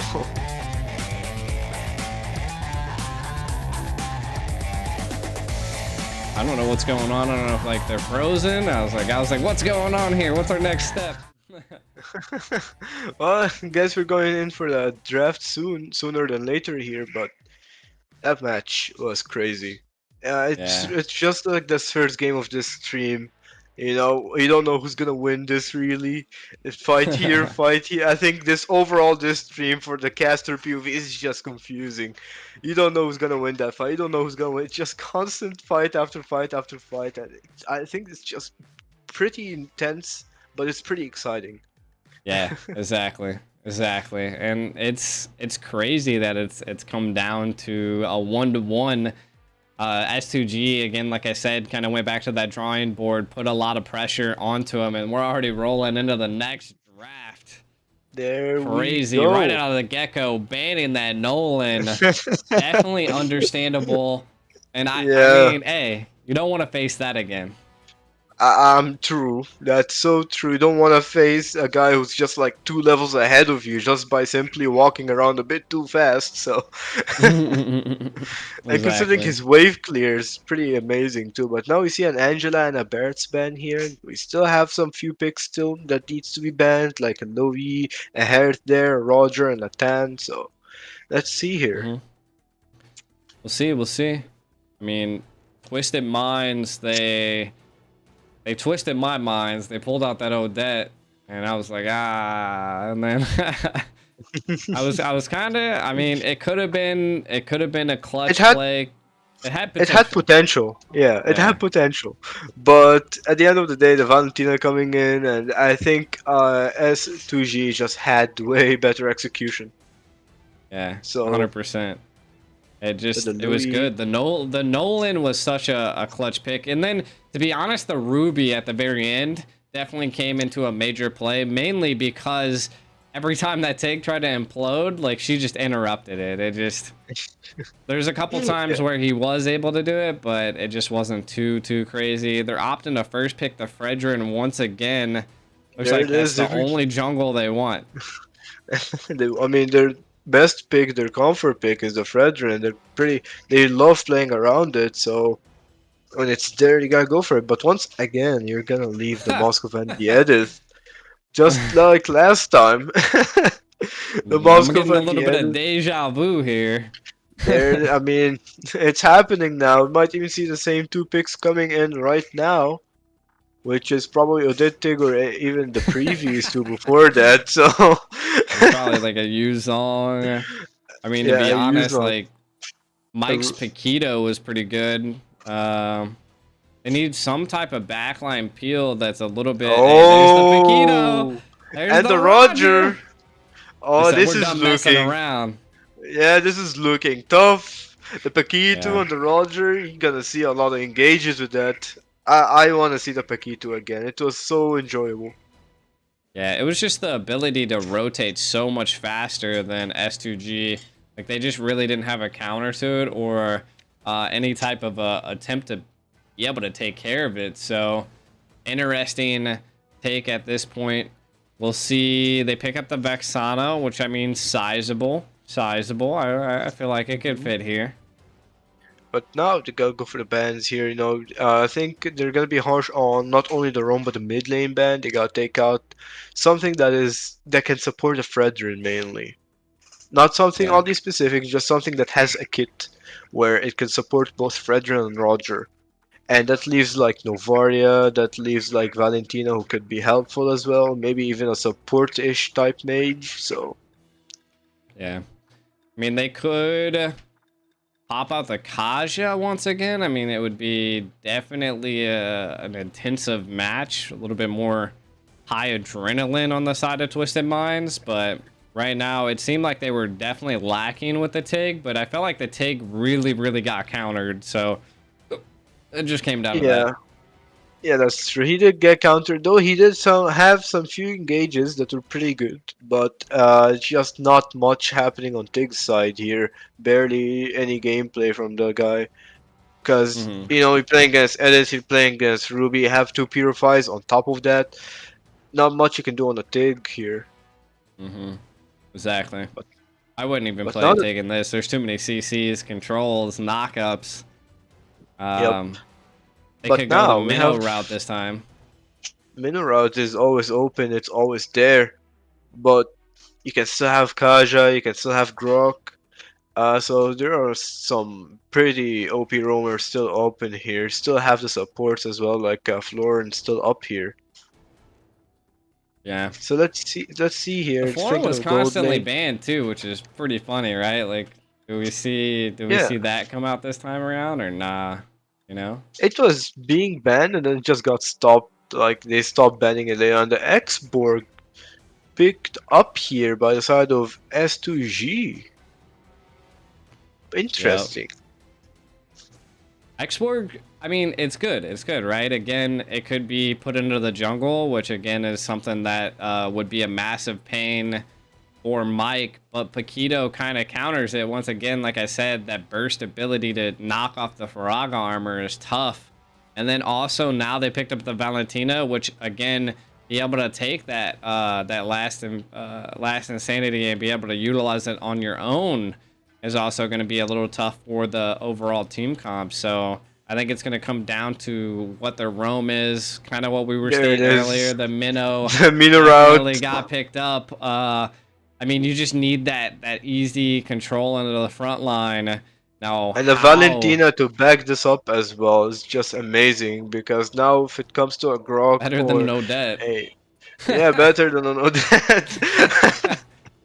I agree with you here, but Yeah. now they gotta go for a jungle that's something up front, something that's just straightforward in your fight. Maybe Akai would be a great choice here. I'd also have stuff like Martis, Balmon, Leomord, fighter jungles mainly could be amazing here as well. Or Yeah. they can just go for a fighter in the XP lane to like Yuzong, and there it is. As I was saying, Yuzong picked up by Lunar here. I was like, where'd it go? I was like, an Edith popped up there. I was like, ah. Yeah, just went to straight to our right side. Literally straight swapped on us there at the end. So crazy, crazy. Took me like 2 seconds to process this. And like, wait, oh, he's there. So but yeah, from the drafts here alone, both teams are on equal field, I would say. I think so as well. I mean, we've seen that S2G definitely come to play. Maybe they had to utilize that first game as a warm-up. Twisted Minds definitely complete domination in that first game, but struggling into the second game against S2G. Now the drafts are a little bit different this time around. I don't see too many counters to too many heroes, but they definitely, I think Twisted Minds have a little bit of heads up, and then also S2G, depending on how they are played. We'll be getting into game 3 here, Twisted Minds versus S2G. We are at tied points right now. Who can win this tide of the game? I mean, it's gonna be a pretty contested match here. You have both drafts here pretty intense. Ones that can fight on a constant basis, and ones that can also pick off whenever they want. I mean, the Valentina balances things out for Twisted Mind, but so does the Vixana also balances things out for S2G. So let's see here. It's a matter of mid rotation, who has the better mid poke, who has the better rotation here, because both junglers are non-mobile heroes, or except like they are mobile, but they're pretty slow, and they need that fast rotation. Whoever gets that rotation first probably have the advantage for the next like 2-3 minutes. Yeah, and the minnow's a little squishy onto the early stage and not as like support heavy, so I feel like Mara is gonna have a little bit of a challenge here. It looks like they might be rotating for the EXP. I feel like they rely a little bit more on Mike than anybody else on the team, so let's see if Sano can pull off this Roger. Yeah, I mean, Mike on the last game on Paquito, he was going up and down, so quite understandable if you want to play around Mike, you know, to give him the freedom he needs, because Paquito is such a mobile hero and he can rotate pretty quickly as well. But looks like an XP gang coming here as well from the jungler. The Xborg and the Flicker has been popped by Mike, not wanting that last insanity on him. Looks like a counter engage coming in from Coffin, you know, poking a little bit. Does have that for. So is Huda. They're looking to poke the Faraga armor out before the objective, and there it is, before the turtle. Yeah, Cuffin getting a little greedy there, kind of wants it. Uh-oh, he might get it here. Last insanity. Wait a minute. Last insanity coming in. Ooh, barely, but Cuffin now's in trouble. Oh no. Coming on him. And there it is, first blood of the game. Lunar takes the kill here on Cuffin. He tried, that was really close. But the last insanity was just not enough damage to take out the Xborg here. Yeah, it was like right there, but he was able to get under the tower and escape with no problem. Again, a little bit of a risky play there. Could have paid off. That's the aggressive mindset that Twisted Minds have. Yeah, and it's a pretty good mindset as well. But it's just you need to be careful with it. It could end like really badly as well. But let's see here. 100%. Maru does have the Monian Fury. Looking for something here. He is staying with the gold lane. You know, it's a 2v2 here. Both teams are playing pretty chill, pretty safe. Yeah. And they're just gonna mainly like wait for the mid laners to do an action. Because you can't really do much without the Vixana or the Valentina here. You need something to just stay and have the mage damage coming in.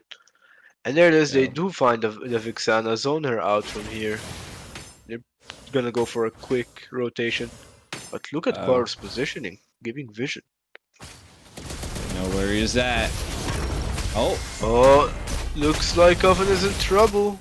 Hold up, but hey, there it is, the knockup coming in, probably chilling things out, and never mind. The last insanity coming in from Coffin from the IMU just to get out of here. He does not want to take any chances at all. I mean, knowing that Quaru could flip you over again and knock you back up into an infinite CC domain. And there it is, coming in with the Eternal Guard. But the fight's going in the backline, and there it is, Huda going in, taking out Begin. But the Roger with the Lycan Pound, taking Quaru out. And now this just leaves the X-Borg with the Faraga armor. Does have the last insanity, but is not going to be able to do anything. What a rotation. That was an insane rotation by Sano there. Uh-oh. Yep.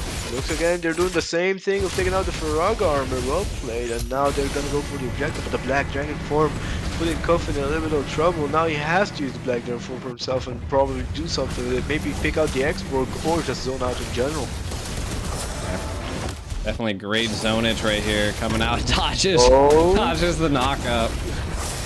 Coffin engages aggressively, but uses a flicker. The Monian Fury coming in, and there it is, Mike Samo, the double jab, the double knockout strike, just getting a kill or two, dealing a lot of damage, and now he's starting to proc the Faraga armor once again.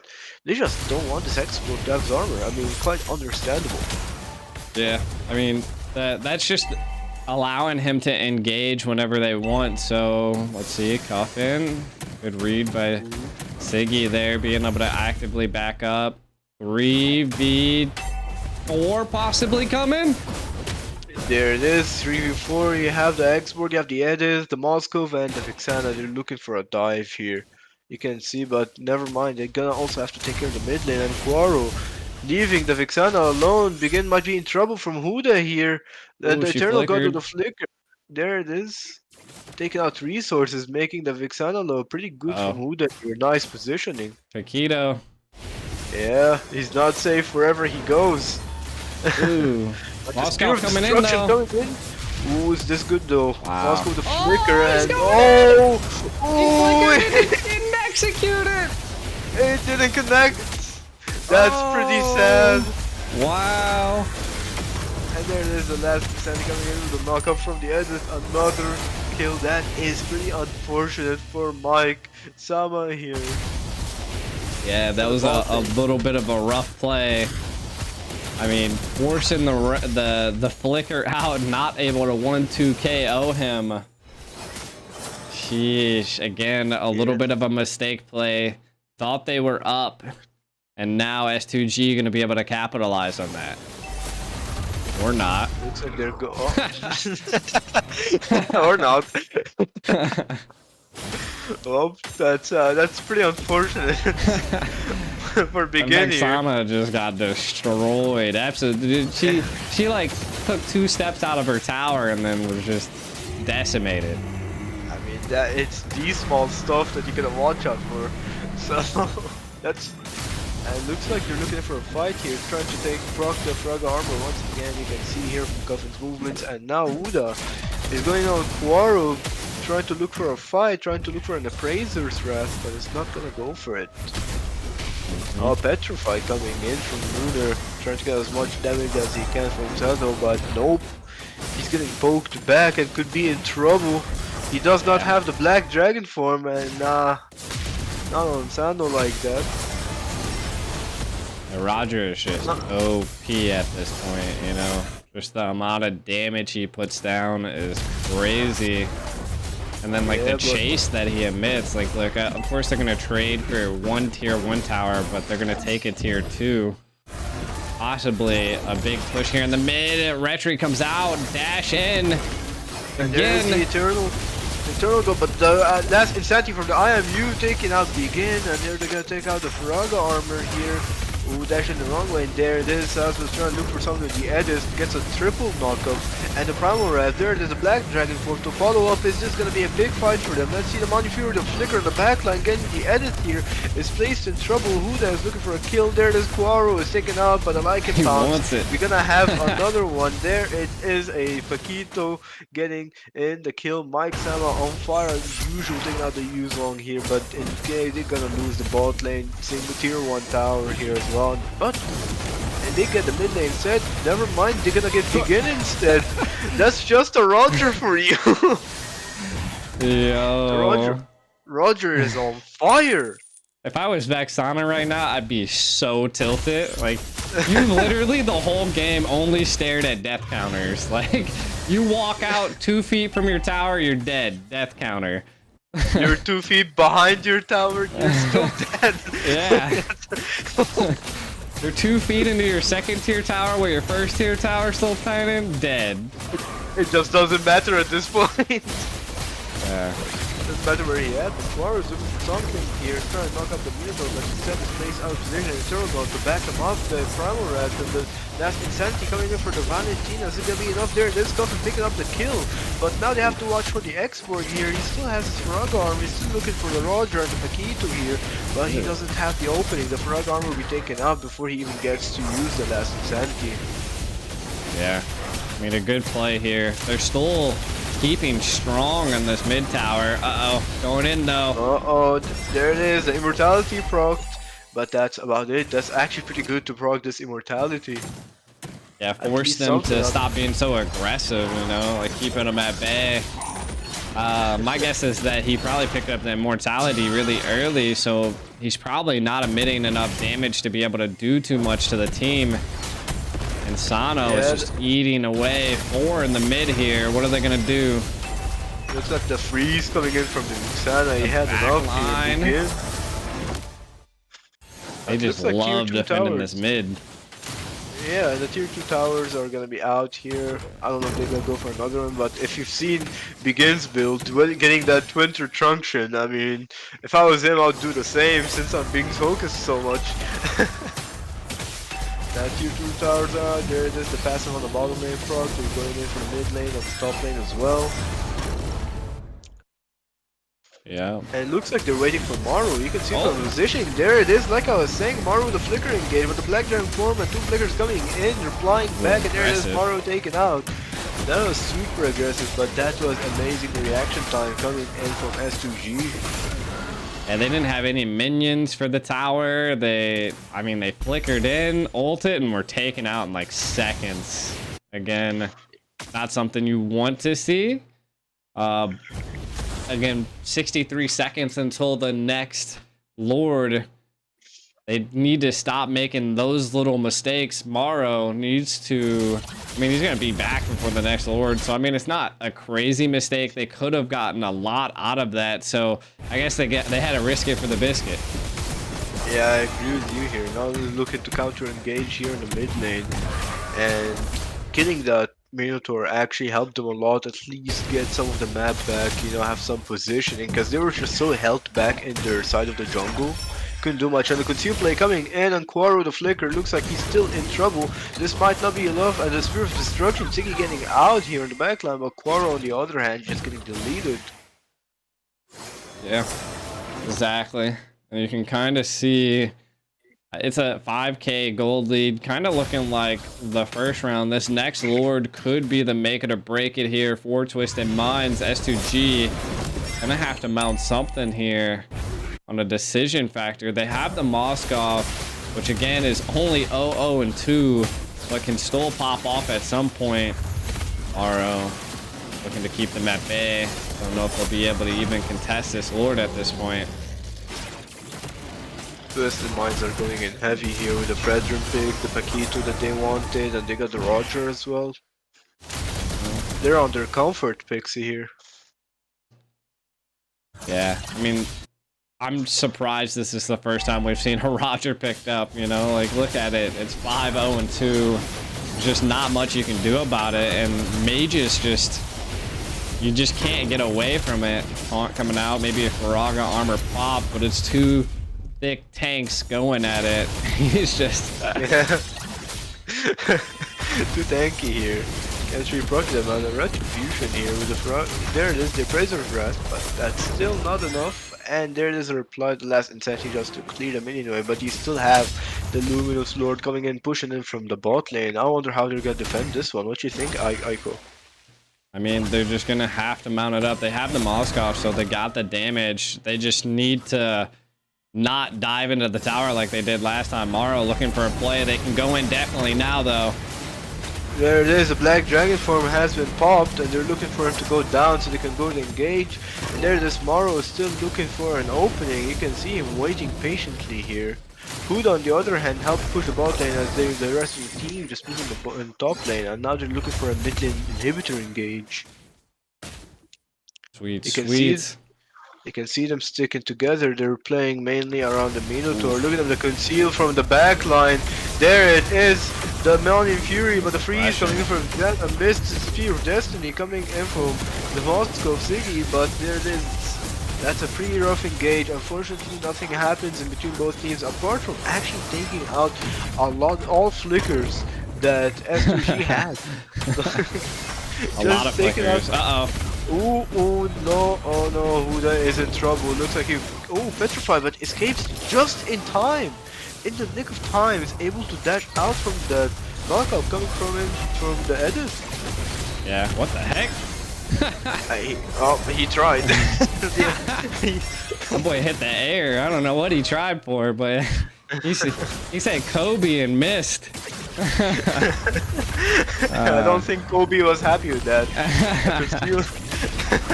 A conceal coming in though from Quaro here, getting in Huda, and once again dashes out as usual, but now they gotta watch out here. The Valentina's in trouble, but the Roger with the Lycan Foun's gonna kill Mike Sama on begin, and there it is. GG's.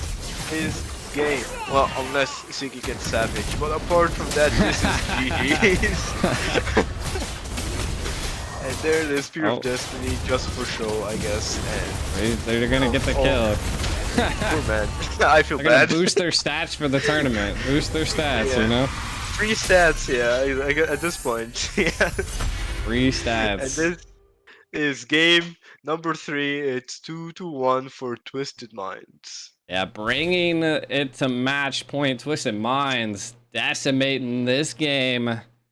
This time around, another 10k gold difference. And again, coming off with a Roger Cuffin, 5-1-8. Roger 7-0-5. Insane games. Kind of taking a look at some of the highlights. It was just monster engages here by Twisted Minds, constantly taking them at bay.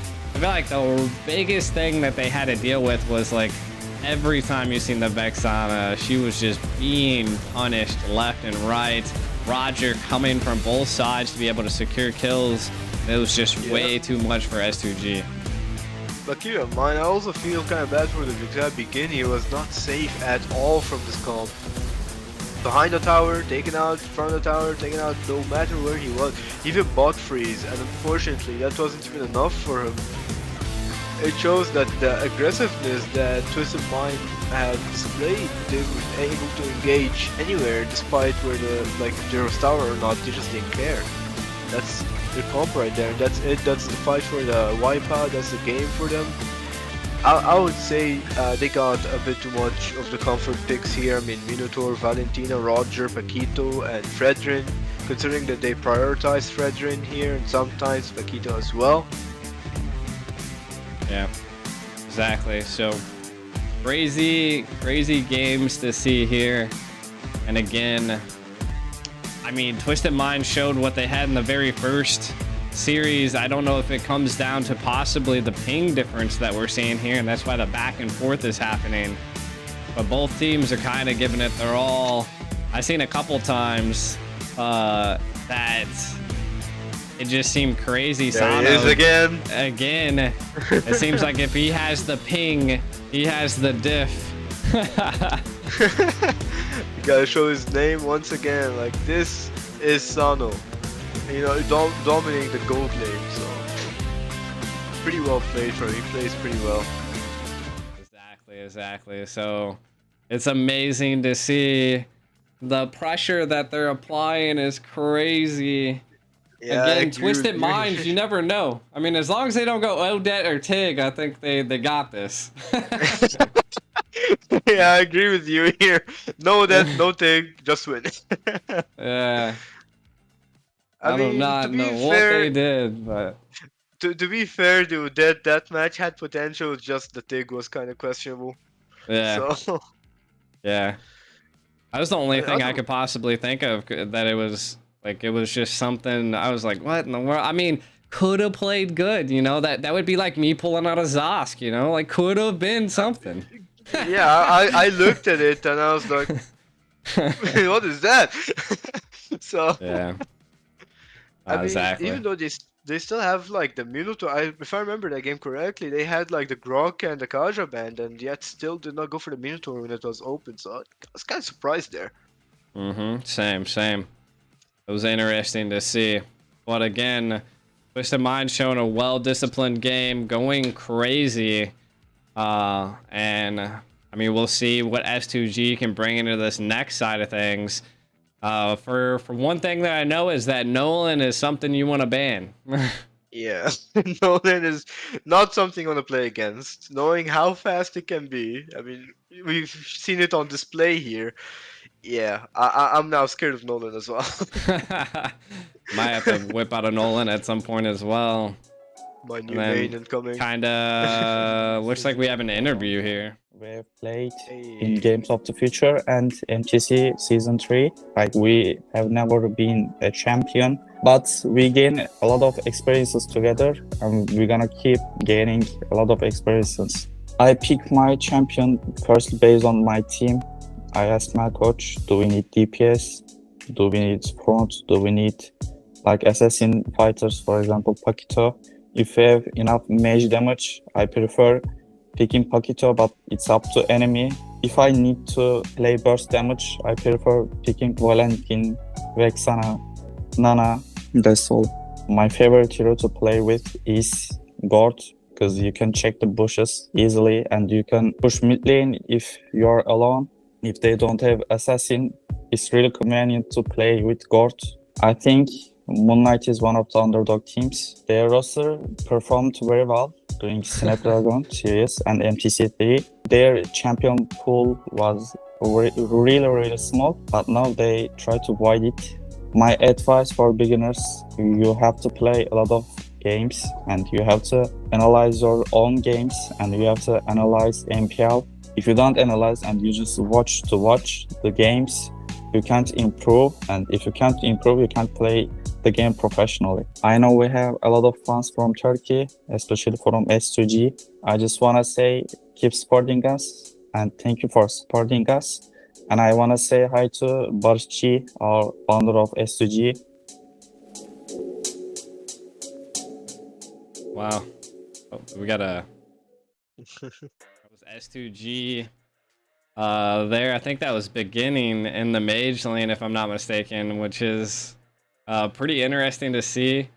Good interview. I mean, he was well spoken. I was actually really surprised on how well his English was. You know, I never know what to expect when I'm casting overseas. You know. Or... Yeah. Pretty nice. But getting into this next game, I think the draft possibly could have already started at some point. Twisted Minds, my guess they're going to be second pick this time around. What they can bring up is what I want to really know. You know, like, are they gonna attempt to pull a ace out of their hat, or? I mean, I'm already expecting a Fredrin once again. I've seen it so much. It's just been Fredrin, so it could be another Fredrin coming in from Twisted Mind. But once again, we do not know yet. You can see though, they are the first pick here. They did ban the Nolan first, once again learning that you can't leave this guy open for the side of S2G. Never. Not at all. Yep. That was too devastating. It does look like Twisted Minds opted to go for first pick again. Banning out the Harith, banning out the Nolan. I mean, two crazy first picks. And it just goes to show that they know what they're talking about here. Do they go with the Brats? Probably first pick Fredrin again? I mean, it could potentially, unless S2G just banned the Fredrin here. But then, knowing who they might go something like Baxi or Akai, so you can't really stop this guy. Yeah, exactly. Who So let's see knows? here. There it is, the Fredrin ban incoming, as I predicted here. You know, banning it out because that's what they're only using it so far. So Yeah. maybe they're thinking like, oh, Fredrin is the key to their draft. He's been so aggressive and so annoying. We need to take that out. But now, Louis is open actually. Hold on. Louis is open. Chip is open. You have Nathan and Roger and oh, there it is. The Louis going for the side of Twisted Minds. 78% win rate. Whew. I mean, that as expect. If it's not 78, it should be more.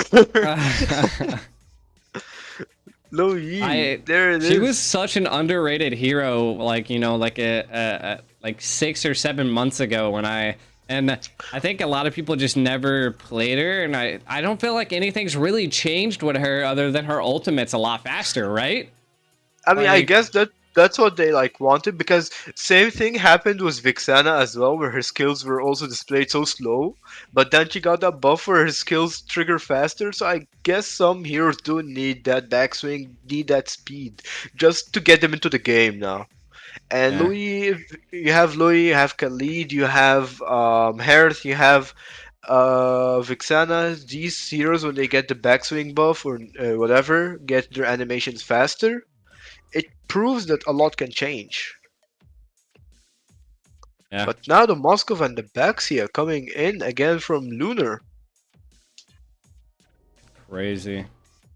I don't know if Abaxia is actually pretty good here, just because, I mean, how are you gonna deal with the low Yi? You're literally just gonna be constantly getting hit. Maybe that's the goal.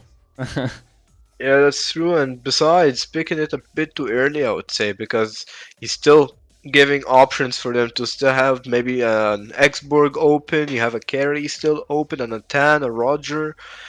Even though as solid as Baxia is, he's still not gonna have the Angela by her side. Maybe possibly a Florin, but I don't know. And the edit has been picked out from you as well, going for the side of Twisted Mind and Huda. You know, picking once again the Paquito just for Mike Sama here. So it's gonna be exciting here. I'm actually pretty excited to see how this is gonna play out. Yeah, same. There it is, the Novaria coming in finally, just for the Louis, the long anticipated pick against the Louis, the one and only. There it is. Now, It should be good for that, like you were saying earlier, the vision, the overall control over the map. I feel like that's what they're trying to go for. They're trying to go for, it seems like, to be honest, like an aggressive comp, right? You got the Moskov, you got the dive of the Boxia, and you got yeah. the vision for the Navaria. What is their Now, option there? Just banning out jungles at this point. at this point, there's nothing else to ban. Akai You is could ban an definitely. Xborg. Yeah, that's true. I mean, Akai is ban worthy because he can disrupt so many stuff with that heavy spin. Mhm. Xborg is also a pretty good ban here, but it's only gonna be for the Baxia or the Akka and the Roamer pick as well. They still got an XP pick. They could even go for the Xborg themselves. Yeah. And there's just still a lot more to the table, so we have no idea what's gonna happen. I mean, they can also ban a marksman for the side of S2G. They can ban like any marksman that is annoying against Moskov. Preferably, I'd say Roger, knowing how threatening he can get. And the Arlot is taken up by Twisted Minds here. Definitely. We'll have to see here. Xborg. There it is. The Xborg ban. Moskov's like the only thing that they, or not Moskov, Martis is the only thing they can do at this point. I mean, they could rock a Martis. Nolan's banned, so you're probably not gonna see that. Ling. We'll see. Ling, you're crazy. Ling is crazy though. Like, I don't know. Maybe on this MS they won't. So But Ling against Moscow, against Novaria there, like that's just a free backline. It is true. It is true. Like you would absolutely destroy it. Yeah. I mean, Maybe you we still, see I something think crazy. I Lancelot don't also know. works here. I want to see the return of the carry, or the Ooh, Karina. My bad. the Karina. Yeah, I don't think the Karina is gonna get picked up, but that would be interesting. I mean, she has good true damage. She has good damage, but the thing is, Karina is one of those heroes that you can easily punish and Yeah. easily catch. Unlike so many tank jungles and like assassins like Haya, Ling, Fanny, and Nolan. I think Karina is just one of those heroes that don't really count as an assassin from how easy you can catch her.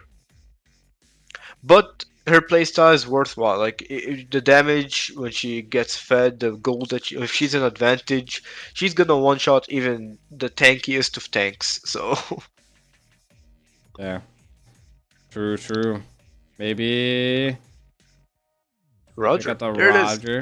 I mean Roger picked the up. Navaria is gonna have a tough time here. This is good. What is your jungle though? The anticipation's killing me. Hey, Carmilla. Carmel. I mean, that's pretty good. Sheesh. That is pretty insane with the low E. Imagine the Well, damage. the Edith. Ooh. The Edith Or the too. Edith as well. Like there's a They lot of combos that they have here. Carmilla just opens up a lot. I'm gonna say I'm gonna probably start feeling bad for Begin here on the Nova just because Roger's back. Could give him flashbacks from the Vixana game, but he could impress us here with the Novaria. Hit a few Astro Echoes, Astro Recalls here, give us some good vision. He could change stuff around here. And the Benedetta is picked up as the final pick here for Lunar. First we see a Benedetta today. Yeah. Benedetta. I mean, Cuffin's gonna It's have a gonna little bit of a Yeah, problem. that's true. The thing is, he just needs to win against Mike Sama first. And then he would be able to play comfortably and go for Coffin and Sano. Yeah, I I think so mean, as well. yeah, let's see how it's gonna play out here. I personally like Twisted Minds draft better just because of the possibilities they have and the Mhm. low E with the Carmilla and the Edith as well. But I would say S2G do have a solid draft as well, picking up the backseat here for protection, and you have a lot of heroes who can have a great damage output like Benedetta, Moskov, and Novaria. So this is pretty exciting. I think Yeah. it's gonna mainly depend on the late game. For sure, 100%, and we're gonna be getting into game number. I think we're on number four Yeah, here. this is Match point. Twisted Minds possibly could take it all here. They could. Let's see how it's gonna play out here. Some aggressiveness here in the faster clear mid lane. I mean, having that Novaria with the draw, of course, you're gonna have a better clear. So, and even Novaria alone can just one-shot minions as soon as she gets level 2. Now, he's going in for the gold lane aggressiveness here. Just, providing vision for themselves, making sure the gold lane's safe as usual. Yeah, for sure.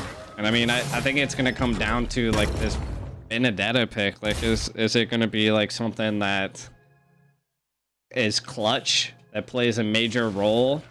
It seems like it's being pressured pretty hard against the Paquito. It does have the Petrify, so I don't know if it's gonna be like an easy EXP lane down there for them. Now for the gold lane, I think it's ultimately exactly the same thing. Maro didn't do too well. Uh-oh. He's trying to get out of there. Oh, the low E! Oh, never mind the comeback here. There it is, the low E coffin, and the Paro with the taunt here, taking out Paro instantly. The low E damage unexpected here, but now you have Huda here pressuring Begin and still going in for more here. He's trying to escape the backs here. Or maybe even trying to bait him into Coffin's damage. That's the low E. I mean, she does insane damage early on, and it's gonna be crazy. I mean, we'll see what they're able to do to counter it. Already the first blood going to Twisted Minds. Are they going to be able to secure the turtle as well? A lot of pressure down here. Oh my god! 2v1. Mike Sama with the Paquito just dealing a lot of damage. He didn't even take any damage. He just... He's a menace. That's a Paquito's menace. And there it is, a Carmilla doing in the link, the chain link. And there it is. Baxia is out on throw. Coffin is just pulling out that damage. And keep in mind one thing also about Carmilla is her ability to just look at the low yi. The low yi. Hey. No. Oh, they did get her. Wait, never mind. The cameraman. The cameraman. Cameraman. Moscow with the speed of destruction. Ooh, the Astro Recall. Yo, blows after blows. Both teams just going at it. This is just no rest. That was wild. That was really unexpected. I did not see that coming at all. Yeah, I mean, that was crazy. Definitely wild, and you can already see they're trying to put on a lot of pressure onto the... Oh, look, here's the Astro Echo. Slow-mo. Snipe. Boom. At the edge of the Astro Recall as well. Yeah, I mean, it was worth it. And it was a shutdown, too. So, like, that was even more gold in the Begin's pocket. Uh-oh. Yeah. Quoro. Oh, looks like Quoro's in trouble with the dash here, with the knockups. Quoro can try to do as much as he wants to Tortoise Christians, but nah, not much is gonna happen here afterwards. Just a pickup. Yeah. I mean, right now, Mike is just a... Uh-oh. Get out of there, Mike. Mike, you good? You good, Mike? He's fine. He's like, he's what looking the heck? For... No, he's gonna flicker. He's gonna flicker. Oh, never mind. I'm not calling it. I'm joking. Maybe. I mean, I thought he was gonna like flicker on the Benedetta and do like a combo on there, but nah. Yeah. Ooh. He got us again. Yeah, I mean, he's keeping the jungle at bay. I mean, he's not going to be able to farm now. He is quick, though, so, I mean, he's got his blue buff really fast. But yeah. Right now, the snowball is in effect for Twisted Minds. Yeah, it's pretty difficult for them here. Let's see how it's gonna play out as a second turtle of the game coming up, and Huda is already on there. The Mike Sama providing vision on the XP side. There it is, the Astro Echo coming in from Begin. It's looking for an Astro Recall, maybe poke a little. And there it is on Coffin, putting him on half HP, but is this gonna be enough? Coffin is looking for some poke here, but the electrified blow coming in with the Petrified, taking out Mike Sama, going in potentially for a double kill, but never mind, he's taken out by the Lycan Pounds coming in from Sano. Another kill there, there it is, Ziggy is out as well, and what an engage coming in from the Roger. This is looking like round 2 for Sano. Yeah, Sano's just having his fun here. But Quoro, look at him, he's trying to steal that. He might be in trouble though if he tries to go and defend this bottom lane tower. Yeah, they're gonna have to give that up, unfortunately. Look at this. Oh, maybe. He's going in. Oh, never mind. Nice snipe coming in from Begin here. Yeah, it was a lot of damage from that tower. Yeah, but is it gonna be enough here? Yep, it is. And Astro Echo, the Astro Recall, unfortunately does not take what he wants here. Yeah, looks like they're going to be rotating around. Looking like they're giving up a little bit of breathing room for S2G to possibly get something here. Roger being pressured. Cameraman hitting us in 3 different angles here. Really highlighting that Roger. Yeah. The Grok though. I don't know if you saw the Grok just trying to escape and had to use his wall charge. Yeah. And pressure this tower here. Yeah, the diversion from the bottom lane from the Louis, they don't see that, but Mike Sama though catches on pretty quickly, knows that something is coming from. Great control into the bottom lane. Yeah, that's pretty good for them. They want Sano to just keep rotating onto these fights. Are they going to diversion to the top? They're going to have to. Let's see here. Mike Sama will have to defend. He has the flicker. He's looking for something, but he's not going to. The diversion is coming in on the back line. There it is. The entire team of Twisted Minds are looking for a fight, and they take out Ziggy right in an instant. Not even a Purify can get him out of that. Yeah, the speed. Look at that. Wow. That Astro Recall like split right between both of them, missed both. Yeah. The invade's already happening here. Looking to play Mirror 3, but it's not going to. They stole it. Morrow able to Yeah. secure it. But now, let's see how it's gonna play out here. The turtle coming up, and you have the wave pressure. But Mike, on the other hand, Birthright taking down by Lunar. Looks like Coffin Oh, here God. starting to pull out damage. There's the Curse of Blood coming in. Poirot with the Wild Charge with Flicker to escape as well. The Electrifying Blow coming in, but is this gonna be enough for him? Yep, it's gonna be enough for him to get it out, but not kill any here, unfortunately. And you have Ziggy on the bottom lane side, pushing comfortably, catching up in farm, knowing that you can gank 2 times. That doesn't well Oh for god. him. There's a Retribution coming in from Uda, and ooh, the diversion taken out Ziggy once again. Yeah, Morrow. A little low. I mean, they hunted down Siggy at that. I mean, 0-3-0, like he is just not having a good game. Again, that is a Yeah. Roger for you. All 3 kills are probably leaning into Sano's hands. Look at Begin though, and is in trouble. Huda is on him. Huda actually plays really good when it comes to going to the backline. He always catches the mage. Even on the Fredrin he used to do that, so he knows his pressure.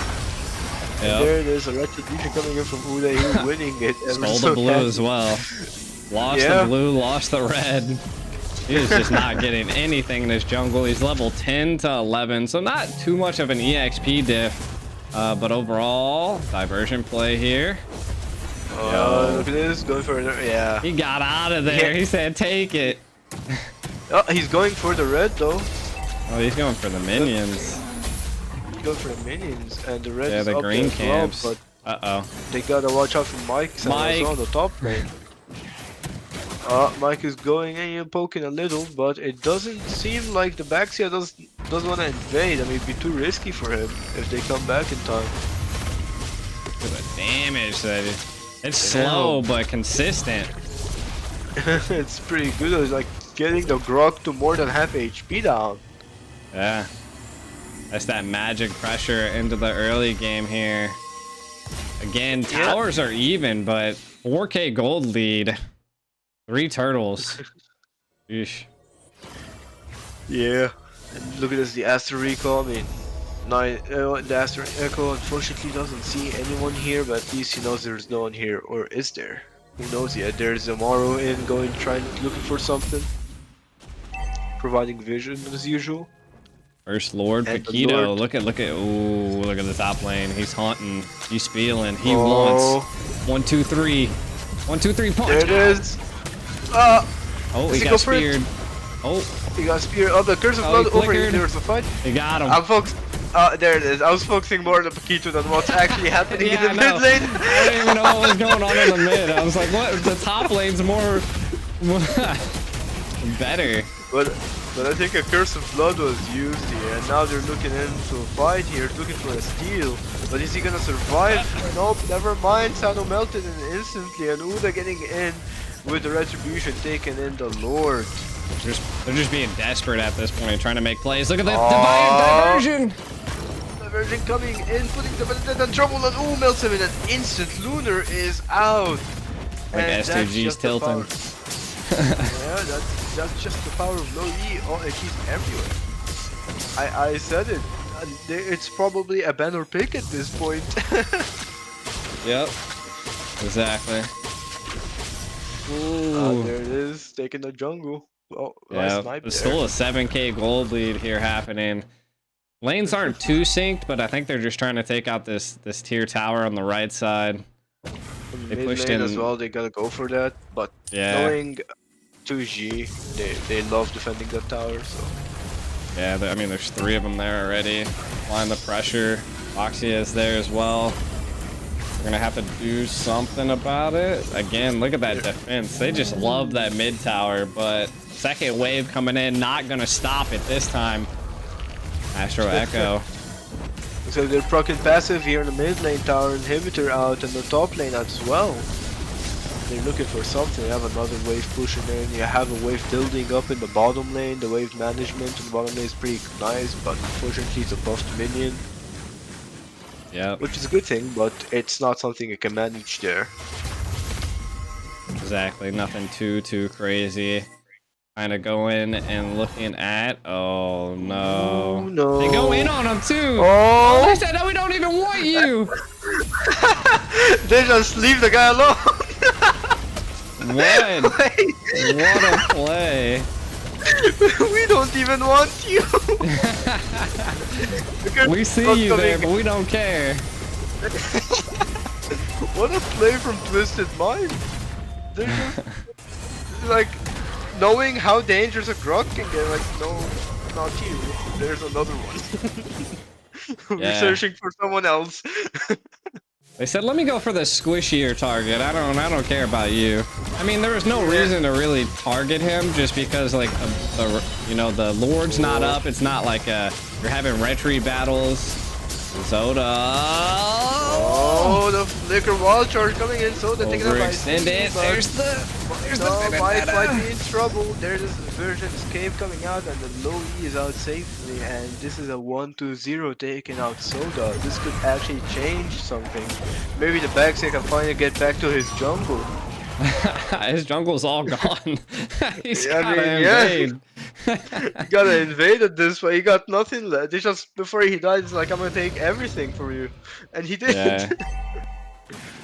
Nah, exactly. I mean, it was crazy. This gives them, at least gives them a breathing space. You know, something for them to collect themselves, see what's the situation. You know, there it is, another diversion on Lunar.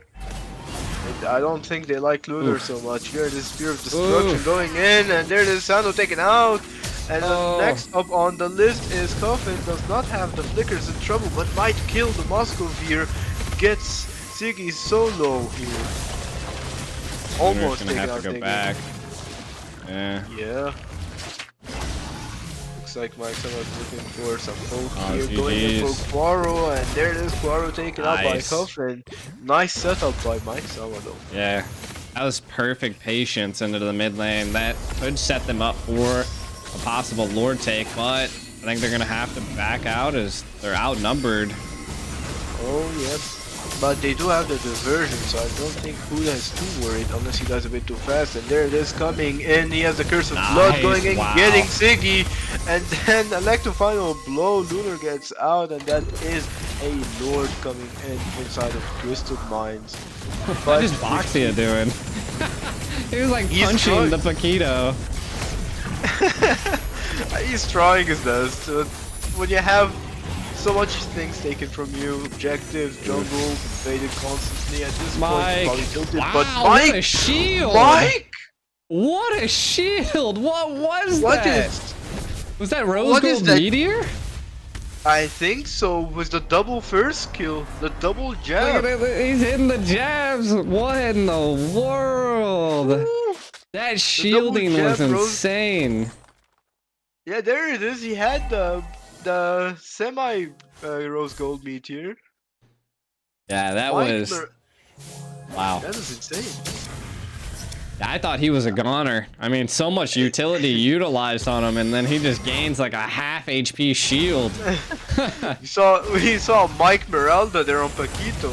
The shield was just insane, but now look at this. The Lord in crashing in the mid lane inhibitor, going in for the top lane push as well. They do have the Roger.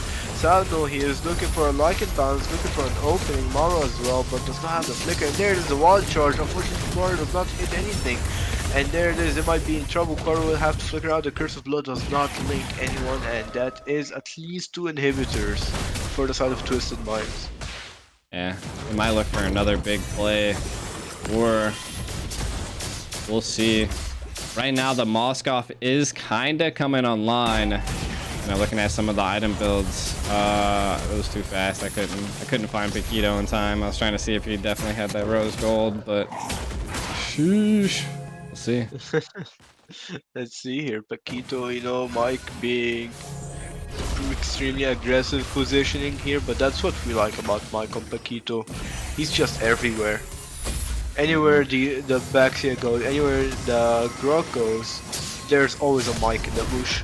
And there it is, the wall charge coming in, but the Curse of Blood linking 3 people here. This is probably enough for them to pick up something. The Roger with a Lycan bounce, getting out just in time before getting dragged on the other side. He actually had to use Flicker for that. Yeah, that's 2 flickers that are gonna be down for the boss. for the good old Lord. I'm just And again- waiting. Yeah, I'm just waiting for like that Carmelo link 5-man with low Yi. That's all I want. I just want to see that this game right now. That's what I'm saying. It's because it's just so satisfying to see such combo being triggered. We'll definitely see like- it. It looks like they're definitely trying to protect the Moskov as much as possible. I feel like that's Yeah. the agenda at this point. It's like everybody else is just a wall, protect Navario, Moskov, and maybe we can win. But the positioning here, there is the diversion coming in once again, you know, for vision. They're looking for something. Their Lord positioning is going pretty well for the side of Twisted Minds, but they also got to take care of the bottom lane and the mid lane. Mike is there just for that. And looks like they're going in for a fast load already. Yeah. Varia, great vision here. Soda takes the shot straight to the face. Lord bait it. Yeah, there it is, the Feather of Heaven on the Edis. Now we're gonna see a lot of damage from Marvel coming in when he uses that Primal Wrath. Let's see here. It's gonna be a patient fight here. They're waiting probably for Quaro to do something so they can have a counter engage or vice versa. So there it is, Mike, you know, fighting as usual, almost killing in the Benedetta, but the Lycan Pound, Sano follows up, and there it is, a concealed play, going for Siggy once again, not even Purifying can probably protect him from what's going to happen. There it is, Maro taking a kill, they're looking for an end here, they still have a 5-man up, and is this gonna be an end? Is this gonna be a wipeout? Are they gonna be able to defend this? Let's see, the wall charge is available, they have everything else, but is it gonna be enough? Minions are coming Let's in see. quick. Minions coming in, Mike with the flicker just to get to the base. There it is, the Astro Echo, but it's not gonna be enough with the wild charge because GGs. game number 5, or game number 4, I mean, goes to the side of Twisted Minds. I'm getting kinda sleepy It here. sounds like you're down and out, Hawk, someone get him. Get He's him, feathering out.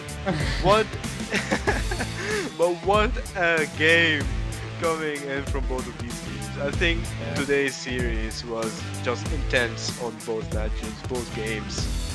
No, definitely. Twisted Minds coming in and winning and moving on to the semifinals. A huge play there by them. Again, excellent games went down. And it just goes to show that they've came and they saw and they conquered here versus S2G. That is, both games were pretty intense, and to be honest, I'm glad to cast here. My first time casting a Snapdragon, I was happy to cast alongside you. I'm happy to cast for everyone here, and yeah, I'm just loving it. Thank you. Games were definitely crazy today. You never knew who was gonna win because all the teams had great tenacity, and they all brought their A game. But it just comes out that Twisted Mind moves on to verse Birthright, and we're kind of looking at some of the highlights that we've seen into the last game. Again, a very high killed game for Twisted Minds, utilizing the combination of the Carmilla, the Lo Yi, the Paquito, Edith, and the Roger, just doing way too much damage. And it's only gonna get more and more intense from there. This is just like the quarterfinal, I think. That is just the quarterfinals, yep, and then Yeah, this do is the just lower quarterfinals tomorrow. Yeah, so it's just gonna get more intense from there. It's just, it's insane. Yeah, Both definitely games what a day. on point. Yeah, both teams were on equal footing. It's just a matter of those small micro skills, and that's what changes a lot of things. Mind those minor plays. Yeah, oh, definitely, and we can kind of see the gold miner Sano damage, carnage. Damage dealt was begin again. That Astro, the Navaria just in general is just insane. Total healed damage though is what's kind of going crazy, right? Like they literally doubled their damage. Yeah, and there it is, Coughlin, the man himself. The no madness coming from this guy. Such insane placements with the version. Amazing. You It can was kind only of see the the deathmatch. That was crazy the best. items that he picked up. Yeah. Going in for pure damage and penetration here, except for the Holy Crystal, but otherwise a pretty solid build, having that freeze just for taking extra precautions. So, Yeah. pretty Well, well yeah. played to him. Twisted Minds won. Like I said earlier, we had Birthright moving on, and then Twisted Minds moving on as well to the semifinals. Tomorrow we'll be seeing Fireflux Esports versus Team Falcons, the Prestige versus Opertum Esports. So there's a lot of stuff still up and a lot of good games till tomorrow. Hockey, do you have any last words before we're done for the night? I'm just happy to be here. Thank you all for giving this opportunity, and maybe I'll see you next time. All right. Same for me. We are out of here. We'll see you guys next time. G the Ico Bye. out and Hockey out.